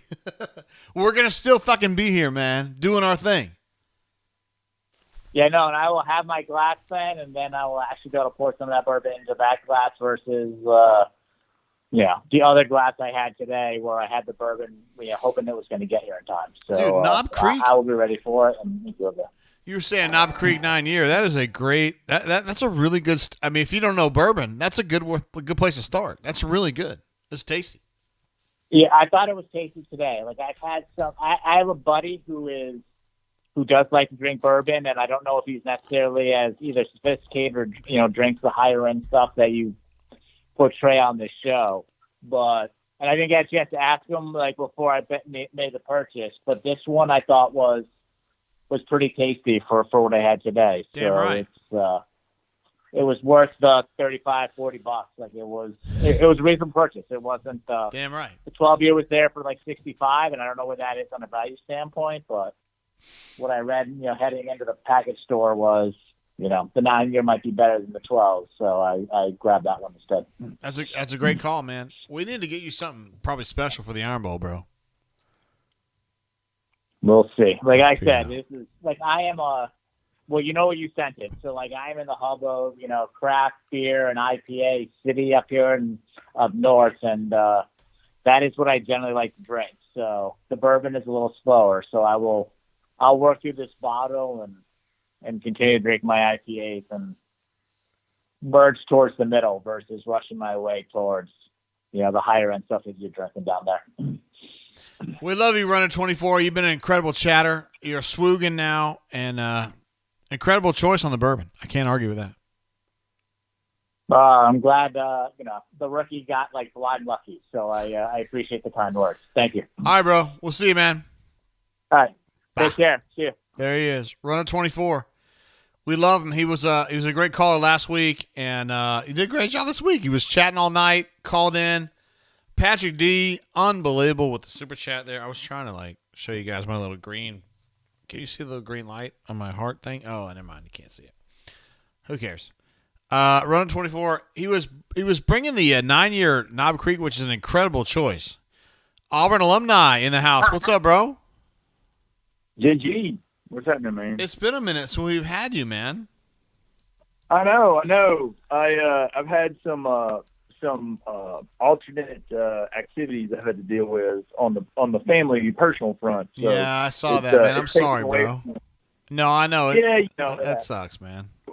what are you gonna do? You know, it happens. So, I know, man. We love you, bro. We love you. I know it's not been easy, but I just want you to know we love you. Yeah, I appreciate it, man. I do. So, hey, we got a W today. So all's good in the hood. So, you know, Cadillac. Now everybody wants to be our head coach, but I will say this: be it Lane or whoever else, please keep him on the staff. I mean, the guy's, you know, his ability to motivate is just second to none. And, you know, I don't know how you could not want to have that guy on your staff for sure. Well, so he's been the interim head coach at Auburn. Like, if you're going to take over this job, I'm not sure you keep him. I'm not sure you do. 'Cause I think you would you'd see him as a threat, I think. I don't know. I mean, I don't see, like, let's just assume that it's Lane. I don't know if I'm Lane Kiffin, I don't know if I see him as a threat because, granted, I mean, most I would say rational people, while we love Cadillac and we appreciate that our game plans are much more sound and since he's taken over, and that's true. You know, we're like, hey, look, we have all these great running backs. Let's utilize them appropriately. You know, things like that. I mean, like, for example, if he were to flame out, Lane did, I don't see anybody calling for Cadillac. I don't know. And I love Cadillac. Like, I love Cadillac, as everyone does. And I'm not trying to degrade him, but going from position coach to, you know, elite top level SEC head coach is a stretch, in my opinion. Yeah, I agree. I agree. And you know, I'm selfish. I don't want anyone else to have Cadillac. I'd like for him to stay on the staff. And you know, you talked about like him and Rock and some of these other guys have been kind of important on kind of the recruiting going on while we've been without a coach. You know, you tell me. I mean, if we were to not keep Cadillac and, you know, bring in Lane, granted you get Lane, but what kind of reverberation would that be if we didn't retain Cadillac from the, you know, recruits that we're talking to and potentially from players? Yeah, I don't know. Like, Carnell, I don't know how many recruits he's actually in on. Like, so if they don't retain him, I don't know if you lose a lot necessarily. I mean, I don't know. I don't think he's a main number one superstar recruiter. That's my view. Right. Not to say he's bad. I don't think he's the superstar though. Okay. In regards to the game, I've watched more Auburn football in the last 2 weeks than I had the whole season, and like emotionally invested. Really, the last 3 weeks. But I mean, I got to say, since halftime of the state game, particularly on defense, we look like a completely different team. I mean, we're not the iron, you know, the steel curtain or anything, but I mean, it's pretty. I mean, that was not a bad team we displayed, particularly on offense, and our defense played pretty doggone well, and has, you know, obviously ain't in the train wreck, but, you know, second half of the state game played great. So, you know, we don't have a chance next week, in my opinion. We're too limited offensively. I mean, Robbie's just not capable enough passing wise, in my opinion. I don't want to hear that. I do believe.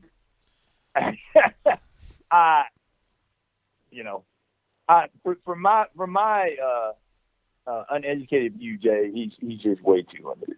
So, you know, you can only run so many misdirection runs and stuff against a team like Alabama. And I mean, I do think we'll keep it close. I think the defense will keep us within a couple of scores, barring a turnover fest. But I'm having trouble seeing how we're going to score a lot of points in Tuscaloosa against them. Fuck. I don't like hearing that, Auburn alumni. I don't like losing to Alabama. I'll be honest with you. I just call it like I see it, man. But hey, I'm not upset. Like, we're about to get Lane Kiffin, most likely, and I would assume he's going to bring his buddy Quinshon with him if he does come. So, granted, Tank may head off to the pros, but you still got another number 4 that's a stud coming in to partner up with Hunter. And even if we didn't have him, I mean, Hunter's a beast. I think Alston's good. I mean, we're going to have a good running back room next year. But, I mean, it's hard not to be excited about the general direction of Auburn athletics right now. I mean, I'm so impressed with Cohen. And, again, I mentioned on the board, I said it's, I know we're looking at Lane, but even if it's Freeze, any of the top 3 or 4 guys I'm hearing, I'd be like, okay, great. I'm like, none of them are, oh my God, what are we thinking? Yeah. And let's not make a mistake, people. Gene Chizik won a national championship at Auburn. Gus Malzahn played for a national championship at Auburn. Tommy Tuberville went undefeated at Auburn. Terry Bowden went undefeated at Auburn. I mean, I would argue that if we get Lane Kiffin, that's as good of just an X's and O's coach as we've had in 20 years, and far less coaches have won and won big at Auburn. And now you've got this new facility, and it appears, you would know more than I would, that most of the heavy hitters are all kind of in lockstep. Maybe not in lockstep. They understand we got to get our act together. Yes. Particularly with the way that teams like Tennessee and LSU are quickly rising back up. So I don't know how you can be anything but excited about the whole, because Butch is doing Butch things, Bruce is doing Bruce things. I would love for Lane to do Lane things, and the big 3 sports all be clicking at the same time. I'm kind of rambling. I'll get off, but I will say that on the hardwood note, really excited to see Simo break out second half of the game. Yeah, he was great. And I'll say this, JG, if we can score at least 65 a game, we're not going to win. We're not going to lose many games this year. That's my opinion. Yeah, this team has some we don't defensive have to be an ability. offensive juggernaut. Yeah. Yeah, I'm with you. We don't have to be an offensive juggernaut. That's right. To win a lot of games. I agree with Janai and Dylan and Zepp. Great hell, and Alan Flanagan. Great defenders of their position. It doesn't take 80 points to win. It's a little I think the X factor this season is going to be Westry. I think Westry brings so much with his ability to play some point, he can play the 2, he can go to 3. I think he's going to be the most valuable guy we got on the squad. I think, him and the other young guys, obviously as Bruce brings them along, I think I think he's going to be the X factor for us. But I'm excited about the ball club. I mean, obviously we're not a great offensive team, but we don't have to be a great offensive team because we're going to be so good and we're so deep defensively. If we can score 60, 65 points a game, we're gonna be right there at the end of the year. That's just my opinion. So that's what I'm talking about. All right, well, but yeah, man, I just want to call in and say War Eagle and go Cadillac, but I'm excited about potential head coach that may be announced here in a week or so.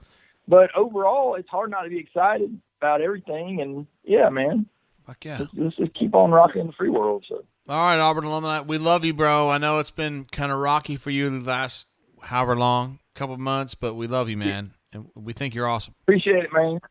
I heart you too. All right, bro. Keep doing your thing. See you, man. Bye, bud. Bye. Later.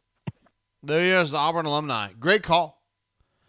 Patrick D jumped in. We mentioned that earlier. Guy Fawkes jumped in as well, although he's using you may think that's Sterling, but it's not. He says, Jay, first time on the drain and love it. We love Guy Fawkes.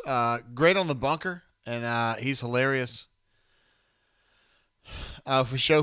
He's really, really funny on the bunker, actually. He's one of our best posters here lately, for show.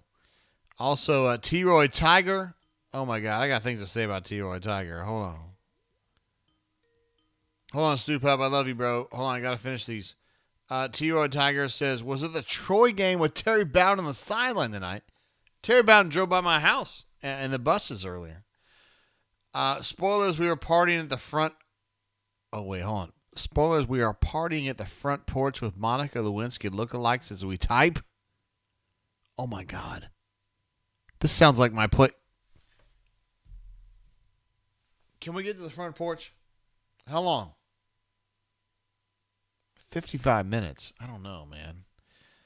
T-Roy Tiger, I had a chance to hang out with T-Roy Tiger a little bit in August at the drawdown at Troy, and wow. He is a stud. His wife's incredible. Definitely would be a bunker 10. Wow. Unbelievable. T-Roy Tiger, I appreciate you, bro. And also Guy Fawkes and why not AU? Of course. It was here. As always. Did I miss anything else? Oh, Keith M says, I love me some Auburn alumni. Always good takes. Yes.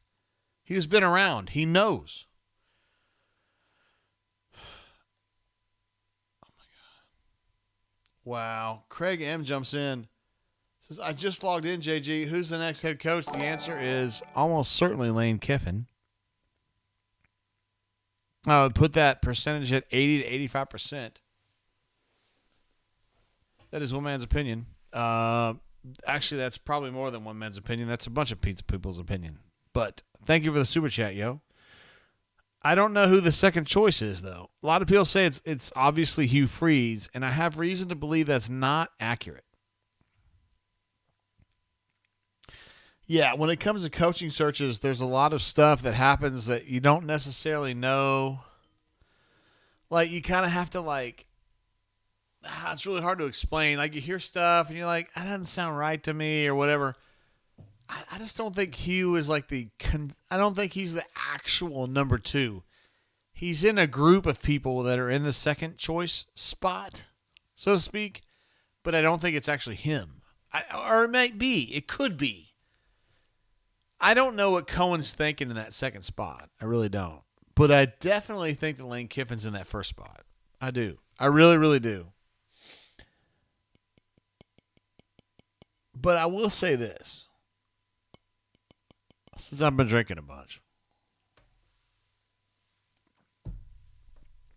When it comes to Lane Kiffin,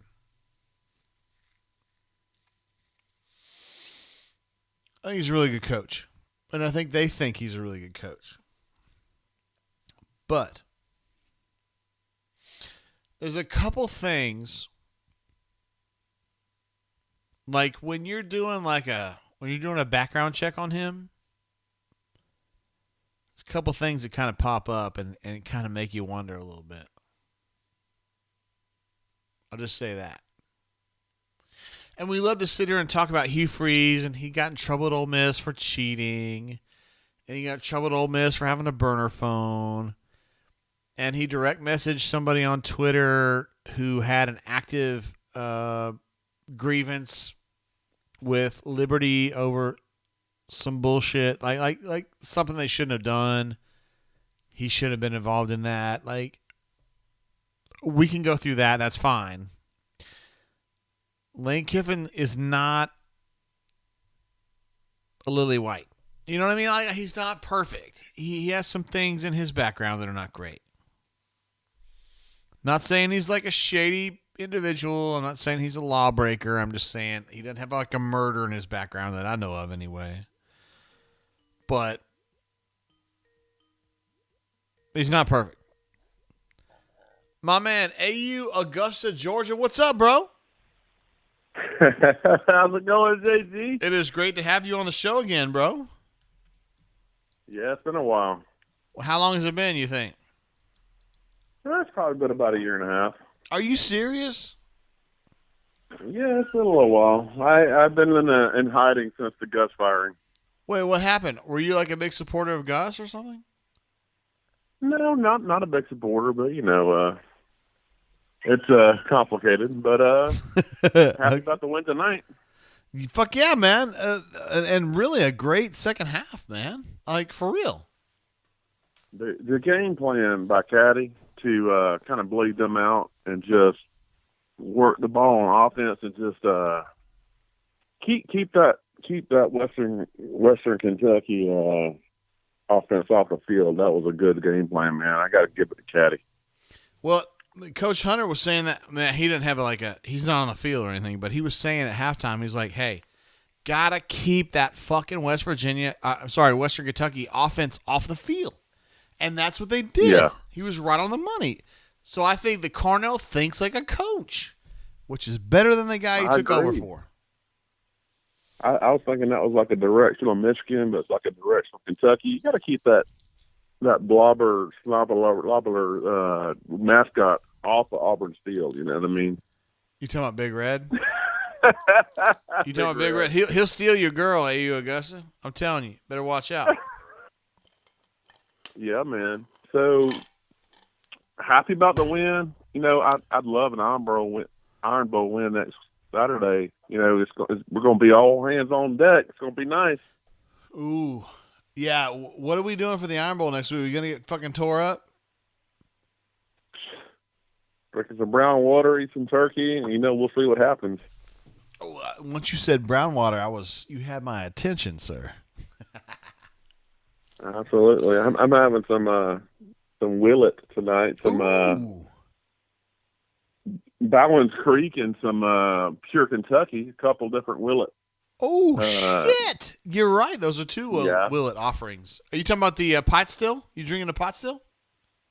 Yes. Damn right. That's good, Very man. nice. That's good stuff. I'm going to go ahead and pour a big fucking pour of this Old Forester 1910 I've been drinking, bro. Hell yeah. What do you think about this Iron Bowl? Do you think Auburn has a shot here? I think we probably do because, Bama don't have nothing to play for. Mm-hmm. You right about that. And half their fans probably won't show up. It'll be cold, so. But we'll see. If we win or lose, I'm really excited about next year. So I love Caddy, but we need to swing for the fences on this next head coach. And if it ain't Lane, I know you're saying this it's kind of the second place is the field, and that field is pretty big. But I don't really know too much about Hugh Freeze's like the stuff he did that was all weird and shit. But yeah, I know one thing: that dude would coach his ass off. I feel like he would be pissed off for greatness to prove everybody wrong. I don't know everything about what he did, but man, I feel like that dude would just freaking kill it. I tend to think like you do, man. I think that Hugh likes Auburn. He sent his daughter here, because he thought it was the right place for her. He thought it was a good place for her.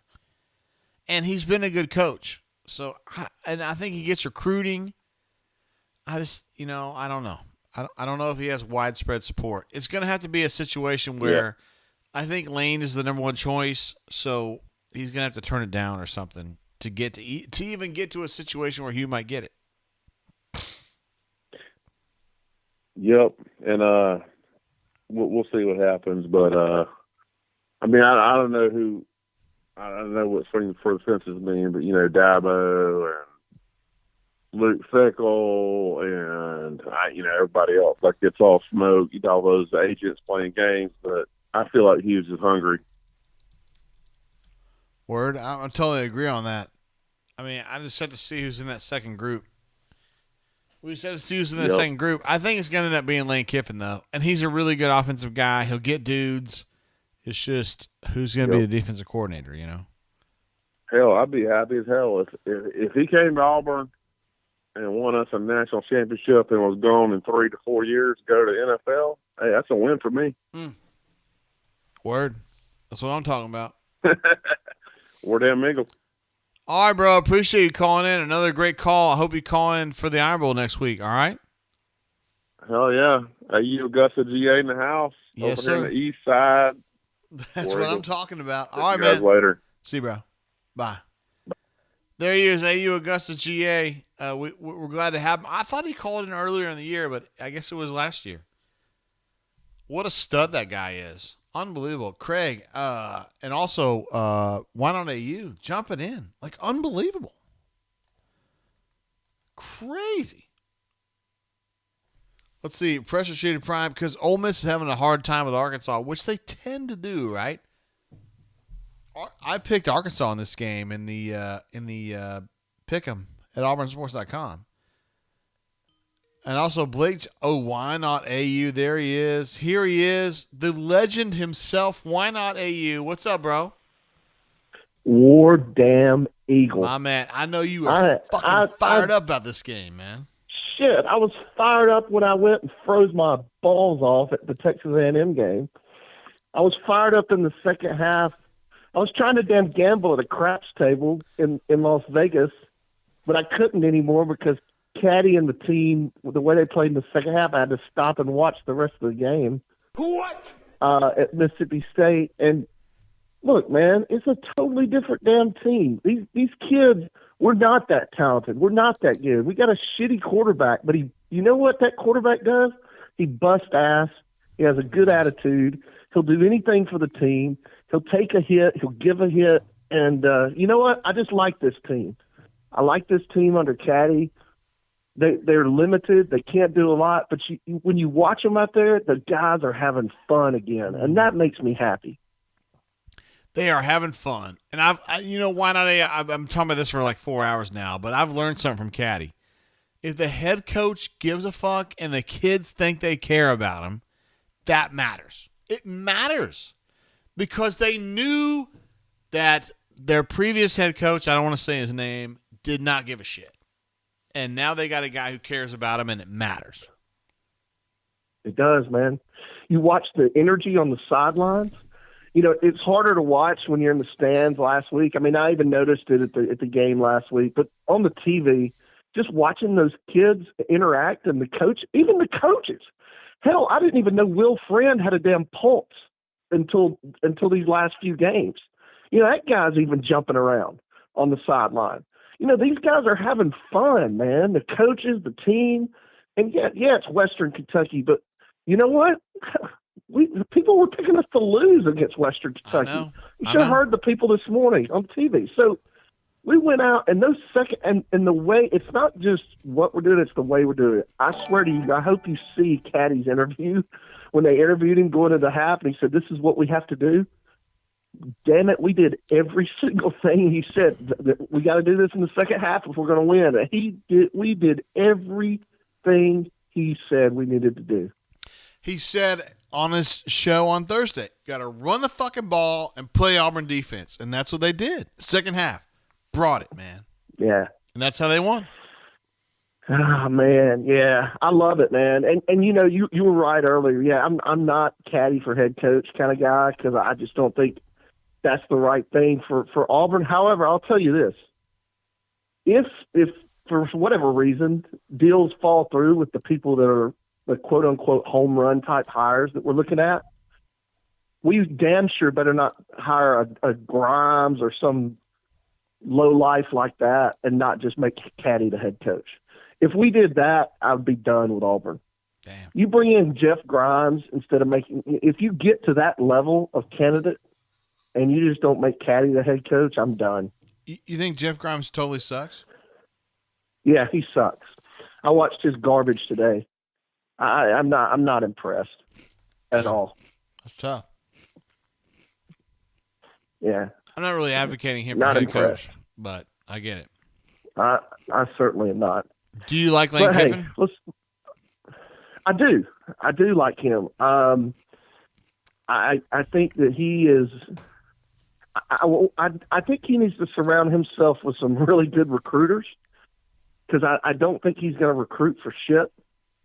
But as far as someone who can take the talent that he gets and create the best opportunities for that talent to win on the field and make it fun for the fans and the team, I think he can do that.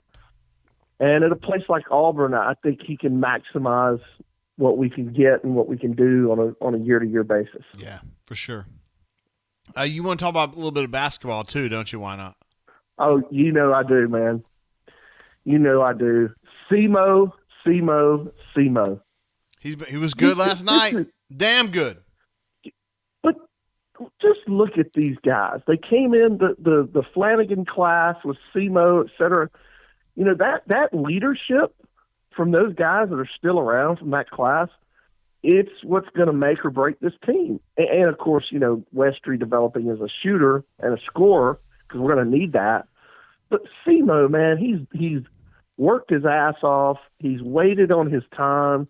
And he's not that great a player as far as a talented player, but man, he works, does what he's told, he does, and he comes up in the clutch so far this year. So I was super proud of that guy. You know, KD came out to play. You know, we're really going to face some hard times when we play some of these teams with a lot of talent. You know, our defense is great right now, but look at who we're playing. So we got some ringers that we're going to have to play when we get into the league play, and I'm just nervous about that. But you know what? We damn sure will be competitive, and the reason we'll be competitive is because Bruce Pearl is our head coach. That's what I'm talking about. So I got no doubts. I just think our team, it's going to be tough for them this year. And what that puts us in, JG, is you can see this too. And I know Bruce knows this. He's talked about it. He knows the drill. But this 2024 recruiting class for him and for us is going to be huge. We've got to nail that. We can't have the whiffs that we've had on some of these guys. We've got to really nail it, because that class is going to create a nucleus for the future. Damn right. And we're gonna need to hit some home runs in that class. But I'm excited about the team this year. Miss Why Not AU and I are going out to see them play USC in Washington. We're going to both games. We're going to fly to LA and then fly to Seattle and then fly back home. Damn. So we're pretty fired up about that trip. Yeah, That's it's gonna incredible. be great. Stolte is going to go to the Washington game, not the other one. All right, cool. Yeah, we got the Washington game has got the both Auburn clubs in LA and Seattle have done a phenomenal job organizing stuff for these games. No shit. The one in Seattle, we're going to have, I'll have to send Stolte the email so he has it. But they're going to have multiple events the day before, a tailgate the day of, a party after the game, the day of the game. So they got it going on, man. Damn, that sounds good. Well, hopefully Stoltz is going to represent us well out there. He will. He will. I hope so. We don't need to worry about that. But yeah, man. Hey, I'm gonna let others get on, JG. I'm just I'm so happy for these guys. To go through what they've gone through and then had to play for a shithead that didn't know what he was doing, and basically put them in a position to lose every game, especially in the second half. Just refused to make adjustments, stubborn as stubborn can be, no emotion. It wasn't fun for them anymore. I know. And I'm glad to see them having fun, and I'm glad to see those seniors, even though it's Western Kentucky, given where we're at as a program right now, that was a big win for those guys. And they did it in the right way. Damn right. Why not you? Thank you for your super chat. Thank you for your support of what we do, bro. Yeah, and great call, too. Always, man. Always. I just want to say to the Bunker family, let go. I'm ready to kick Alabama's ass. I think we can. I want to go in there, and I want to make sure that they never want to play us again. I hope we put a hurt on some of those people over there. So I'm ready to roll. You got Gus, and I'll be watching from the Bahamas. We're going to be down there. What? And, yeah, man, we got a big trip. Is Miss Why Not AU going? She is. Miss Why Not AU is going. That's what I like to hear. Oh, yeah. All right. Good. Oh, yeah. She's going to keep us out of jail, Yeah. So with you got Gus, you need help on that because he's trouble. He's trouble. That's right, man. All right, brother. We're down. Thank you, bro. Later. We'll see you. Yeah. There he is. Why Not AU? Unbelievable, man. We love this guy. Massive super chat earlier. Super supportive of everything we do at auburnsports.com. And, wow. Great call, too. I mean, he does it all. He really does. So Pipe Layer was on earlier. You guys saw him. Pipe was talking about I applied for the head coach position. We'll give him a laugh on that one, bro. By the way, Purdue did beat Northwestern today 17-9. So they're pretty fired up. Purdue is now 7-4. They're going to a bowl game, no doubt about it. And they're probably better than Auburn. And when I was hanging out with Pipe and his wife Daphne early in the year, and Jordan and his wife Carly, I was like talking shit. I don't know. Looking back on it, I probably shouldn't have been, but I was like, oh, Auburn's. I mean, we kind of like, well, Auburn's better than Purdue, but that probably didn't happen. But anyway, congratulations to Purdue for getting to the 7th win plateau, and Auburn's probably not going to get there. So good for them. Why not AU? Incredible stuff. Great super chatter, great bunk, great caller. I mean, I don't know. What are we left? What's left? Can that guy do anything else? He's incredible. We also had some super chats coming through from, let's see, Stoop Up, my man. What's up, bro? It's official. Harson's worse than Barbie. Decatur Tiger, I mentioned we're going to call J-Head. We are. I actually communicated with him earlier, so we're definitely going to do that. Farm Dad also had a super chat as well. Says Lang thinking about finding Auburn's next quarterback and laying an egg in the pigsty. Jeez. Auburn could probably use a better quarterback, though, like for real. You know what I'm talking about. Call Me Biscuit says the score in the Bedlam game is 28-0 Oklahoma. I did not think that was a thing. Feral Honey and the Beekeeping says, I love you, Jay, but man, I can't believe you want Lane. Starting to think you are on Alabama payroll with the refs. What? I thought he was pretty good. I mean, I don't think Lane Kiffin's like the end of the world, the greatest coach alive, but he's done really good work at Ole Miss. Come on, man. Fresh Boy says, man, they got to keep Caddy. I think they're... we got to ban somebody here, yo. We got to ban Tender Hot. I'm not talking about a Fresh Boy. Cornell. Keeping him as the head coach. I don't know, man. Like...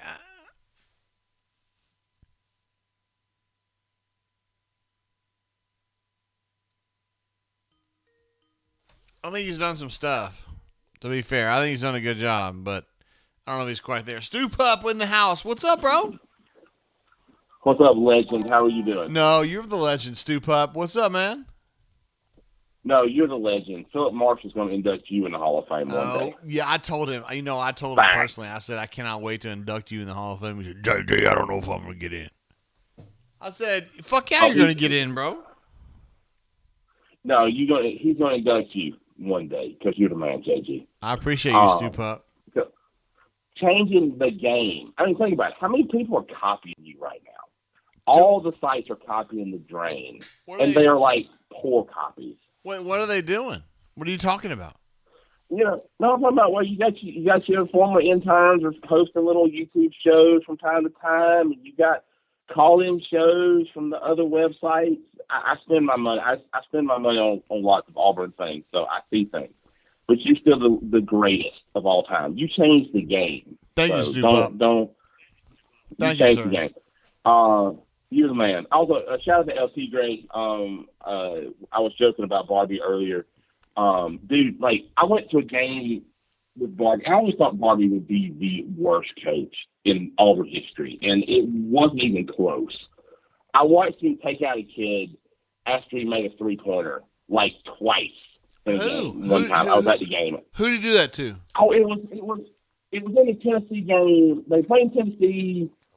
It was right after Bruce was elected. I think it was the year Tennessee went to like the grade 8 under Quanzo Martin, and I cannot remember the young man's name that he did that. He went to McCallie here in Chattanooga, and I remember like I was kind of cheering for him for a double because he was for Auburn, and second for like because he went to McCallie from the area that I live in, and like he made a 3-pointer in the first half. And, like, right after he made the shot, Barbie took him out and chewed him out for some reason. In the second half, they ran, like, the same play, and the kid shot the ball and made it again, and Barbie took him out again. And I forget the young man's name, but I'm like, dude, this is the worst coach I've ever seen in my life. God. And then I saw Brian Harsin. And, God, how bad was Brian Harsin as a coach and a human being? Horrible. Good. He's a bad coach. He's a bad coach. Good gosh almighty. I'm like, I knew he was bad. Like, I was out on Brian Harsin at the Penn State game at Penn State. And people told me, and I tried to talk myself to, like, dude, he was a disaster. That guy, good grief, like, he couldn't coach junior high football. But he's gone now. So, thank goodness. So, anything we hire, any person we hire is better than that guy was. And go back to the potato farm, dude. Like, goodbye. Good riddance. Yeah, you're They done. should have fired him after the Penn State game. You're done with those guys, aren't you? Oh, I'm done. I was done. I was out on them a long time ago. But I think I just, number one, want to call into the drain, just because I love the drain. And number two, man, like, I'm torn, man. Because, like, Caddy is my Bo, okay? Like my Bo Jackson. The day I grew up an Alabama fan, and the day that, like, I switched over for good was the Go Crazy Cadillac run. Like, that day I went in, the first Iron Bowl I ever went into as an Auburn fan. I didn't know this about you, Stu Pup. I didn't know you were a Bama growing up. I was a Bama growing up. And I, you know, for whatever reason, like, that's a hard thing, like, because it was like an identity thing, you know, and like, I remember the Go Crazy Cadillac game, and that was the first time I walked into an Iron Bowl as an Auburn fan. And so Cadillac is my Bo Jackson. I know there's a lot of people in the bunker. Bo was their favorite player. Caddy is my Bo Jackson. Let me state that right off the bat. And I am so happy. Like, he has brought me so much joy the last 3 weeks with the way this team has played. And I think he is the absolute right man at this moment in time. Somebody had to bring the family together or the team together. And after just the absolute shit show that Brian Harsin was, excuse my language, I can't state it any other way. You're right. Cadillac is the right man for now. I love his energy, man. Auburn could sign, I love his energy. And, like, people don't care how much you know until they know how much you care. Cadillac cares about these young men. Excuse me, I didn't mean to say these young men. And he cares about Auburn, and he meets that, and he's great for it. But Jay, I don't know that he meets the problem that Auburn faces after whatever the last game is. If we sneak into the Gasparilla Bowl or something, that's where I was going. Auburn can sign, or the Summer Eve Bowl, as we talked about a couple of drains ago. Whatever we get into, depending on the swag bag. You're going to sign 45 to 50 players, counting high school and transfer portal. This roster, like, we're not going to recognize it come August. And I think that there needs to be, like, that is the number one issue facing Auburn is the roster. And I just don't know that it's fair to put that on Caddy. And that's why I am Team Dion, Team Lane, Team Lanning, or Team Super Duper High Name Coach, Dabo, Fickle, Day, all the names, Urban, all the names that people are going to throw out there, talking about agents and that stuff, like the big name guys. Yeah. I just want a door opener at Auburn. I don't want a door closer. Now, I think Caddy's a door opener too, in a different way, but this is going to be a massive roster turnover. And that's why I also think you could keep him on staff, because these kids, you're talking over half your scholarships could get turned over this year. Like, they're not going to have had, over half your roster's not going to have this. So I don't think it's going to be a threat, as like what you said. I understand where you were coming from with that, where that, I think that threat could be neutralized, but just by the sheer turnover of the roster. It's going to be 40 players. 40 players are going to change teams. Easy. Yeah. Yeah. Easy. That's on the low end, I think. And so, like, I would love Caddy. Like, I'm team. Like, I'm like you. I'm still team Coach Prime, because I think he just brings something different. But like, Lane's a door opener, Lanning's a door opener, Dion's a door opener.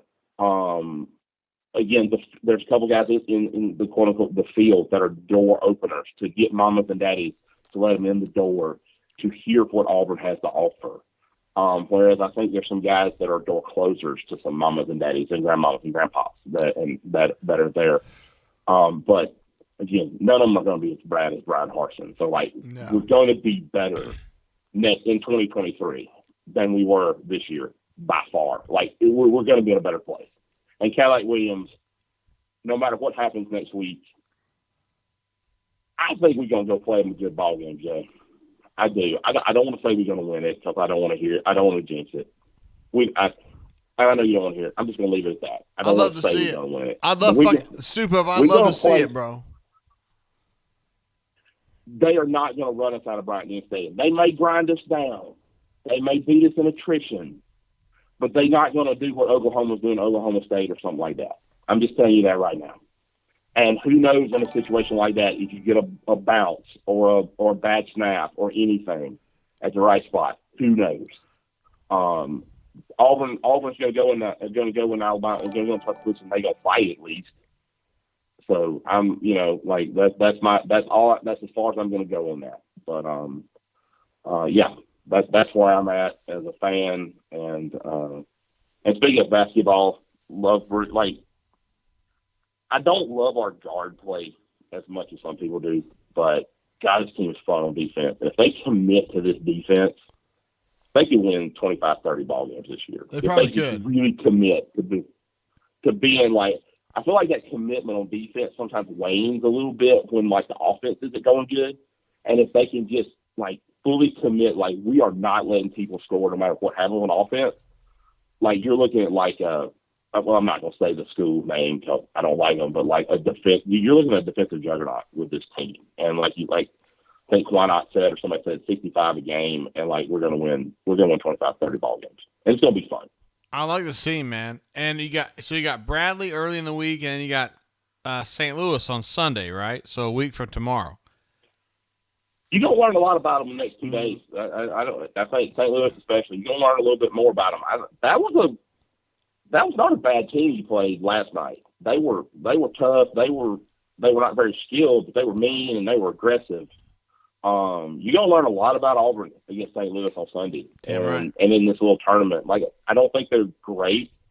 And I'm really looking forward to that game. I'm going to the game against Memphis in Atlanta. So I'm looking forward to watching us then. I think you're going to learn a lot about Auburn then. And that USC game, I'm looking forward to that one. I actually used to work with Coach Enfield at USC when he was in private business. Wow. So he's a good dude. Damn. But he's a real good he's a good dude. But as much as I like him, I hope Bruce goes out to LA and whips his ass. Damn right. That's where I'm at. So Stoop Up, another incredible call from you. Thank you so much for being part of what we do, bro. Thank you for letting me be a part, Jay. Thank you so much. Happy Thanksgiving, buddy. Best wishes to you guys. See you, bro. See you. There he is, Stoop Up. Man, I don't know. I mean, great bunker, great caller. We love him, for sure. No doubt. Farm Dad jumps in with a super chat earlier. Says, Lane thinking about finding Auburn's next quarterback and laying an egg in the pigsty. What? Lane having some trouble against Arkansas tonight. I know that.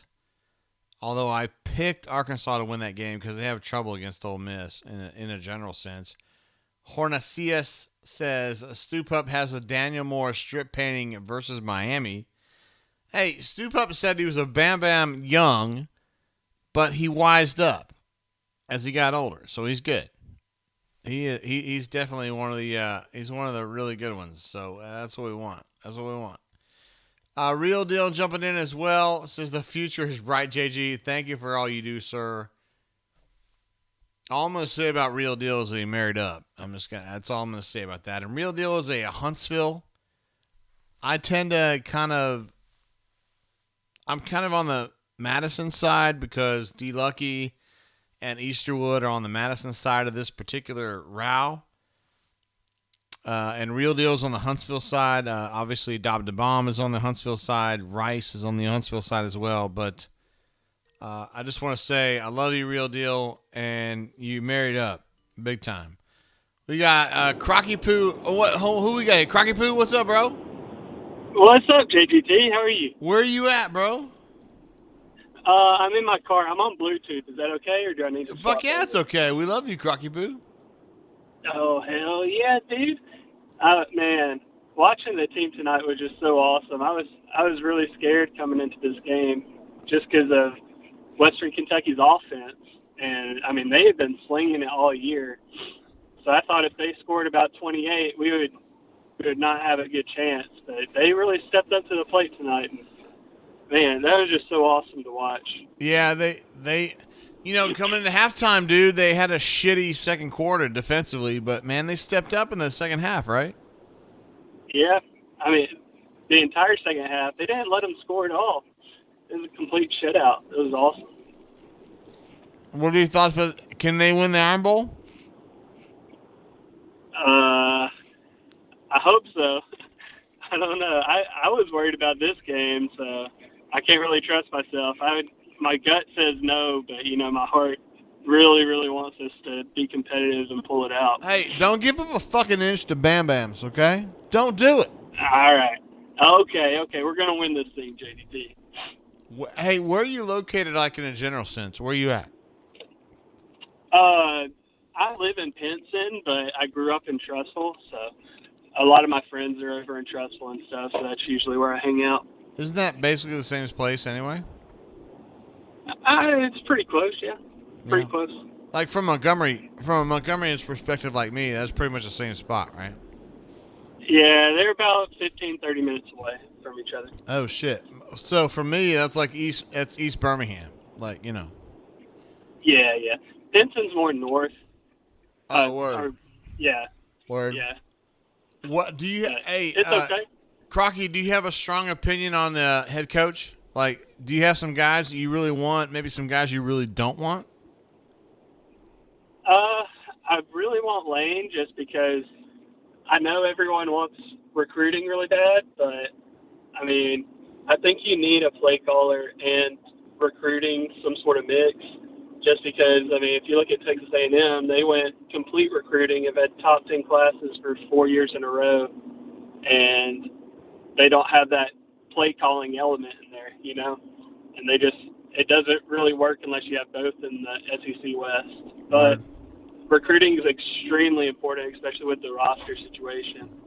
So I think Lane would probably be number one for me.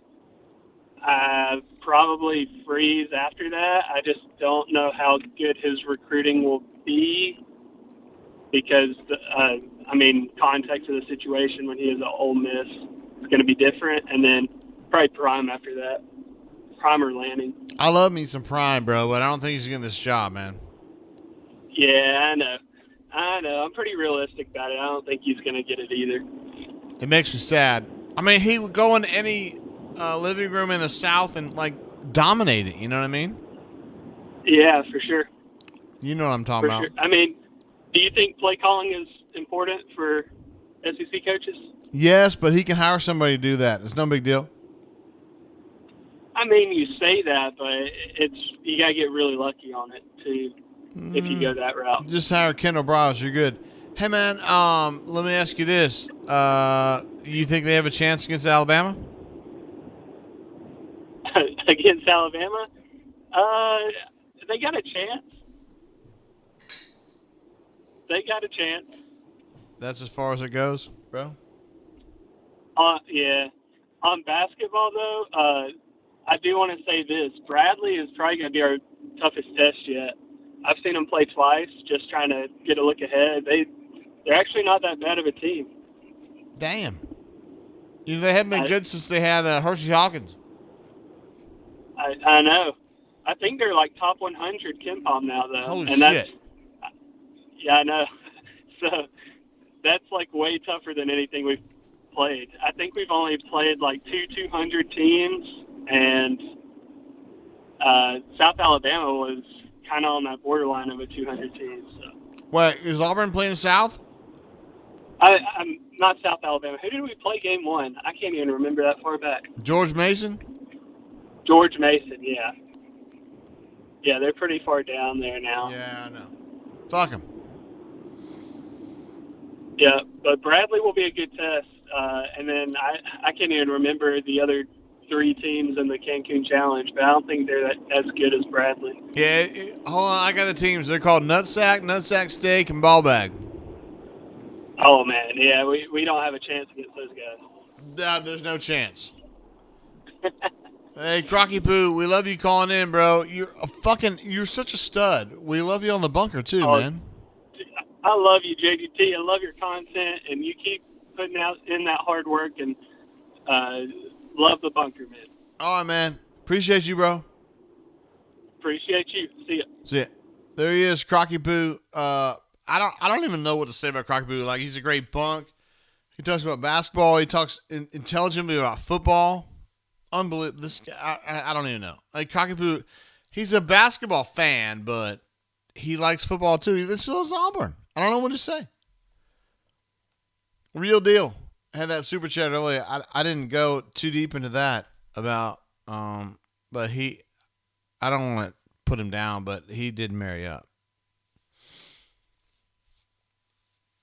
Yeah, she's pretty cool. What are we doing here, yo? South Carolina's up 35-17 on Tennessee. It's Guy Forks. Are you telling me the truth? Aubrey Travel says yes. Unbelievable. That's crazy. I can't believe that actually happened. Bo is great says, does Trussell even have a high school football team? What? Amelie says, what is JGT stuffing in his face? I put it on mute, bro. But it was these oyster crackers that, well, hold on.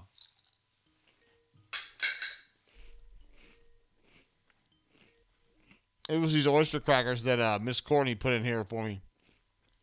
When she puts it in front of me, I know I need to eat it. Stu Pup! What's up, bro? Wait, Hornet just says girls think we are pokeable? Wait, what? Does that go for all of them? Including Danica McKellar? Stu Pup jumps in again. After super chatting and calling in, he says, I love the drain. And all you drainers, no cap. Look at that, man. Oh my God. Are we really getting Easterwood on the horn? Easterwood, is this you, bro? It is. I just got back from the game. Wait, are you home? No, I got back to the tailgate spot. Oh, shit. Had to eat. What up, bro? First time taking both my girls to Auburn games. That's kind of cool. Wait, are you talking about your wife or you talking about your daughters? My daughters. Oh, yeah. Your wife's a Bam Bam, right? Yeah, she's the rarest thing ever, Alabama graduate. Yeah, I know. Yeah. But sure. She was a good sport. She wore Auburn stuff, so it's good. What happens next week for you, Easterwood? If I get free tickets, I'll go and watch us lose like I did in 8 and 12. Wait, hold on. You think Auburn's going to lose?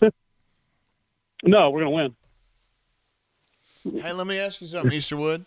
I know you live a long way from me. You're part of the Madison Mafia.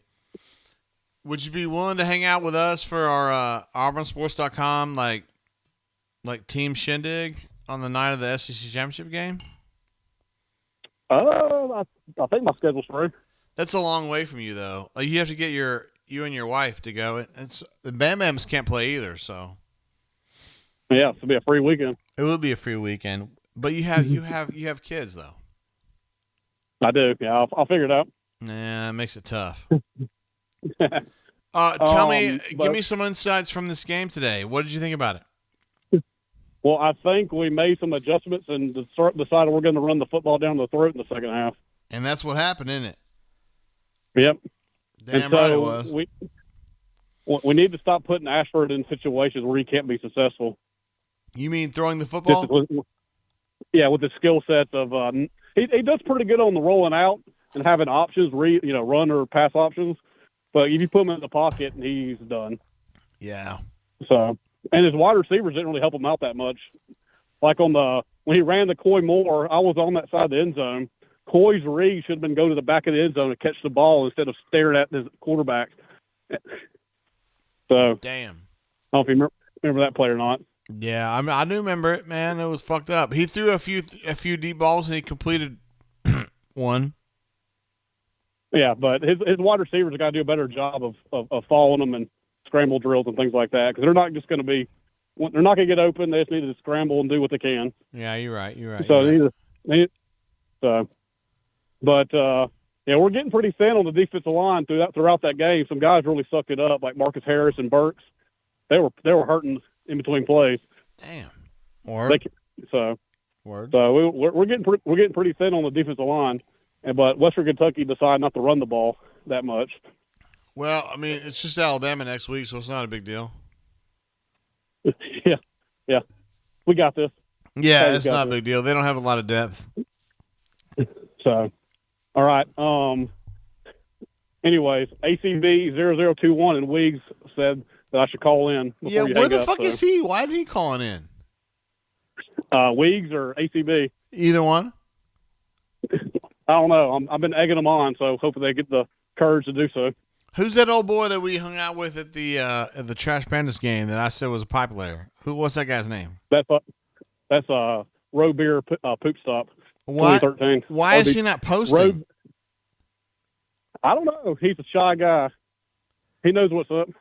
Can he pull some bitches though? Do you think he could? I don't know. I've seen it. You've the seen quiet it? ones you got to watch out for. I've seen it. Word. I've seen it. Word. Hey, seriously, I'm gonna text you and D Lucky and try to get you guys down here for our fucking party. All right. All right, I'll be there. You have a good one, dude. All right, bro. See ya. Yeah. There he is, Easterwood, who's he's part of the Madison Mafia, and he's a really cool dude. I really like him, and his wife's really pretty, and she's a bam bam, which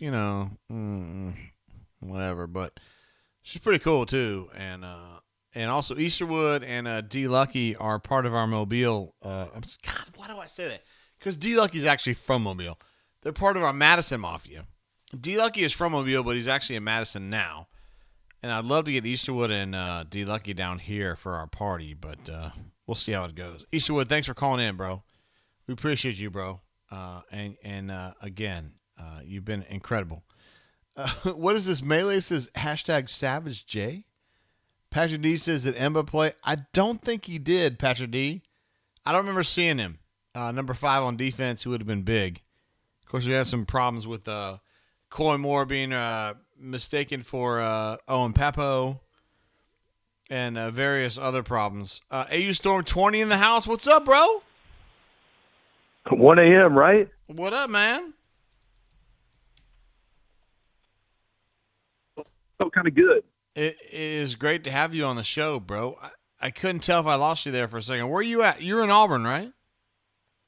Yeah, I am. Yeah. That's what I'm talking right down about. the road from the stadium. Fuck yeah, you are. Did you have a chance to go to the game today? Nah, I did not. Unfortunately, I have a sick little one. So. Oh damn. But we're hanging in there. We're hanging in there. Hey, listen. I know people are going to hate me for saying this, but are you excited about the game Monday? You talking about United States against Wales? Yeah. Oh fuck yeah, I am. I want us to win. I mean, I like W's. You know. What's your prediction? Pain. I mean, I think we're gonna lose probably, but we should be able to beat Wales. But we've been playing like ass for a while now. AU Storm 20. We've been playing like shit for like 6 months. 1-0 USA. Ooh, I would love to see 1-0. that. Which would essentially set up a winner-take-all game against England like 4 days later, right? Essentially, yeah. On Black Friday. Fuck yeah. Black Friday is when we're playing England. That's what I'm talking about. You fucking know that. That's what I love you, man. Yeah, and I'm a soccer guy. I hope you know that. Or football, sorry. Football. But, hey, listen. Speaking of football, do you think this coaching staff has changed our run blocking scheme in the span of 3 games? Yes, I do. I mean, it was very noticeable in the second half today.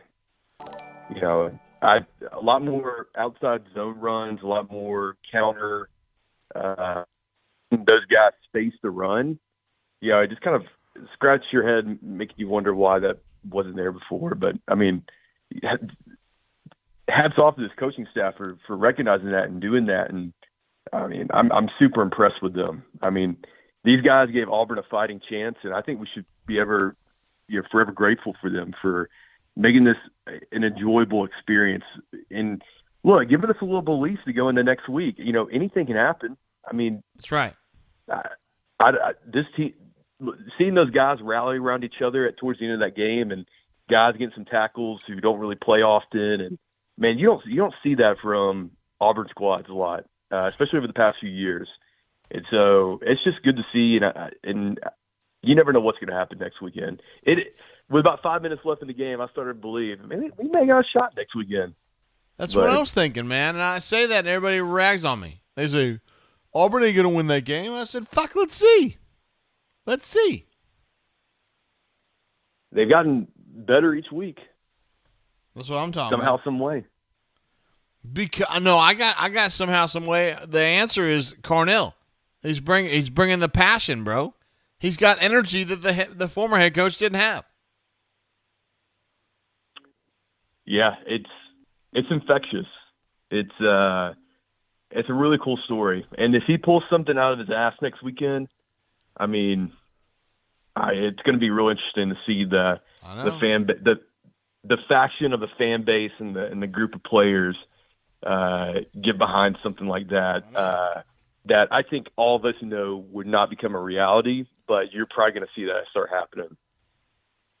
I completely agree. People clamoring for him to be the ball coach moving forward. Listen, nobody in this chat wants to see Alabama win that game next week. Not one person wants to see that. So let's make it happen. Let's make it happen. All right, let's make it happen. That's what I'm talking about. And also need a win against Wales too. Yeah, let's get a win against. Let's just. I'm excited. It's been since 2014. I mean that was 2018 was dark. My wife's Brazilian, so we got Brazil to cheer for. But Lamp, by the way, just Lamp. Yeah, for real, man. That's shit, man. But I need some USA soccer in my life, so I'm excited about Monday. I know, but I mean, we got to keep our expectations low, right? I mean, come on, let's be real. Yeah, we got to remember who's our head coach, Greg Berhalter. Yeah, and we've been playing like ass, right? We have. I'm sure the chat's loving this talk right now. But anyways, JD, it's good to hear from you, man. I hope to talk to you again here soon and maybe get a little brain jam basketball when SEC play comes around. Oh, yes. Well, you know we're going to be doing it, bro. I'm excited. This is an interesting team we got this year. Damn right. Got a lot of players. Got a lot of dudes. Damn right. That's what I'm talking about. All right, bro. All right, JD. But take care, and we'll talk soon. I appreciate you, AU Storm 20. See, be good. Go USA. Yes, sir. All right. There he goes, AU Storm 20. What's up, girl? Well, what happened? Administrative assistant says I'm loaded. Do you guys agree? You guys don't agree, do you? AU Storm 20 would have my back on this. What? Hold on. Let me have a sidebar with her. Hold on.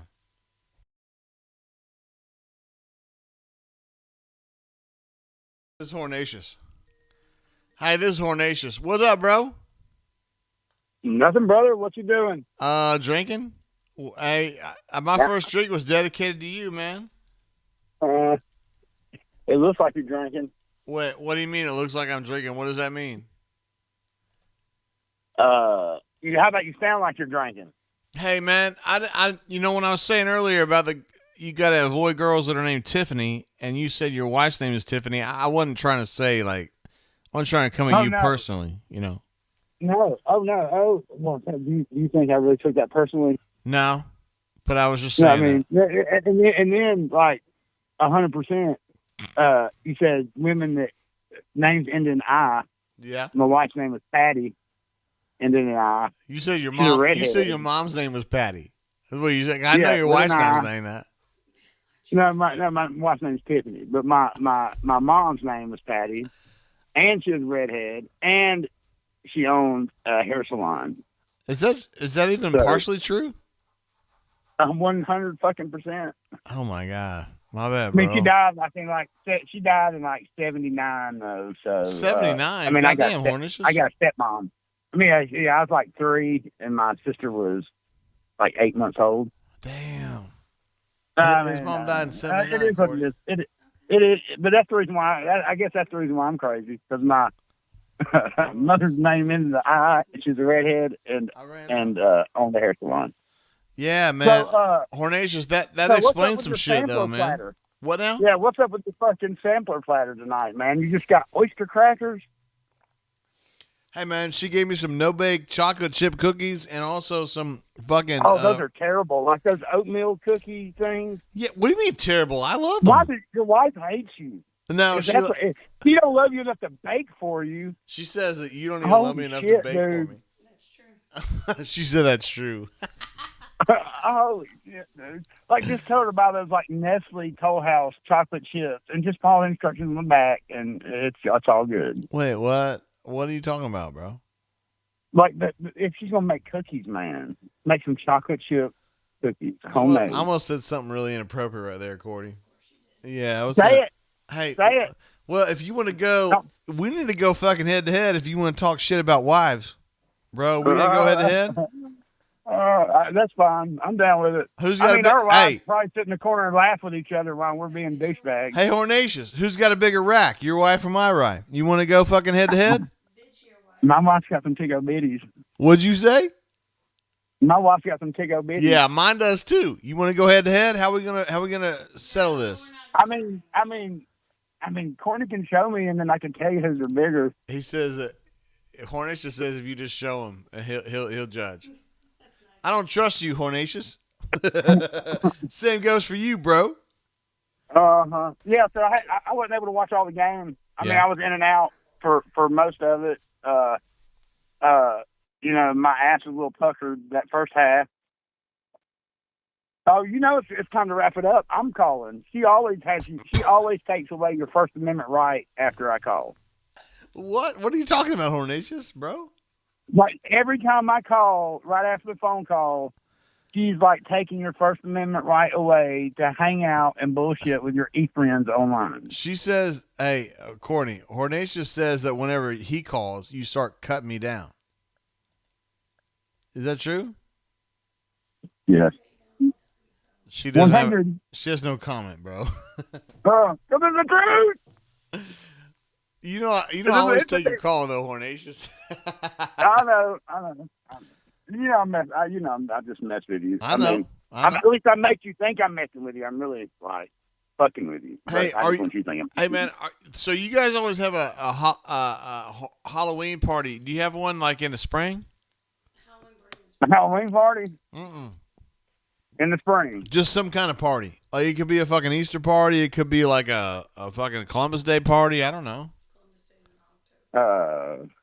No. Well, shit. That doesn't give me a good reason to come hang out with you and your wife. But I like the party. I mean, I'm looking for a reason. You know what I mean? I'm messing with you, dude. I mean, we have a couple get-togethers a year over here. Yeah. We'll have. Oh shit! Arkansas just scored again. Oh, they're gonna beat Ole Miss's ass, aren't they? Good. That'll speed things up.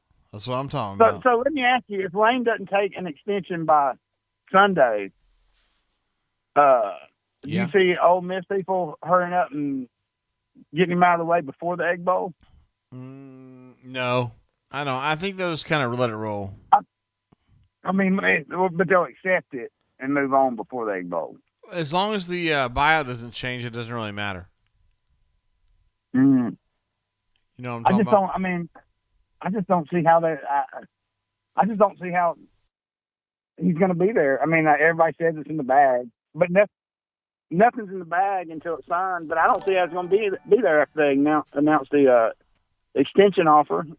Yeah. And it wasn't taken that second.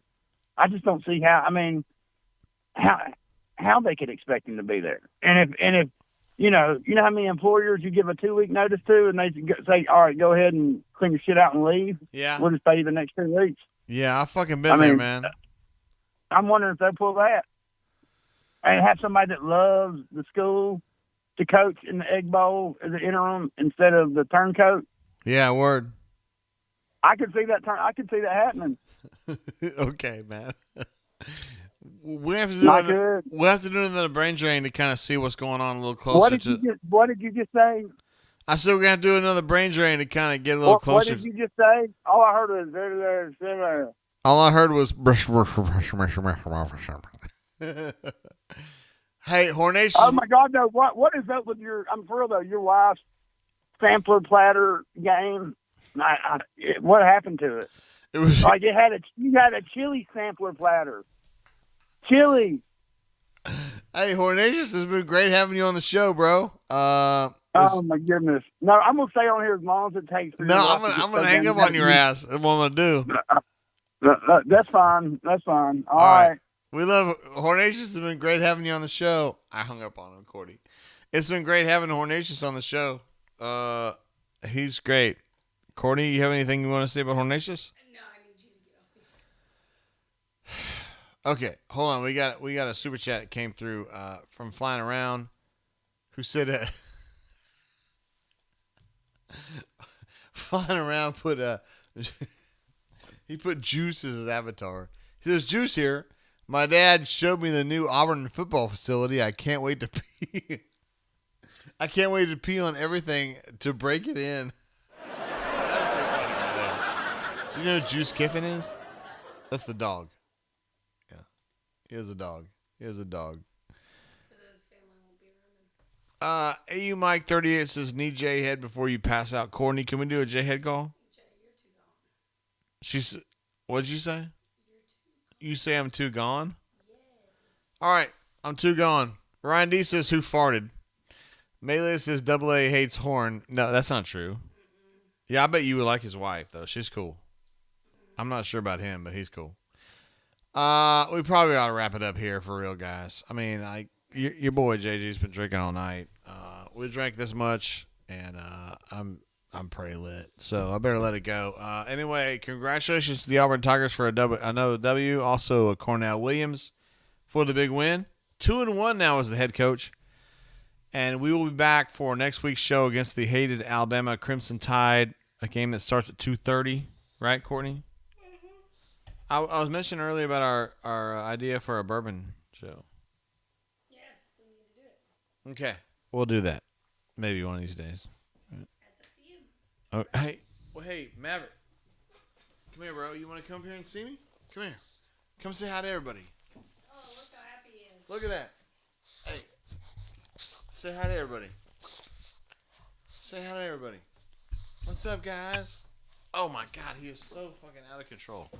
All right, guys. We're wrapping up. Cleveland Brown jumps in with a late super chat. What? Hold on. Cleveland Brown, he jumps in and says, hydrate, Commodore. Yes. Yeah, that's probably a good idea. I ought to wrap it up there. For real, though, before we sign off, I want to say, everybody, happy Thanksgiving to you guys. Thank you guys so much for all the support you've shown all year long for the Brain Drain. Most of you guys, if not almost all of you guys, for the auburnsports.com bunker. You guys have been incredible, and I love you guys. You guys know that. I tell you guys that all the time, but I love you guys. I feel like we got a real family here, and for Thanksgiving, let's have a great Thursday, and I'll see you guys on Saturday, unless a coach gets hired before then, and then we'll be talking about it before then. But until then, keep your feet on the ground. Keep reaching for the stars. Let's have a great Thanksgiving. I love you guys. I appreciate you guys. Until then, peace. Love you guys. Make great decisions. Bye. Anything else? Bye. All right, bye. See ya. Peace.